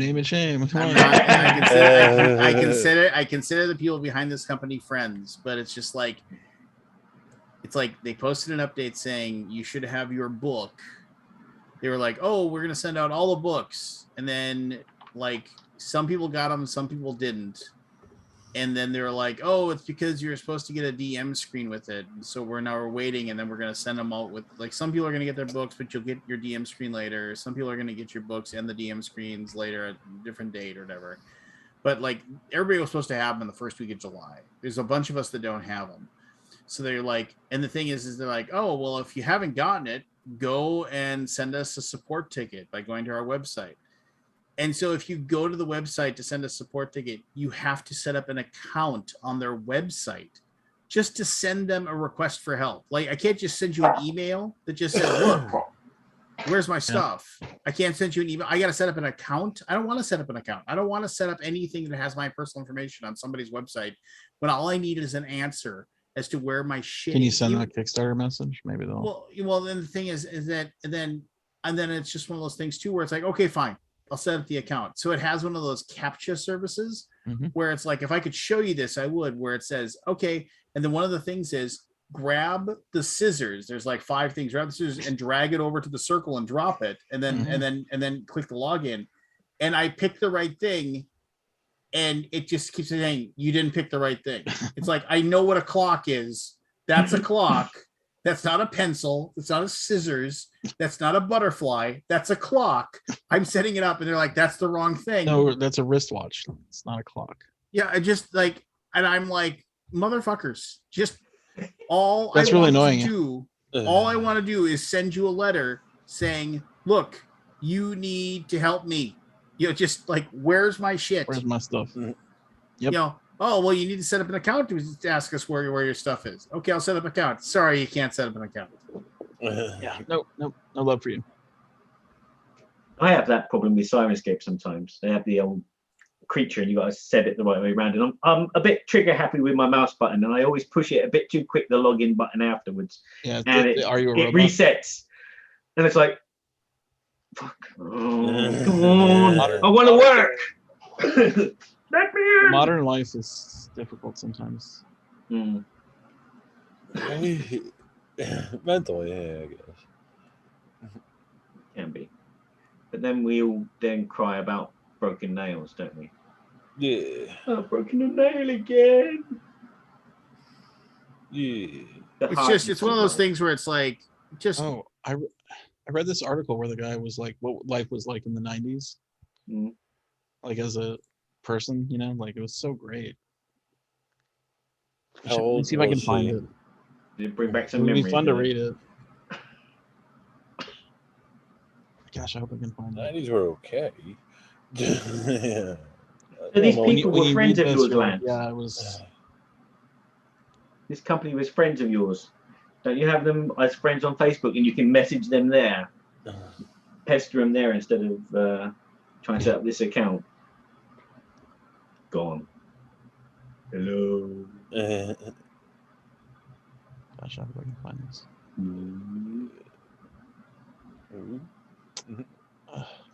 Are you working, Barry? I am, yeah.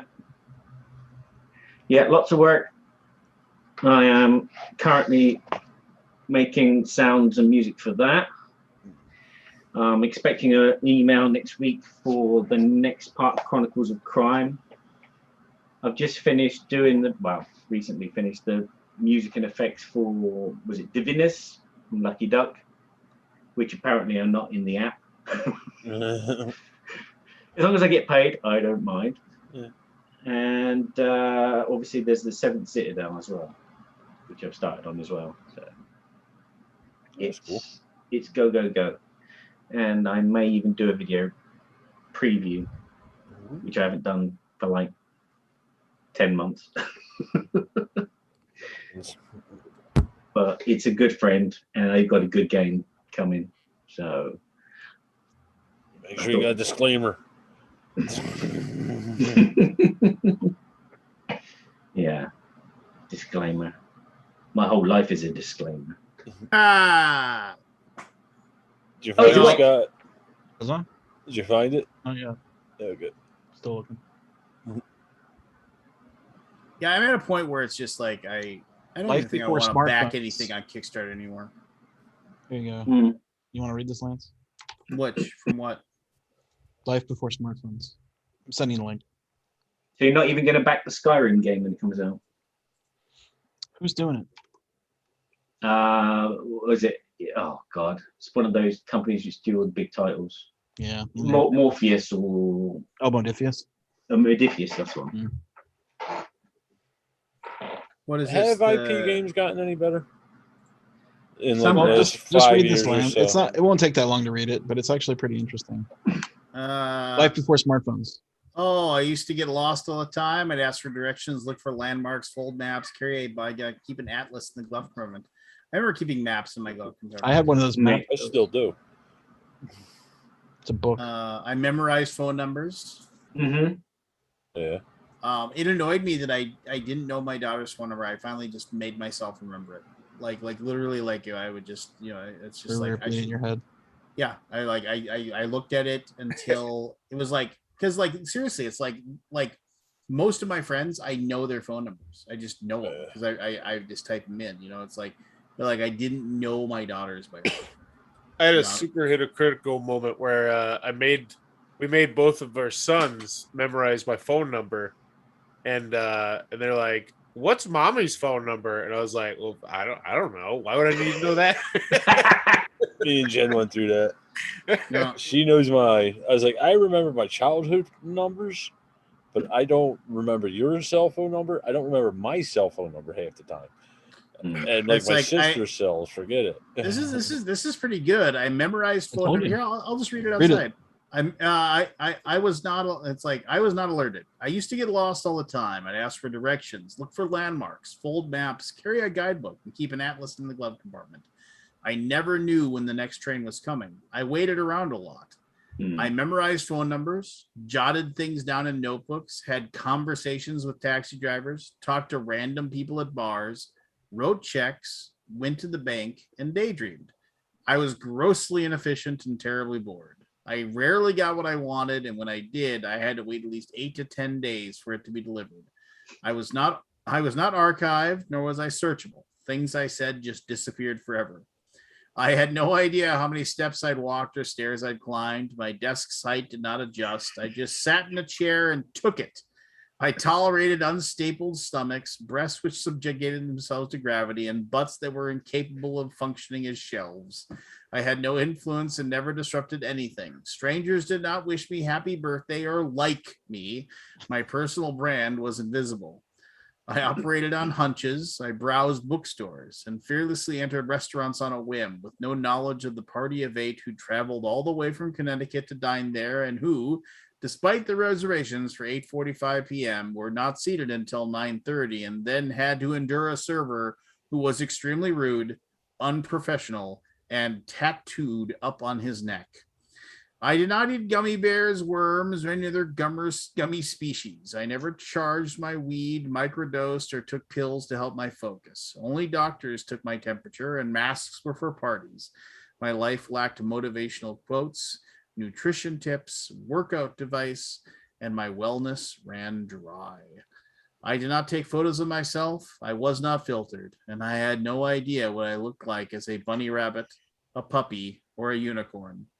I had to buy film, load it in a camera, and carry it around, and then find something worth shooting, get the film developed, and then pick up the prints. Exactly. I only had 36 shots, so each one mattered. I was constantly forced to ask myself, do I actually want a photo of this? And also, my genitals went unphotographed. There was no surveillance of the streets. Crimes occurred, and there was no footage to review. Planes crashed, and we only saw the wreckage. There were no body cams, and only spies could install hidden cameras. I trusted the nanny. We all did. It must have been a field day for nannies. I was rejected to my face and broken up with in person. I was not polyamorous, and truth be told, was gleeful if just one woman agreed to be in a relationship with me. In order to go on a date, I had to approach a woman, talk to her, get her number, call her, talk to her again, and then ask her out. It was Kafkaesque. Once plans were made, I showed up without any further contact to check whether we were, in fact, still on for tonight, running late, at the bar, in the back, or here. It's a miracle we found each other. News was not breaking, and I was not alerted. Being elite was a good thing, and being a Nazi frowned upon. Scientists were trusted, and conspiracy theories were for tinfoil kooks. But the only content users generated was letters to the editor. I consumed news once a day by reading a paper that stained my hands. I stumbled upon random articles I would never have selected based on the headline. The ads I saw were untargeted shotgun blasts. Quizzes were just for students, and I did not know which ice cream flavor matched my personality. who would play my BFF in a movie for my life, or which Disney prince I should have a threesome with. I rarely got to feel outraged by the words of people I'd never met. For that, I had to rely on family. I had mixtapes that went to record stores. I'm sorry, I had mixtapes and I went to record stores. I put 5 discs in a CD changer and they were my soundtrack for months at a time. So true. At concerts, musicians did not use computers, singers missed notes, and drummers hit skins with sticks. Things went wrong, and we meekly accepted these mistakes as part of our off-key lives. I read books with dog-eared pages, highlighted passages, and untrustworthy. I read books with dog-eared pages, highlighted passages, and listened to untrustworthy narrators. I had read authors without knowing if they were allies or enemies. I lacked certitude. The only binging I did involved alcohol. I'd waited an entire week to watch the next episode. I listened to whatever was on the radio, rarely watched documentaries, and knew very little about serial killers. My crime was not true, and my play was not auto. My speakers were big, and my TV was small. Hardly anything was portable, and my heart, that's hilarious. Hardly anything was portable, and my hardware was never updated.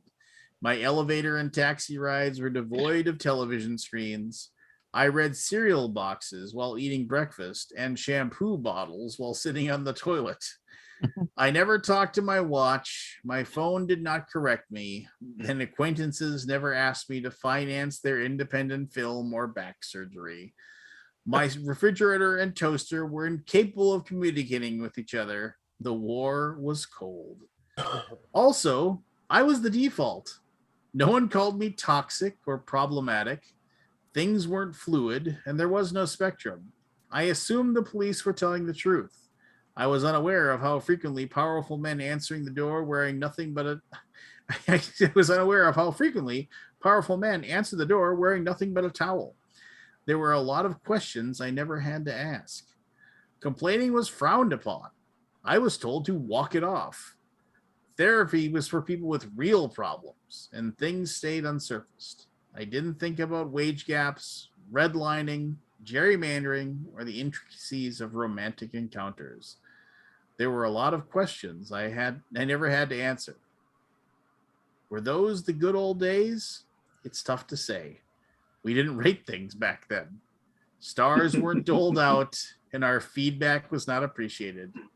Mostly, we sat in silence. We didn't have the infinite scroll, and we reached the end of the page, and then it was done. Wow. The other thing It's that I pretty think good, is right? missing, the thing I think is missing is we used to sit together and commune. Oh yeah. I've noticed now in our family that my wife will Everybody's sit on their and watch phone. some programming that in the front room. I'll come in here because I don't want to watch the crap that she's watching. My daughter won't want to watch the crap that she's watching, and she won't want to play with me, so she'll be on her phone, and then the little one will be like, what am I doing? Whereas in the old days, we'd all get together. We'd all watch the telly together, or we'd play a game together, or we'd sit in the garden together. At the cord, Barry. Just get rid of it. Yeah. I don't know. I mean, I yearn for that sometimes. Yeah. I do it. But then once I a know year. all the things that have changed for the better, and then go back to my normal thinking. But like, I am a firm believer that there is definitely a little bit of to look for here. There's definitely a little bit of Romanticism. wasn't it wonderful? I mean, oh, the good old days. I mean, I mean, Yeah. trust me. I mean, I tend to see it for us. I tend to remember some of the greatest days of my life were, and that's just. I mean, it's okay. Let's pause. We tend to think back to our youth as these great days of our lives, right? Because we didn't have a mortgage, we didn't have a job, we didn't have, and even after we were 18 years old and moved out of our parents' houses, complexities maybe, of life. but you still didn't really have, you just had to come up with $400 in rent, and like you didn't worry about that other crap, right? You just kind of, you were blinkered.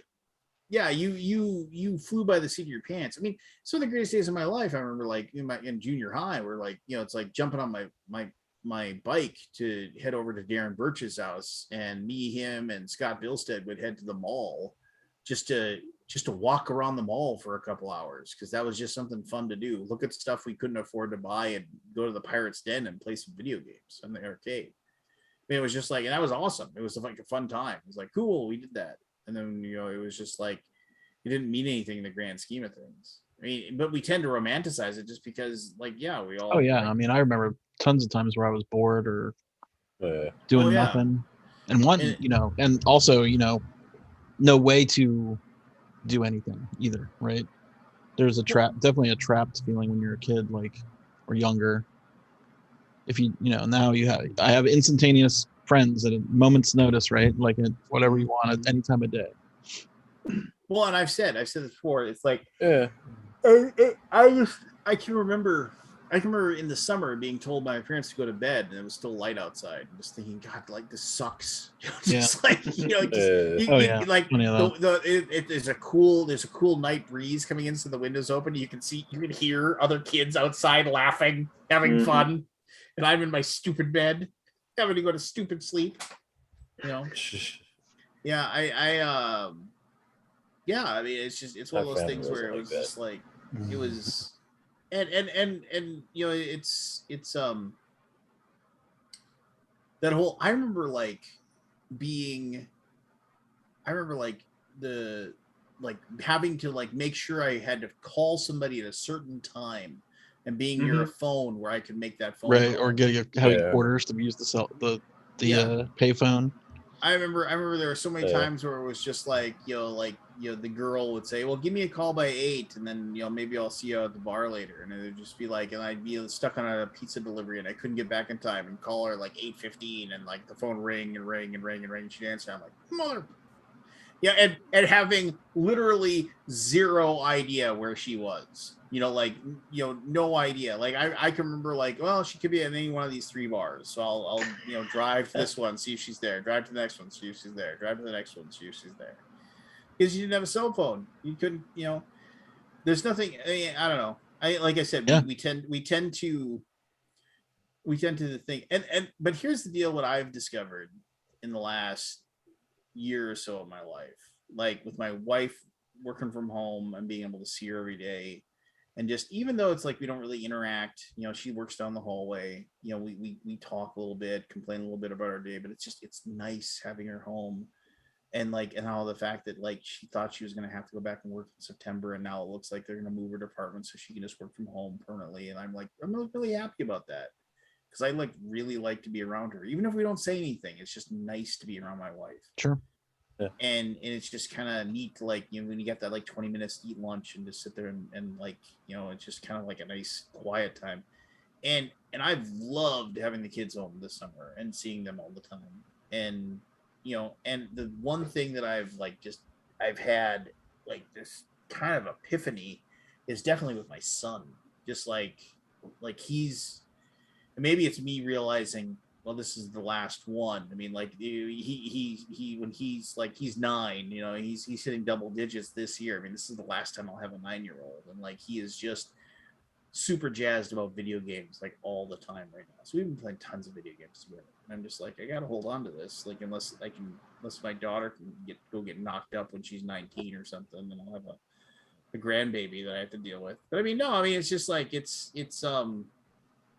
I'm no, man. I mean, it's just those things. People are like, oh, I'm gonna turn 50. You turn 50, Scott. I'm gonna turn 50 in December. It's just kind of it's like a big number, but it's just kind of it doesn't really bother me.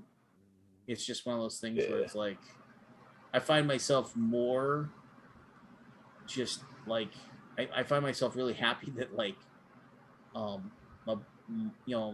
stepfather passed away, but my dad and my mom are still alive. I'm able to talk to them anytime I want to. My sister was in town. I really like them. I don't know. It's weird. When you get older, it's I think I've reached some little hump where it's just kind of yeah, I just really appreciate today. It's kind of even though it's annoying having to answer all these emails and try to fix these people's problems and stuff like that. It's just found a lot of happiness in just like getting Chad shit- Roberts. What? Chad Roberts making fun of us. Oh yeah. Is he young? Chad, are you young? I don't know how old you are. I You're in think your I think 30s he's or I think 40s? he's in his late 30s if I had to guess with Chad. Yeah, we're Um, old. Yeah, we're definitely the oldest in the room. Yes. Yeah, no. And then that's Oh, I was you Barry. watching Boston Legal and like and there was this really good line in Boston Legal and like Getting James close. Spade. What? I was talking to Barry for a second. Oh, James in Boston Legal is one of my all-time favorite TV shows, and like James Spader always has some like really good. It's really well written, and he delivers the stuff that he's given really well, and he's like kind of called in the carpet by one of the woman who runs the show there, and she she says you need to stop trying to date all the young associate women that we get here. And she's like, I don't know, what is it that like, you just need to have some extra blood, like flowing in your heart. And he's like, he says just like, you can't help yourself. And he's like, and he just says, it isn't so much that I'm attracted to them, Shirley. He says, it's just the idea that they could possibly still be attracted to me. And it's just like, and it's like, that line just like resonated with me. Cause like, I mean, I don't think of myself as being like a 50-year-old dude, right? It's just like I've never really considered myself to be as old as I am, and it's just like, but the gray beard now I realize definitely. Like we went to an amusement park for my daughter's birthday, and we like they wanted me to go to the guess your weight, age, or birthday or birth month booth. And I asked my wife, I said, what should I have her guess? Have them guess your age. Everybody always thinks you're younger. And I was like, all right, so cool. So I went over there and then she was like, all right, and like the whole thing, there's a little crowd and they're like, so how old are you? I said, and they have to guess within like 2 years. And I said, I'm 49. She's like, I had you down as 56. I was just like, oh, yeah, but it's the gray beard, right? It's just kind of like, it's, I don't know. It's life ain't bad. It's definitely one of those things where it's like, well, I didn't want to go down this path. No, I just when I read it, I was like, yeah, there was different. There was like a lot of things that were better, but also a lot of things worse. Oh yeah, and there's tons of things that. But it's also like, yeah, I mean, there's a lot of influences now in our life that weren't there 20 years ago. The world is more open.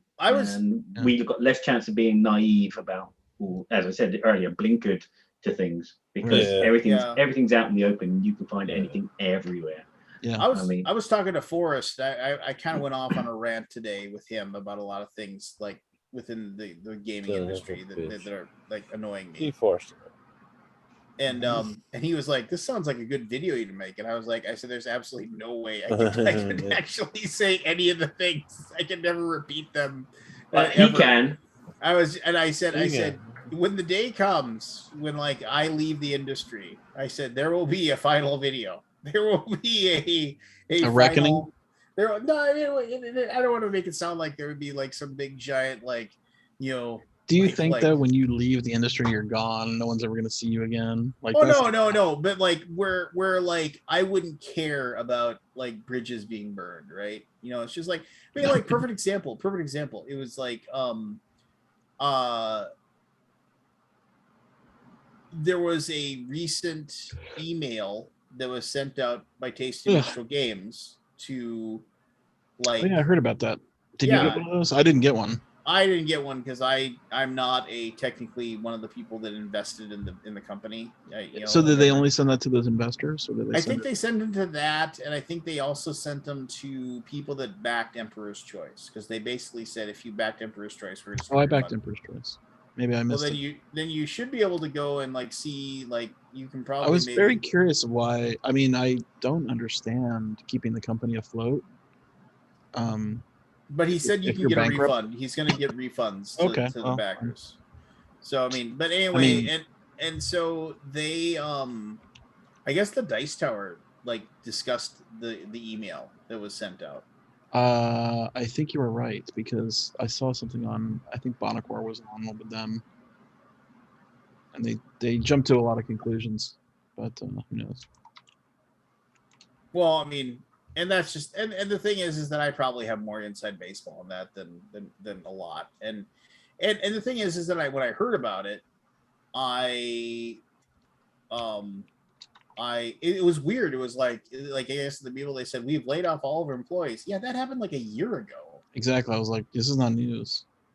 Yeah, I mean, it's just like I nobody. mean, maybe it's news to these yeah investors I mean, or whatever, right? And I don't have an email from them.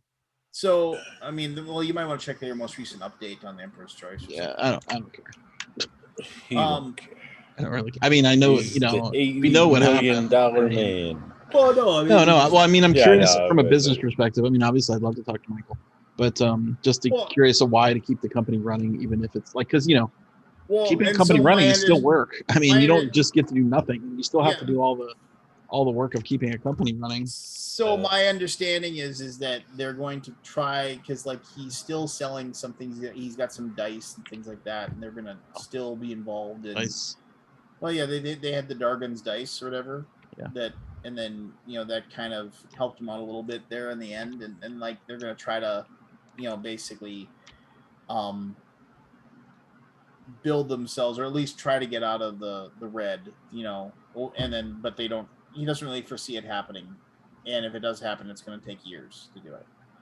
And okay, there's a post from him from July 31st. Is it? He's doing refunds. Yeah, he's doing refunds on the. You have to request them. I don't know. Well, there you go. So, but see, it doesn't. I mean, and the thing was, it was kind of like I was like, he posted that, and I reached out to him, and he didn't respond to me, which I didn't expect him to.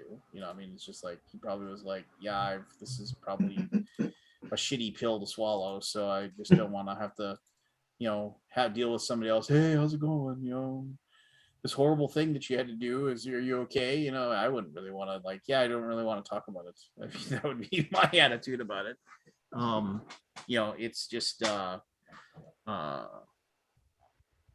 people are still popping shots at him now. Well, I mean, they will. and they're gonna. I mean, it's just like, what are you gonna do? I mean, you shut down the company and that kind of ends, right? I mean, I guess you don't have to sit there and keep looking at it. But they will. What about these Kickstarters that bailed out? You think those guys, people that Years shut this later. thing down, go back and look at that stuff? I bet they don't.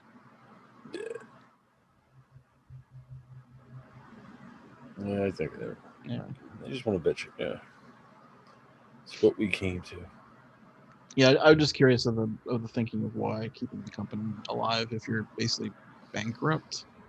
Yeah. I mean, I assume they're not making any money. Well, I guess they're making money with the dice. So I guess you keep the company going till that.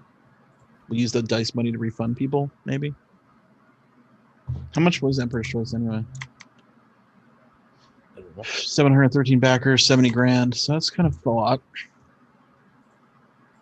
No, I feel bad for Mikey. I tried to reach out to him, and I just said, hey, just sorry. I know you had to do some, whatever, and just, just take care of yourself, and I hope you're okay. And he didn't respond. And that's fine. I mean, you've left yourself open though, haven't you? That's the main thing. So if he gets time, because he's probably swamped with 1,000 things and feeling down and doesn't want to answer you as well. So. But I guess bankruptcy is the whole process too, where you have to go to all your creditors and tell them, and all that stuff. So, I wish Michael all the best. My understanding is he's working in the job that he was doing before he started the company, which was handling portfolios and financials and things like that. Something that he has definitely an eye for. So, yeah, it's interesting how it went. I mean, I feel like there's a lot of other publishers that could potentially be in this situation by the end of the year. Just because this shipping thing is a real fuck. How do you deal with it? I mean, you guys are in the same, I don't know. I mean, hopefully you're not in the same boat, but there's plenty of publishers out there could be fit with no money facing $20,000 shipping fees we're thankfully nowhere even close to. Yeah, no, I mean, I think I hope you are a little more. You got a little more solid. Yeah. No, I mean, But I know a lot of these companies are not like that. Yeah. They just can't be. As long as we still make copies of Champions in Midgard, people are buying them. So it's just kind of like it's one of those things where it's and deception. So Right. Both I mean, there is- games. But I mean, I can probably go down my Kickstarter list and look at probably 90% of them are probably in a bad way right now. Oh yeah. Yeah, no, it's one of those things where it's like people are for the most part, the backers are usually pretty good about it, right? I mean, they're just You're always going to get the occasional jerk, but I think as a mass, as a group, crowdfunder people understand this is a deal. This is part of the deal. Unless you're like in that many $1 million range, like you get everybody. If you're in like the 500 to 1,000 backers range, I think you can pretty much, most people are going to be nice about it. But once you start getting those huge numbers of like just the general, general population of backers who think it's buying a game, like from a store, because there's definitely got to be people out there like that, right? Nobody reads anything, so No, for peons. They're gonna be like, "My thing," but anyway. Yeah, you're right. Nobody reads anything. I mean, I got an email from Arcane Wonders for, was it Glory to Rome? And I started reading it, and I saw there's a video, and I watched the video instead. Lazy mother pass bucket I am. Glory to Rome? Yes, you is. I do like when I get an email from somebody after they ask me a question about something. It's like, oh, why haven't I gotten my game? And then I explain what the answer is, and it's like, this is why. It's like they're on the way. It's just a long process. Like right now, there's delays of up to 21 days to get into Canada, like just because it's of backed up shipping stuff, right? And it's just kind of like, and then the next email you got, okay, what's the real reason? How do I respond to that? It's just like.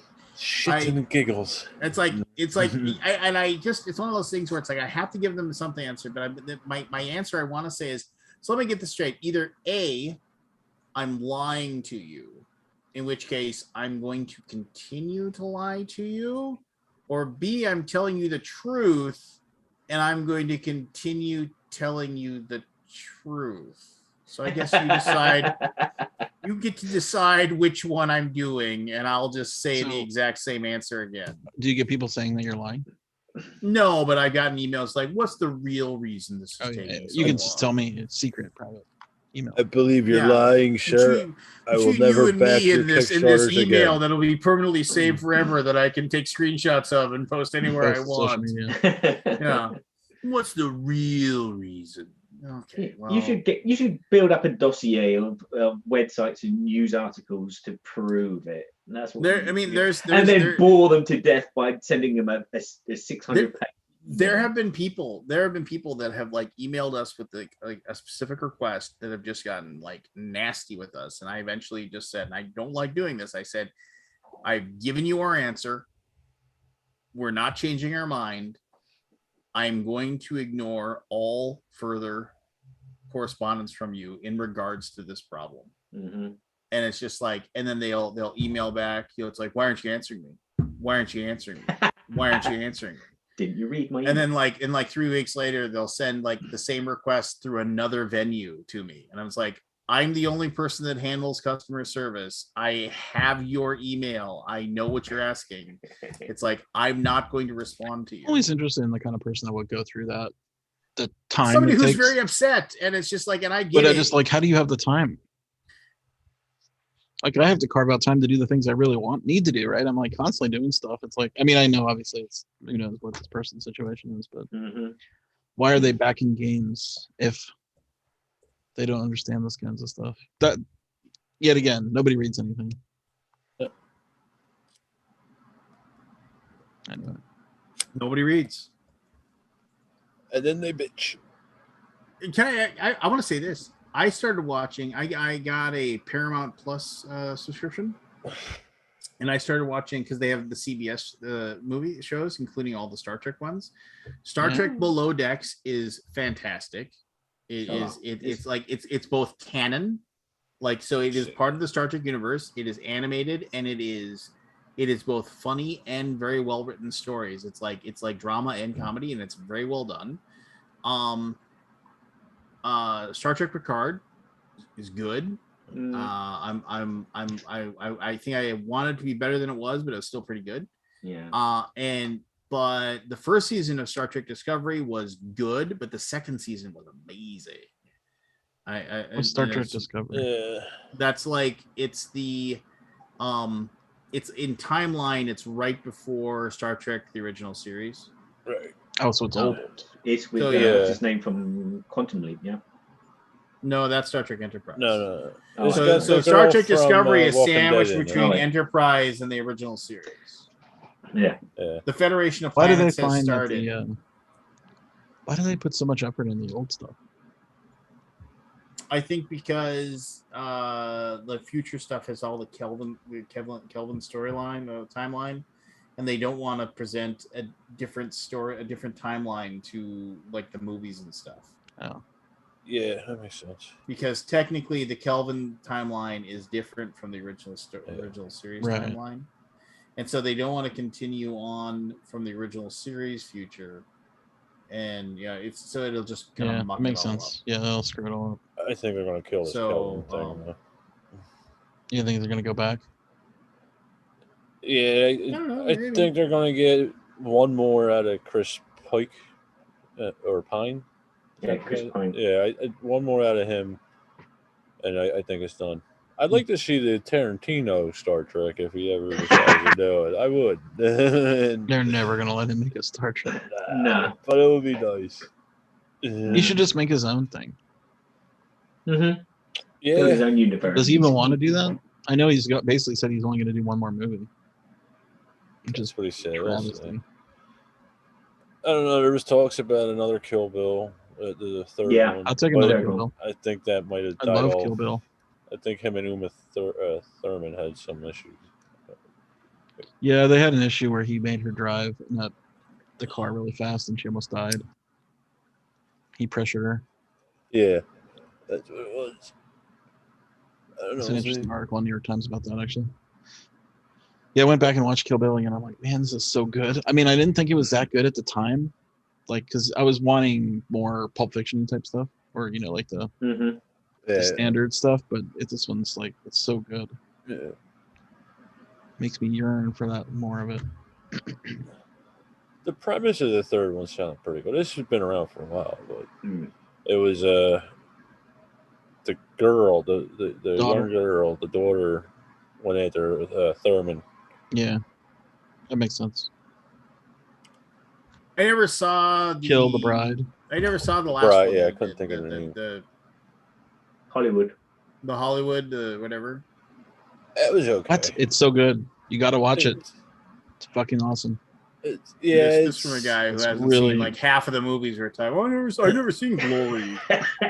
Just because I never saw Glory, you're not going to take my opinion. Yeah, I'm not going to take. I thought we were brothers from another mother. Yeah, well, I mean, my older brother's wrong a lot too. So I mean, trust me, it's good. The alternate history thing threw me off a little bit. But once you get past that, don't spoil it. I'm not. It's pretty much out there. No, you seen Inglourious I don't Bastards? care. Chances of me seeing that. Yeah, but I didn't know much about that. Me neither. It's on my watch list. And I didn't know much about him Once Upon a Time in Hollywood. I kind of did because of what it kind of loosely ties into. Yeah. But I'm in a love-hate relationship with the Hateful Eight. Yeah, I don't think like, really? I go back and forth. I love it for like the fact that like it's it like I said, I was watching it and I was just like it felt like I was watching a Western, The Thing. Yeah. And I was just like, and I remember saying like this feels like it's The Thing, and then I was like, and then I felt like justified in my feeling because I was like, I found out that was like one of his inspirations for the movie. I was like, yes. Well, there's about 2 or 3 tracks which are taken from The Thing in the film, musical scores, even though Ennio Morricone did the music as well. So it's like there is The Thing inside the film. I was like listening, and I was like, what the fuck? What film am I watching? This is The Thing, or is this a Western?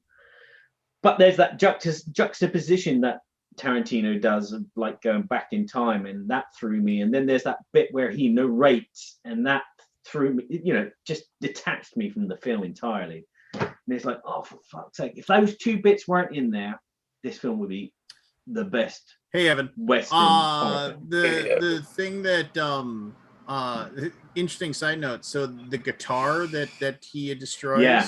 it was like a super expensive like antique guitar that was on loan Mm-hmm. to the movie. I heard that. And he had no idea. So he just smashed this like guitar. It was like a 1960 Martin something or something. That sucks. Yeah. It was like from a guitar museum. Which makes you say, why are you giving that to them? Well, they were supposed to. It was supposed to be a prop guitar, and it didn't get switched. Oh, that he was smashing. You know, it was supposed to be a prop guitar. Yeah, but why did they use that guitar anyway? Why didn't they just use the prop guitar from the beginning? I didn't see the movie. I don't know. Maybe it was appropriate. It's really strange why they would do that. I don't know if it's product placement or sponsorship or to get financing. They just wanted it to be good. And I bet Tarantino told Kurt, smash that guitar. Probably. Right. Yeah. He's like, don't switch out the guitars. Yeah. So they got a real reaction from I can't remember her name, but you know, he probably told her this is a really expensive guitar, and then he told Kurt this is a prop. Just smash the shit out. Exactly. I can see Tarantino doing that just to get the reactions. Yeah.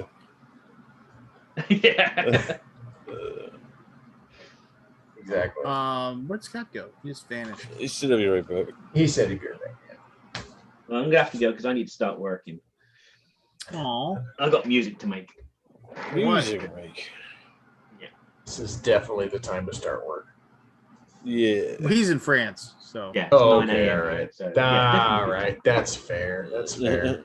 Coffee number 3. The sun is up. I can hear the cockerels crowing, and you know, I get my nose in my book here and go, okay, right, this chapter. Okay, I need to make a sound of a snake serpent person getting angry with some agents poking and prodding her in the room next door before she kills them and opens up a portal. Right, I'll make that sound now. What does that sound like?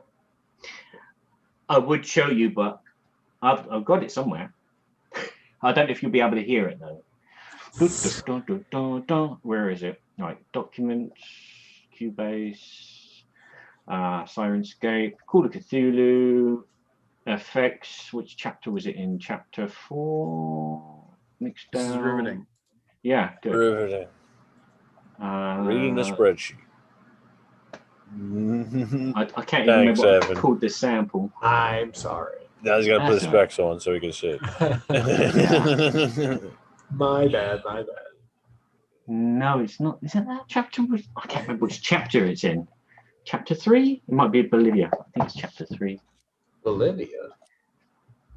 Yes, it's like an Indiana Jones adventure. So the team go all the way around the world. Borneo, sorry. Night Gaunts, Screaming Nonsense, Stump Whoosh. Oh, what did I call the sound? Night Court? Night Gaunts. Night Court. Gaunt. With what's his name? Something Mole. Fox Mulder. No, that wasn't Richard Mall. Richard Mall, is that right? Yeah. He was the big guy. Anyway, yeah. John Larroquette. John Larroquette was in that, yeah. I watched Stripes with Jen the other day. Oh yeah, and there was a scene with Jack. There was a scene with John Larroquette and the women's shower room. I was like, this would not fly today. Dude, John Larroquette made so many cameos. He was in UHF. Yeah. Did you ever see UHF? Yeah. Was John Ritter? No, John Larroquette. He played ukulele upside down while he was singing. I was thinking of that one where the kids got sucked into the TV by the remote. So you know what he what he also played? if I remember correctly, I'm trying to remember which one it was without looking it up.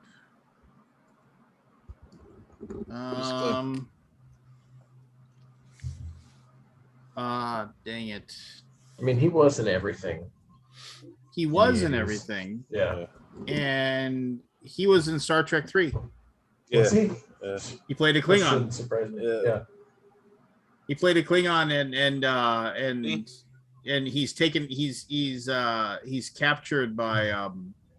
he's captured by Kirk and he says he says something like, "You must kill me," and Kirk says, "I'll do it later." Yeah. And then later he's standing there and he comes back in. He's like, "What?" He said, "You said you'd kill me." And he goes, "I lied." You know. Yeah.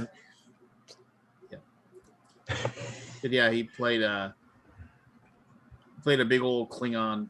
I like it. I do not like that Star Trek 3. I feel like the Klingons should not be like recognizable actors. I don't know. Why? Back then, I don't know. I just don't ever. I don't know. Was Christopher? Not What are you talking about? What's his face played General Chang?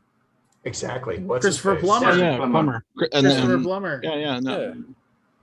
Yeah. I just don't like him. Talk back. He fits pretty well. Shakespeare is so Or much not better to be. when read in the original Klingon. Oh, ja. Yeah, I love it, just just that whole scene where they're still cloaked and they're able to fire, and when they're and then he's just sitting there, he's just quoting things and not to fire, he's just basically doing this, like that. That's all he does for them to shoot another torpedo. Just Right, yeah. 2 fingers. yeah, just like a cat playing with a mouse. Shoot them again. Just, I mean, and then that's how you do it. then you see as the torpedo sliders in, he just turns in to be or not to be. Boom! Target that explosion and fire. So your stack of role-playing books has been replaced with an aquarium. Yep. You've been Very Evan? astute observation. Yeah. I got rid of about 100 Yeah, I was gonna say, it was- board that was a games, lot of Did you books. get and rid then of them, the or did you- space that the board games are in are. You're gonna go bottle of wine there, Aldi? Sake. Sake. Just drinking a bottle of sake. Bottle of sake. I don't like sake. I found that sound effect. It's so the if you- best mineral water ever. Topo Chico. If you I'm will not a be fan of quiet. Oh yeah, I just had a Topo Chico. It was like a lemon lime one. Those were pretty Yeah, I good. don't like the flavored ones. I just like the plain. Oh But well. yeah, I mean, Okay, you ready? I thought it was good. yeah, Silent. no, I mean the underlying water is awesome. Oh. Feedback. Where's that That's an feedback? angry serpent. Yes, Come on, Gramps. in the What room. song? What are we looking for? Okay, here it goes again. Can you hear? Sort of. It's very muffled. Yeah, it's meant to be. It's next door.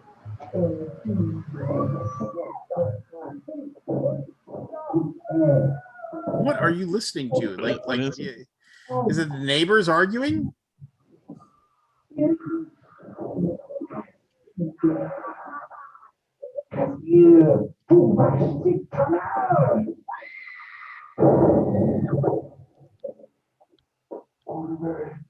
Who's got a hostage?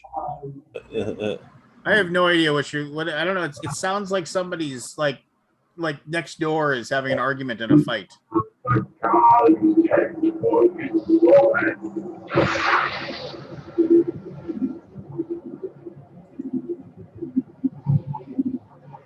What game was this again?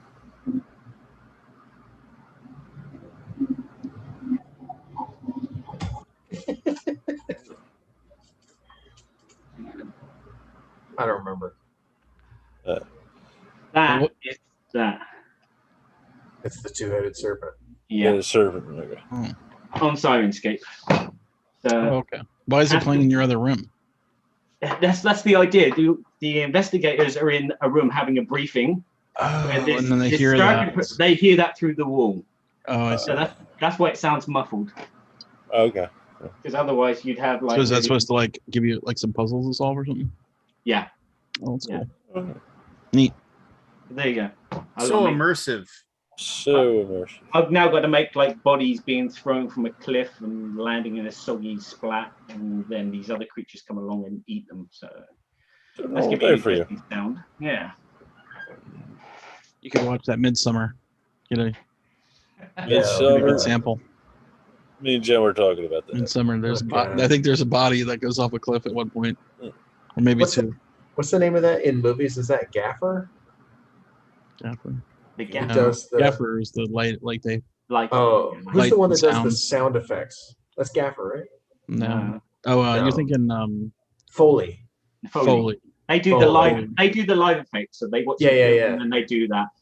I feel like that would be an awesome, fun job. I mean, I'm sure any job gets boring, but it is. You just like have a room full of weird junk that makes cool sounds. You know, you're like, what are we doing? Oh, footsteps. Oh, that's chains and sand together. Yeah. Yeah. The good thing is nowadays you can just like pick these. I have already pre-done and then just. I've seen the board that they use. Like I remember I watched one how they did the Indiana Jones, and for like the punches, how they were like basically punching meat, right? Like rotten to like vegetables, and they had these like boards that like had a little bit of give to them. Like they were set on springs, so like it would hit. And it would make them, like this noise, and they were just using that, and they were like watching the movie, and then just throwing them at the right times, like they would hit at the same time. Yeah, it was. I would love that job. I would love that. Well, now they don't do it; it's all computers now. All right. It isn't. There's no such thing as physical effects anymore. But I'd be boutique. You'd pay for the original sounds. Yeah, and then they'd say you can't find these online. It's taking you months to do what this guy will do in like an afternoon. So thanks anyway. See you later. Not really. The problem is when those sound effect libraries get out there, they're in everything, so you can't keep using them. The Wilhelm scream, baby. Yeah. For anybody making a movie out there, it sounded exactly right. This is boutique. It's unique, never to be duplicated. So do you know Dave? Have you watched a Game Night episode? Evan, you know Dave or not? David sounds familiar. He's in our Game Night videos a lot. Okay. He works as a looper. Have you ever heard what of is a looper? Looping. So when you hear a movie and you hear like background sounds, like a whole bunch of people talking, or like you're like a school cafeteria. Or something, he does that stuff. Just a general background dead. Yeah. So it takes like 10 people to do it, and then they repeat it and loop it, and they mix it up, and it sounds really cool. That makes sense. But that's the thing. I mean, yeah, like recording for vocals for some because I'm in a metal band. So recording vocals, like if you want a bigger sound, you're like, all right, well, the four of us will do it, and then we will duplicate it and just set it off a little bit, and then we'll duplicate it and set that off a little bit this way, and then duplicate it, and then add a chorus, and then add a cloner, and and then you get it. Then it sounds like a whole crowd of people is doing it. Right. Yeah, I like it. It'd be a fun job. All those. If you want a fun dive into the creation of a song, so let me see if I can find it. I'm hanging on my thinking now. The song is it I'm Not in Love? What, we talked about it before. 10cc. 10cc. Yeah, where they actually recorded their vocals for each pitch of the note of the keyboard. Yeah, so they had no digital. Yeah, they did it all analog. That's awesome. Looped cassette tape, and it was set to each channel, and they had to use a mixing board as a keyboard to play the chords, and that they wouldn't turn the sounds completely off. So every single note on the keyboard is being played at once. At all times. At all times, but some of them are louder. Their own voice. Yeah, so there's a I'll see if I awesome. can find it. It's a great video. Mind blowing. About 20 minutes long. Yeah. And it's the best. Like that sounds great. Blown away. I mean, I love that song, but like I had no idea how hard it was. Yeah. I do remember. I used to do some crazy stuff with recording. Yeah. And now it's like, well, you can just record everything separately and like no big deal. That Beach Boys documentary was not the pet That sounds. Pet Well, that was the Saints, album. yeah. But it was based off of that Yeah. with them creating all the sounds and all that with the Yeah. background players. I forget their name. Yeah. They played with everybody, Elvis, and I forget their. Right. Just like the studio musician kind of guys. Yeah, Yeah. I forget what they're called. They were called something. I just can't remember what it is right now. Here it is. So I will love you and leave you guys. Nice to see you all again. Yeah, good to see you. Believe me, the pleasure's all on your end. I know. My end is pleasured me many, many times. I just love rubbing my end. That's delightful. Okay. I bid you adieu. Bonne nuit. Bonne nuit, monsieur. All right, take care, Put bro. that video in the chat, by the way. You know, that's probably good. I mean, you got here late, Evan. It's not my fault. I know. I'm sorry. Tired. I had to do some. Got any What is grievances? this in the chat? Do Oh, I have That's any the making of that. grievances? That's 10cc song. It's really, really worth watching. There we go. I just pulled it up, so I'll have that Yeah, for when. 15 minutes. Yeah. I might watch it after we're off. Me too. What are you singing over there? That's the song he's singing. Oh, okay. I don't know if I know this song. I'm not in love. You don't know if I that song? it. Who's it Oh by? my gosh, 10cc. I don't know if I know what this. what's the now it's- you make give me a second. I'm trying to remember the name of this one song. I don't think I ever heard of 10cc. Or heard. Oh, It's on the Guardians of the Galaxy soundtrack. Oh, yeah, it really? is. But no. I'd probably recognize it if I heard There's it. another famous 10cc song. What is it? I mean, they're kind of I think they're a 60s band. 60s? 60s, yeah. Yes, Or 70s, I don't know. I'm not in love. The things. Oh, that's not. You remember the Space Age Love Song by Flock of Seagulls? Of course. Oh my gosh. That's the one that was couple skate all day long when you'd go to The Things We Do for Love. That's another famous 10cc song. I'd have to hear it. Things we do now I for- gotta listen to Space Age Love Song. Oh, do you? All right, I know that song. Yeah, you know that song. That's Not such a good in love, Yeah, there you go. just a babe. Yeah. Da, da, da, going through. Yeah, I like it. Dreadlock Holiday is another 10cc song. I don't know if that's more or less famous. I'll look him up on YouTube. I'm sure if I heard him, I know him. They're Anyway, a two-hit wonder. are they? No, I don't know. Actually, they were a pretty big band.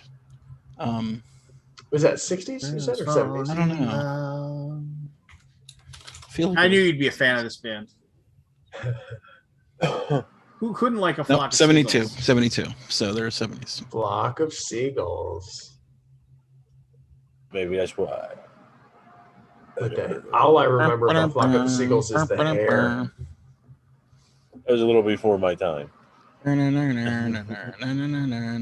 Right? How old are you, Barry? 43. 43. I feel like I know about them, and I'm 41. I know they're on my peripheral, but Which one? Flock of Seagulls? Flock of Seagulls. Yeah. My brother was more. I into ran. that. I ran. Oh yeah, and I ran. Yeah. ran Yeah, so the- far away. Space Age Love Song's a little more deep I cut. thought that was Berlin. No. That did I ran? No. No, Berlin did Oh, in the Metro. Riding on the in the Metro, Metro. Okay, yeah, that was a alright. good one. I'm getting everything confused. All right, I'm fine. Everything. I'm only 41. All right, okay. It's all downhill after 40. 40 was my Really worst is. birthday, man. Come to think about it, all the 10s were pretty fucked up in my life, but 40 was harsh. Yeah. Take My Breath Away was Berlin's big song because it was in Top Gun. Yeah, How's that that's one- right. Oh, yeah. How's that one go? Take my breath away. Yeah. Oh, yeah. The bass and all that. I mean, I don't want to play it because I don't want to get Yeah. Lance flagged. Take my breath away. Yeah. All right. Da-na-na-na-na, da-na-na-na-na, da-do. All right, I got it. I'm on it. Sharon Woodward. I couldn't remember that actress' name. I don't know if you know Masquerade either, but that was a good one. I always Masquerade. Oh. Yeah, I don't know. I can't really do it, but You could. I hear it a lot on the new wave station they play here on Sirius. Something about that, like that new wave music. It just, I don't know why it gets me. I love it. Even the And bad you're- stuff. How old are you? 40? 41. So that wasn't really your era, but maybe a No, little young for yeah, Yeah. you. Were 90s. You were 90s child. yeah. I You know, basically and I was, did yeah. like some 90s music, but like I also liked the stuff from the 80s too. I liked a lot of stuff from the late 80s. Yeah.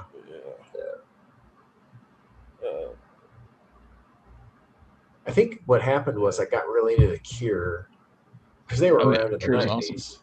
I got really into Oh, The it Cure, isn't. and then I started going Cure's into been around for a long time. the 80s stuff, and then I started checking out the other 80s stuff. You know, so I think that's how I kind of went backwards in time. It's all because of The Cure. Oh, because of The Cure. Which is too I bad. think the Cure because formed in Cure's the formed. 70s. Yeah, 1978. Yeah. What was it? Yeah, Boys Don't Cry. I think it was 1973. Oh, 73. Older than I thought. Wow. Yeah, they've gone through many band members. Yes, they have. Because they all realize it's horrible and they leave. No, it's good. Come man. on. It's good. Man, me and Michelle saw The Cure a couple years ago here in Dallas, and they did a 3-hour set, and it was fucking Wow. awesome. The That's only song they didn't crazy. play, and that I could think of, was Love Cats. And the guy in front of me, it was because normally guys don't call out for Love Cats. Right. It's kind of a happy song. Right. And he kept screaming it out. I'm like, don't worry, man, they're gonna play it. Love They have to play. I Cats! mean, come on, that's like one of the most famous songs. They're totally gonna play it. Freebird. And he was yelling out for it like in between every silence. He was just Love Cats. They probably Like, heard him. They probably and heard they're him, like, and no. they were like, Robert's just like, I ain't playing that. nope. We're not Mm-mm. saying that shit. No, he's not Irish. He's British, right? Yeah, he's British. Yeah, I love Love Cats. It's a good I one. like Love Cats too. Boom. But they played I mean, it had to go on. It was like 15 minutes. The Forest. Oh yeah, that's a good one. Yeah. Forrest is good. The deep bass. Lance is like, Yeah. no, Forrest is freaking awesome, dude. Yeah, and it was like I think it went on for like 15 minutes, and I was like, Yeah, this is no, the that sounds best. about right. Like, don't end any. I mean, I was exhausted after the concert was so long. Right. Yeah, I've been to a couple. I'm thankful because sometimes, like when those, they get really famous and old, they don't do long concerts. I know, right? Yeah, like I've seen him a few times in concert. Like every time, except for one time, this venue had a really bad sound system. Mm. So, like they're kind of a wall of sound band. Sure. If you don't have a good sound system, Oh no, it'd probably be terrible. it sounds terrible. Yeah, if you can't hear individual, instrumentation. Yeah, but the other times that I heard them was awesome. Yeah, that was a sound system issue. That's why you don't like them, Lance. It was the sound system. He's checked Ever out. tell you the one time I went to a Nine Inch Nails concert, Michelle fell asleep? Did she? Nine Inch Nails concert. Wow. Yeah, it was so fucking loud too. I was like, I mean, I normally like loud concerts, but this one was like just painful loud. I was actually like plugging my ears Right. at some points, and she just fell asleep. Like, how do you That's fall asleep? hilarious. I'm like, let's just leave. I know you. Like, she's like, no, we have to stay.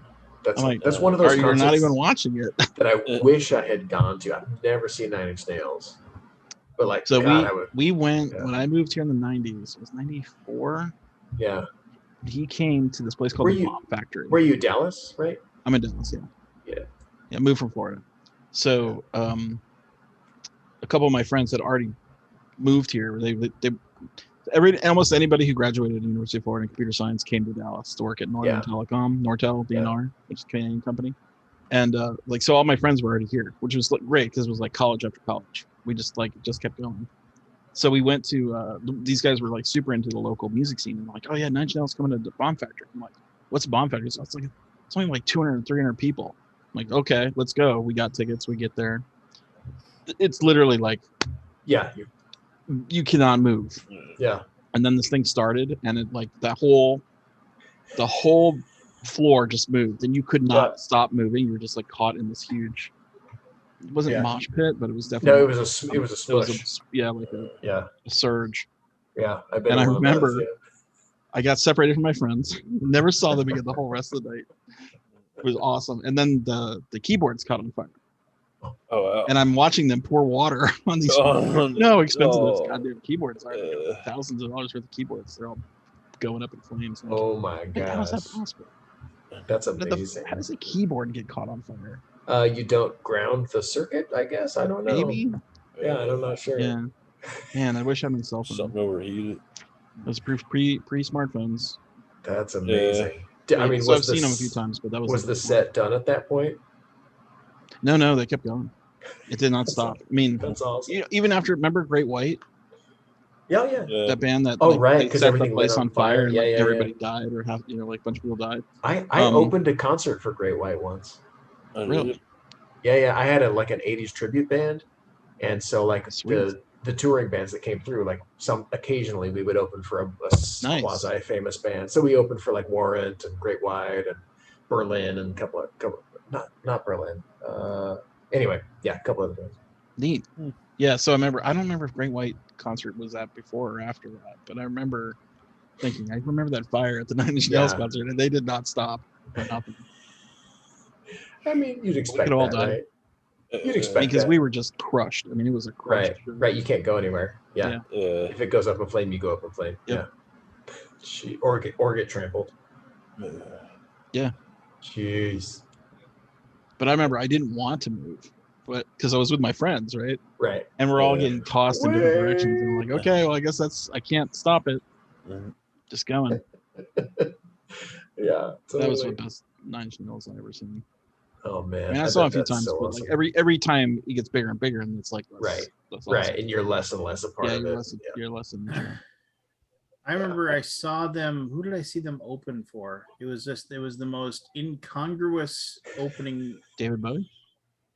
No. Yeah, they opened for David Bowie. Sultans of Swat. No, because I saw them open for somebody in late 1989. Because somebody. That's way old.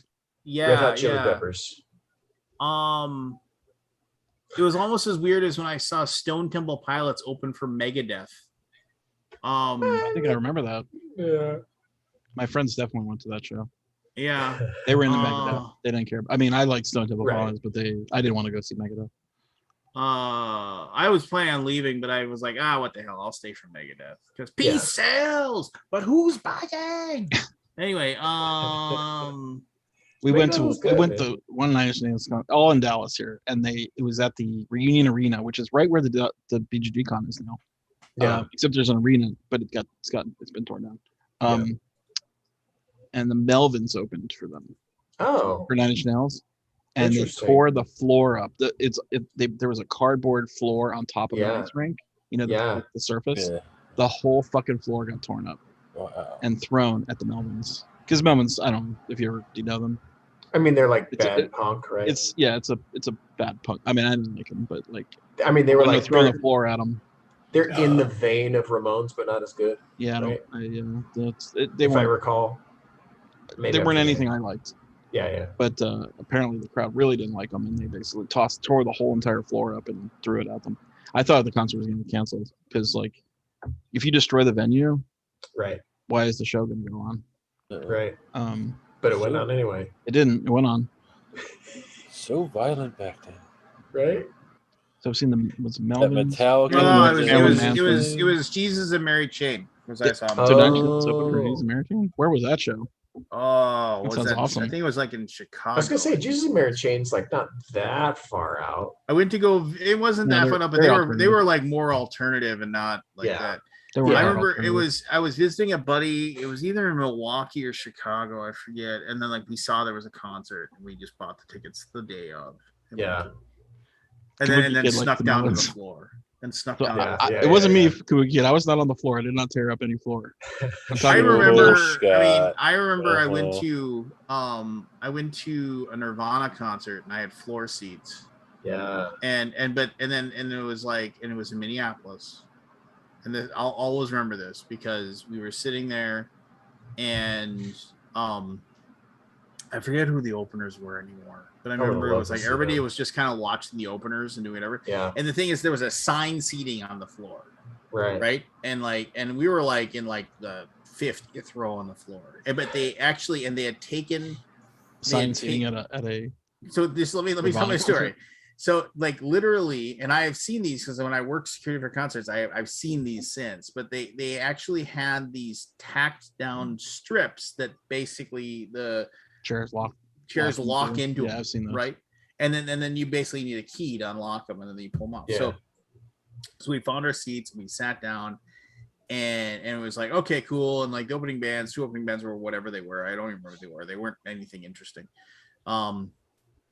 And then the lights went down, and the Notes for In Bloom started up, and like all around us, you heard snapping. Basically, everybody was ripping their chairs out of the ground.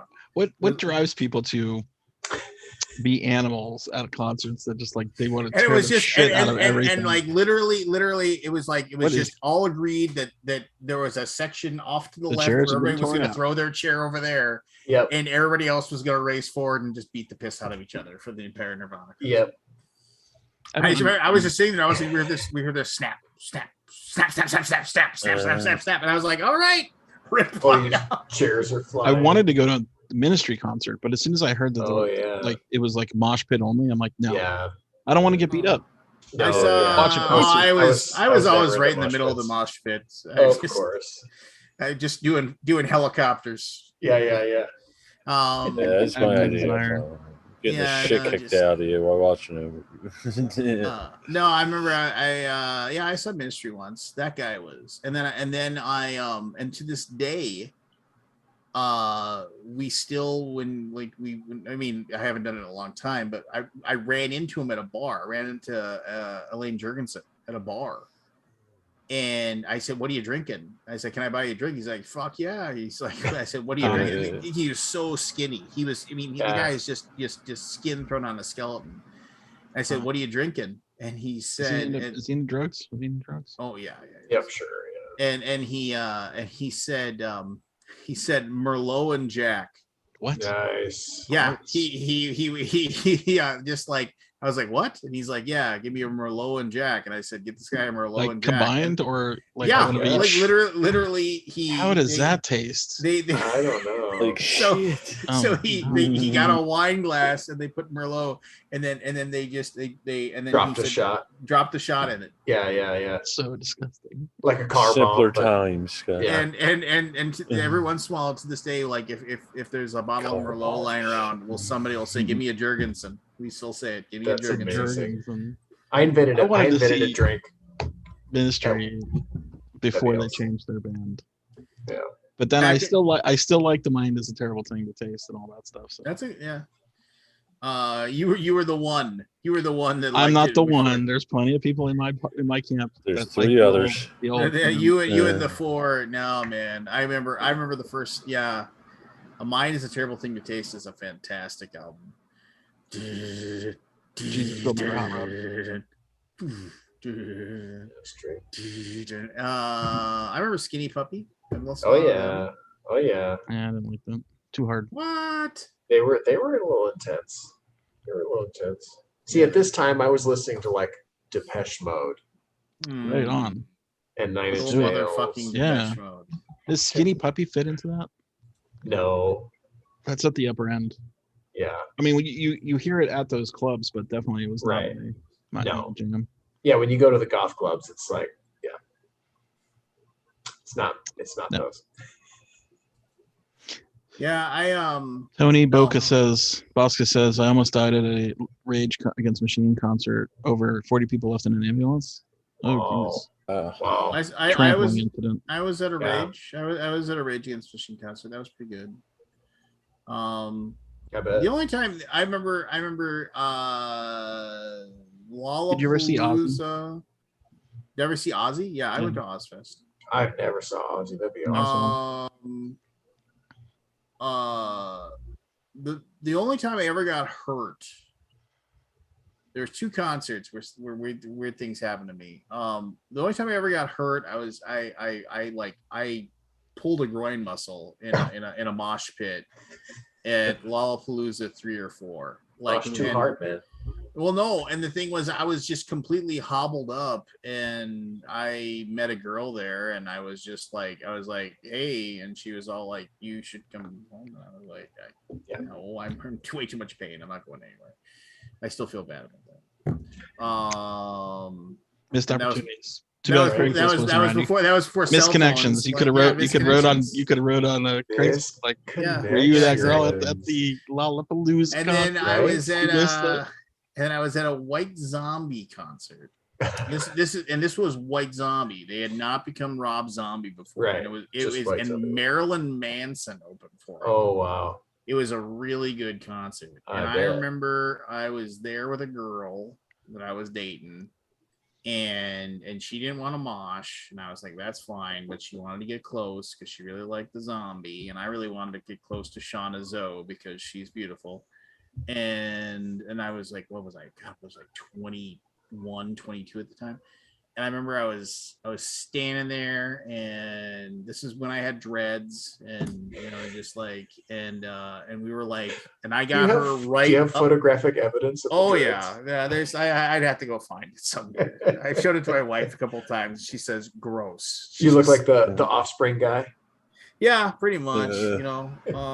And do you know who Ben, the guy who runs Snakes and Lattes, is? Oh yeah, I know him. Did you look like him? I look like me. Just imagine me with more hair and just a big giant thing of dreads, like usually held back in a big ponytail. Oh my gosh, I could so picture that. Yeah. Anyway, and I only had a goatee. I just had a big long. Just picture a boy version of Bob Marley. And I had a big long goatee, and I had mutton chop sideburns. Just like for whatever reason I basically shaved. Yeah, we need pictures. I'm picturing a guy at a hippie festival. I'll as soon as I find you some. But anyway, so the girl, and this is a girl I dated off on forever. I got her up right up to the stage, so she could stare at the thing. And so then I stood behind her, and then basically, how everybody kind of jostles around and tries to get up and everything like that. And I knew that, like, basically if I was standing next to her, right, you got to do this thing. Oh yeah. So I just kind of I grabbed the thing, and I was holding like that. And then there was some guy that kept on like bumping into me, and like over and over again, just bumping into me. Like he was trying to like squirm in. He was like, and I was just like, dude, it's like, go to another spot, and then he was sitting there, and then he started just kind of punching me in the back. Like, and I turned around and he was looking at me. And then I finally just went back, and I went, this is when I still fought, and I got angry, and I was like 21, 22. And I actually, I cracked back like that. You said this story before. And then he vanished. He went away, and I was like, okay, fine, we whatever. Knocked his ass out. Well, no, I don't know what happened, because like we left, and I was just like, you cool, caught him in let's the get out of windpipe, here. and you nearly killed him, probably. Right?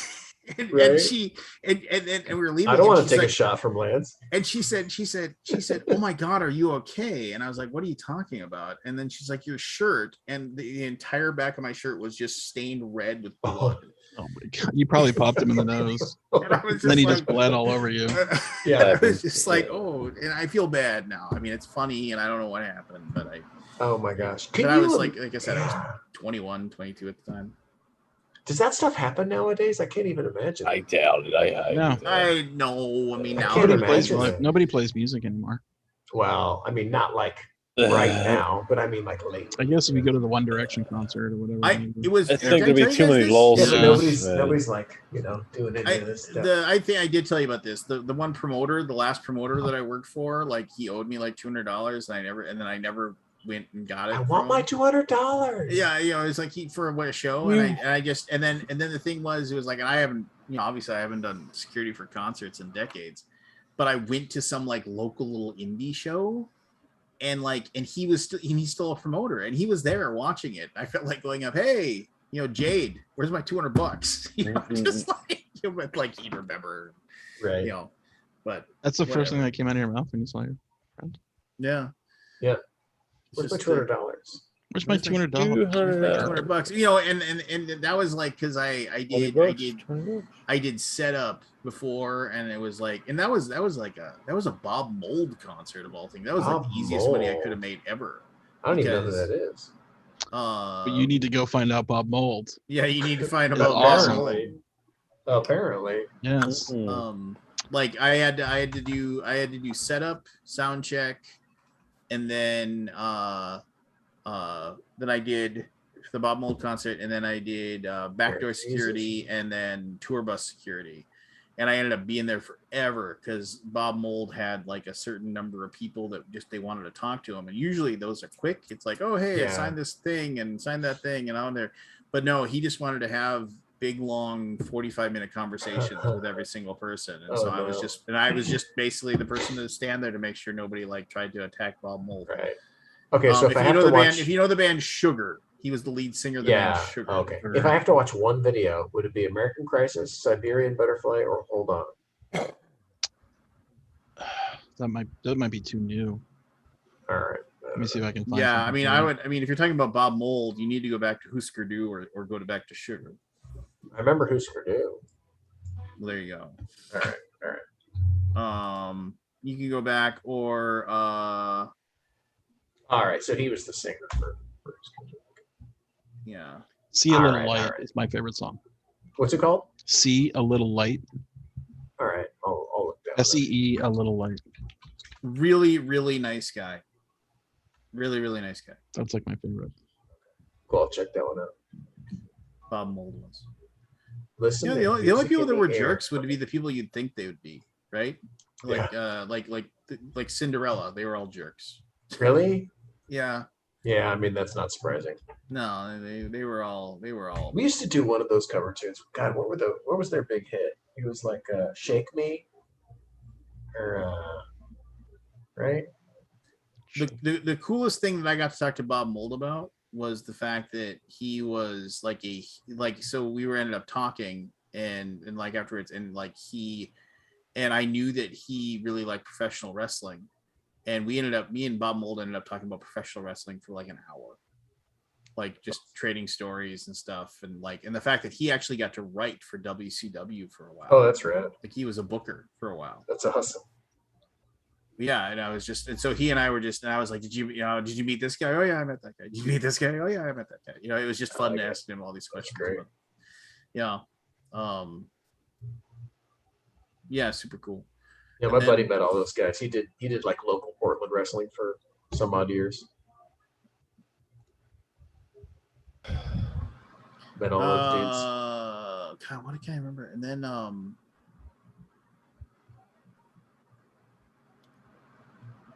just trying to remember that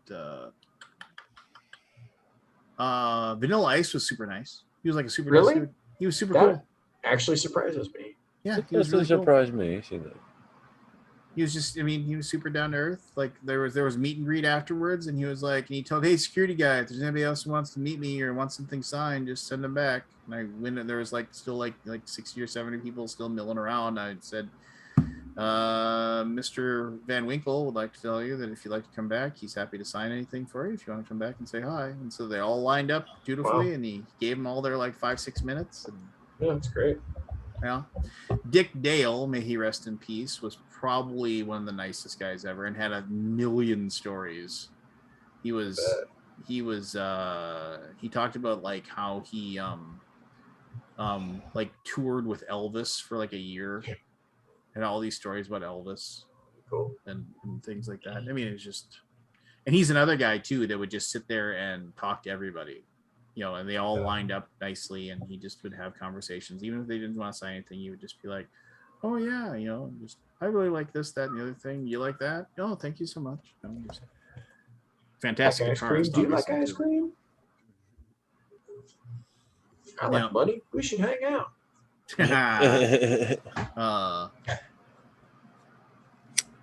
Yeah, no, he was a good dude. No. Yeah, no, I just I was a little bit disappointed. Oh gosh, what was her name? Ani DeFranco was kind of a B. Oh, yeah. That's not overly surprising. Yeah. Really enjoyed her music though. Yeah. Oh yeah, shit, good music, man. She's a good singer. It was weird.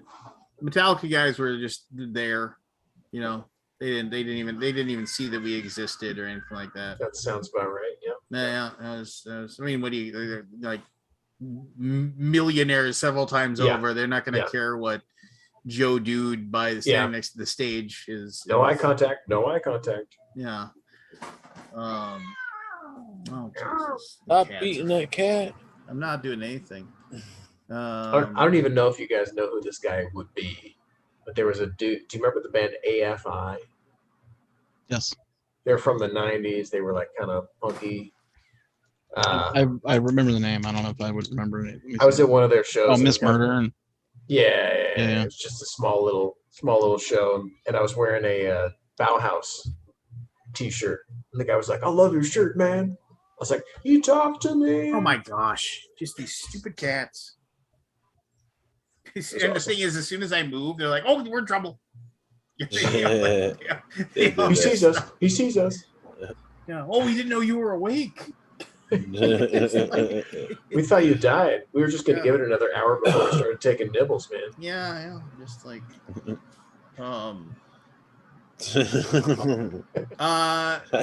the guys in Insane Clown Posse. I said something like that. Jay Lethal and Shaggy Two Dope of Insane Clown Posse. Shaggy also Two Dope. surprisingly nice. Yeah. Just a very abrasive, larger than life attitudes, but very nice people. Yeah. And who after, like, at one point during the show, when one of them dumped an entire 2-liter of Faygo on top of my head when the crowd asked him to do it, when I was like one of the people that was working the like basically the like this when people come over the top, like he apologized to me afterwards. He was like, "Hey, sorry about that. Part of the show, man." Yeah, just like just the music took me. Just like, but I was just kind of like, that's hilarious. There you go. Yeah, it was like a lot of punk bands. There was a ton of like punk bands in like the 90s that came through. Oh, yeah. Real Big Fish are cool. Less Than Jake were cool. Oh yeah, all those dudes. Yeah, good stuff, fun stuff. I mean, it was a fun way to make a couple extra $100 in an evening. It was kind of like thankless work. I mean, though. Yeah, I'm like, sure. I mean, back you're then, the bad guy. Yeah. Back then, a couple $100 a night, pretty good, man. Yeah, it was cash. We never signed a W-2 or anything. It was cash money in our pocket. That's not bad. So shoot, $200 a night's not that bad now. No, I mean, it isn't. But I mean, at the time, it was like gold, right? I mean, it was just like, holy cow, that was like my rent, Yeah, right. And make it in a night. Yeah, do you go out drinking after and still have enough to cover rent? Oh, and I mean, I remember too. The thing about that was, man, I learned quickly. Like, I remember the first one I ever did, they're like, "You're gonna want earplugs." I was like, "I don't need earplugs." So it was like after I need earplugs. I mean, like the days that I need earplugs, we don't have any. I would just go and I would get toilet paper and I'd rip and I'd just jam that in my ears. I mean, otherwise, seriously, it was like it was a good hour because you're right in front of those speakers. It was a good hour or two before you could hear anything. Yeah, that's not good. You're just. And can I name drop? Okay, whatever. No. The drummer from the Scorpions played with my band several times for several shows. That was fun. And then we got like backstage passes to go see them. It was fun. All right, I'm done. What was the Scorpions' big hit? They was Rocky Like a Hurricane. Rocky Like a Hurricane, Winds of Change. Yeah. No One Like You. Whole bunch. Yeah. Were they German? They were German. Yeah. I don't think they spoke English, did they? Well, yeah. They probably spoke English. It was just broken. They had an accent, but that didn't speak English at all. I don't know. Scorpions was "Here I Am, Rock You Like a Hurricane." Yep. That was I think that was their big one. That was their biggest. Yeah, that was their biggest hit. Yeah. They had a bunch though. What was your first concert? Like the first concert I attended, like Yeah. for real, like I wanted to go to and to get dragged to by my parents. Yeah. Now I'm curious what you got dragged to by your parents. Oh, like like a Kenny Rogers concert or something like that. Like Come you get on, dragged that to would have by your been parents. fun. Christopher Cross. I'm trying to remember. It would. All right, try to remember. I'll tell you mine. I went with a couple girls from high school. I told my parents where we were going. We're going to Miami Beach, which is actually kind of far from where we grew up. So it was kind of like a big trip for kids. Yeah. Miami Beach. How old were you? I think it was like 17. 17. Okay. High school. Yeah. DJ Jazz. It was a festival. DJ Jazzy Jeff. DJ Jazzy. Taylor Jeff. Dane. Do you know Taylor Dane? I don't remember know Taylor Dane. Yeah. Taylor Dane and Cheap Trick. Yeah. It was put on by the radio station Y100. Oh, Cheap Trick. That's awesome. Cheap Trick was awesome. Cheap Trick just played the Fargo Beer Festival like 2 weeks ago. So this was in the 80s, right? So 40 years ago. Yeah. Surrender, That's amazing. Crazy. Surrender. Yep. Yeah. Right. They had just had a resurgence with their Don't Be Cruel. Remember that when they had a resurgence in the 80s with they were pretty popular. Can you imagine playing the same music for 40 years? I mean, Look at the Stones. They probably made new songs, but everybody wants to hear Right. Everybody the wants to original. Here's hear another song off our new album. and then they play through it. And no one says a thing. I We're want just standing there you to want me. Yeah. Yeah. No, that was the song that was in the beginning of this, right? I want you. Yeah. Was that the? Oh, Yeah. if I'm in the Yeah. car and Surrender comes on, I crank that. all the way Surrender's up. awesome. Surrender. I think it was "Don't Be is- Cruel" that brought them back. It was that's a Elvis cover, I think. Yeah, Cruel, but no, I just whatever happened to all the seasons, losers of the year. Every time I got to thinking when they disappear. Then I woke up, mom and dad are rolling on the couch, rolling over, rocking my So kiss when we got record home, down. I was First fine. concert, I just The two remembered. girls I was with, we go had ahead. it took us hours to get out of Miami because it was traffic jam. They were like, we're way late, and they all got in trouble. And I'm like, Oh, why no. didn't you just tell them we were going? Right. Yeah. Just tell them you're going to be Where gone. we're going? Yeah. So I wish I could say something because the second concert I went to was New Kids on the Block. second concert I went Yeah. That was my grad night concert. to was way cooler. You ever heard of grad night in Florida?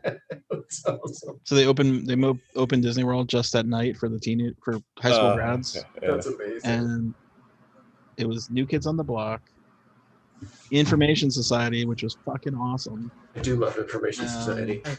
Apparently, we need Another to get dictionary.com and get what awesome means. Yes. I liked Information Society. You don't like Information?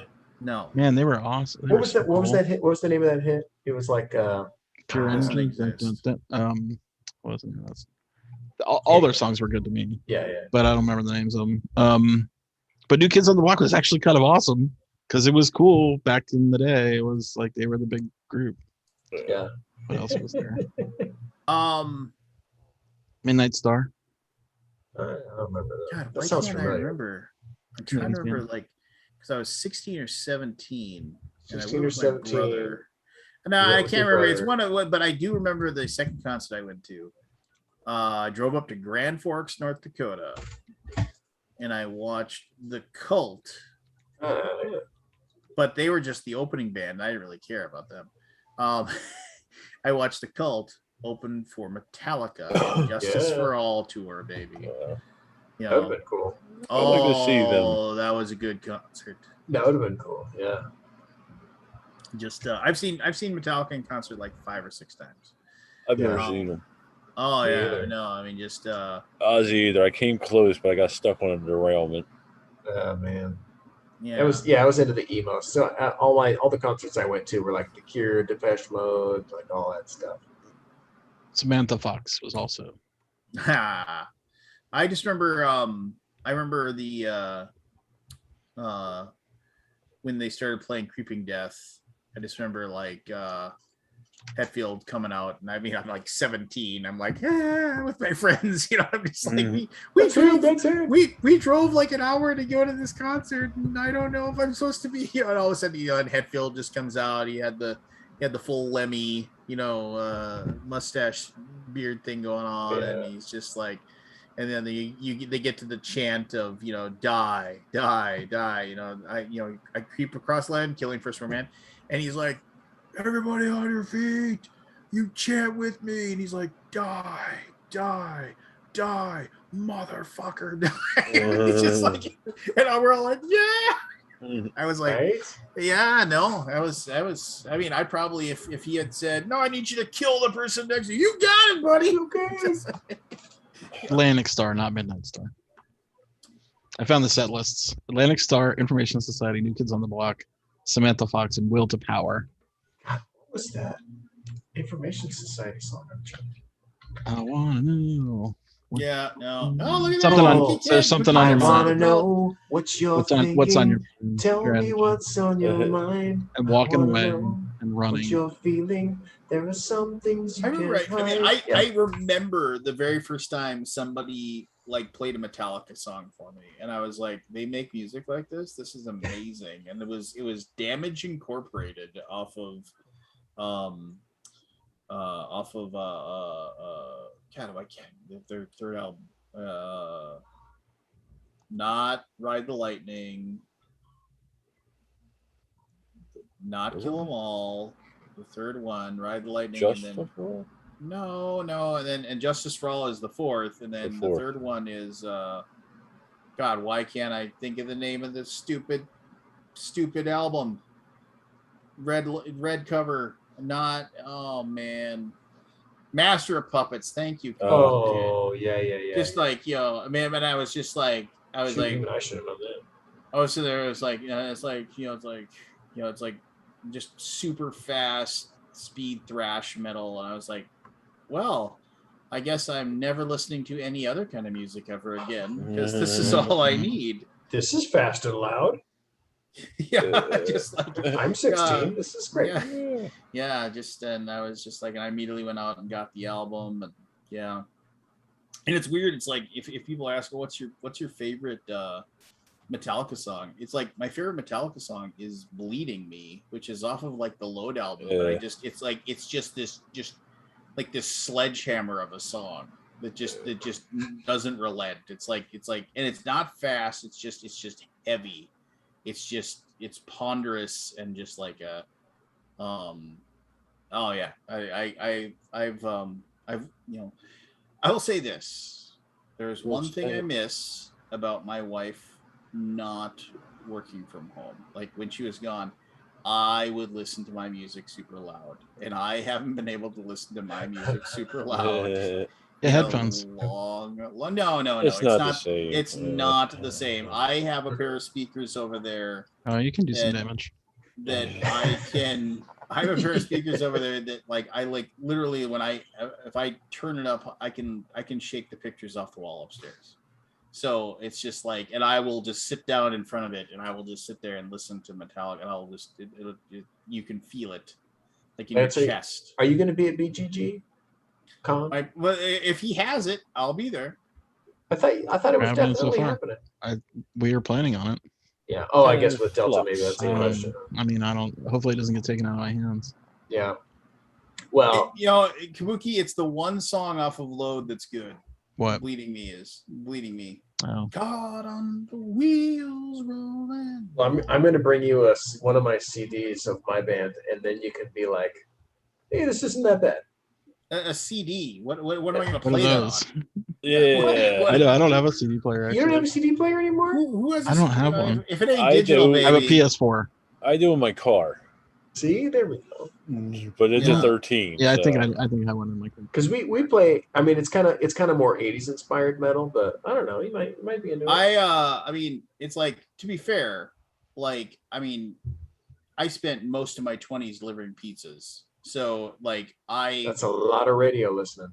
No, that was a lot of I remember like I said, like, almost every pizza guy I knew and for that matter, Pizza Girl. There weren't a I lot of delivered them. pizza. I delivered pizza. There weren't a lot of pizza girls, I but like it was very common to have the $500 car and the $1,000 stereo. I mean, it was just like because I just listened to the radio. I didn't have that much money.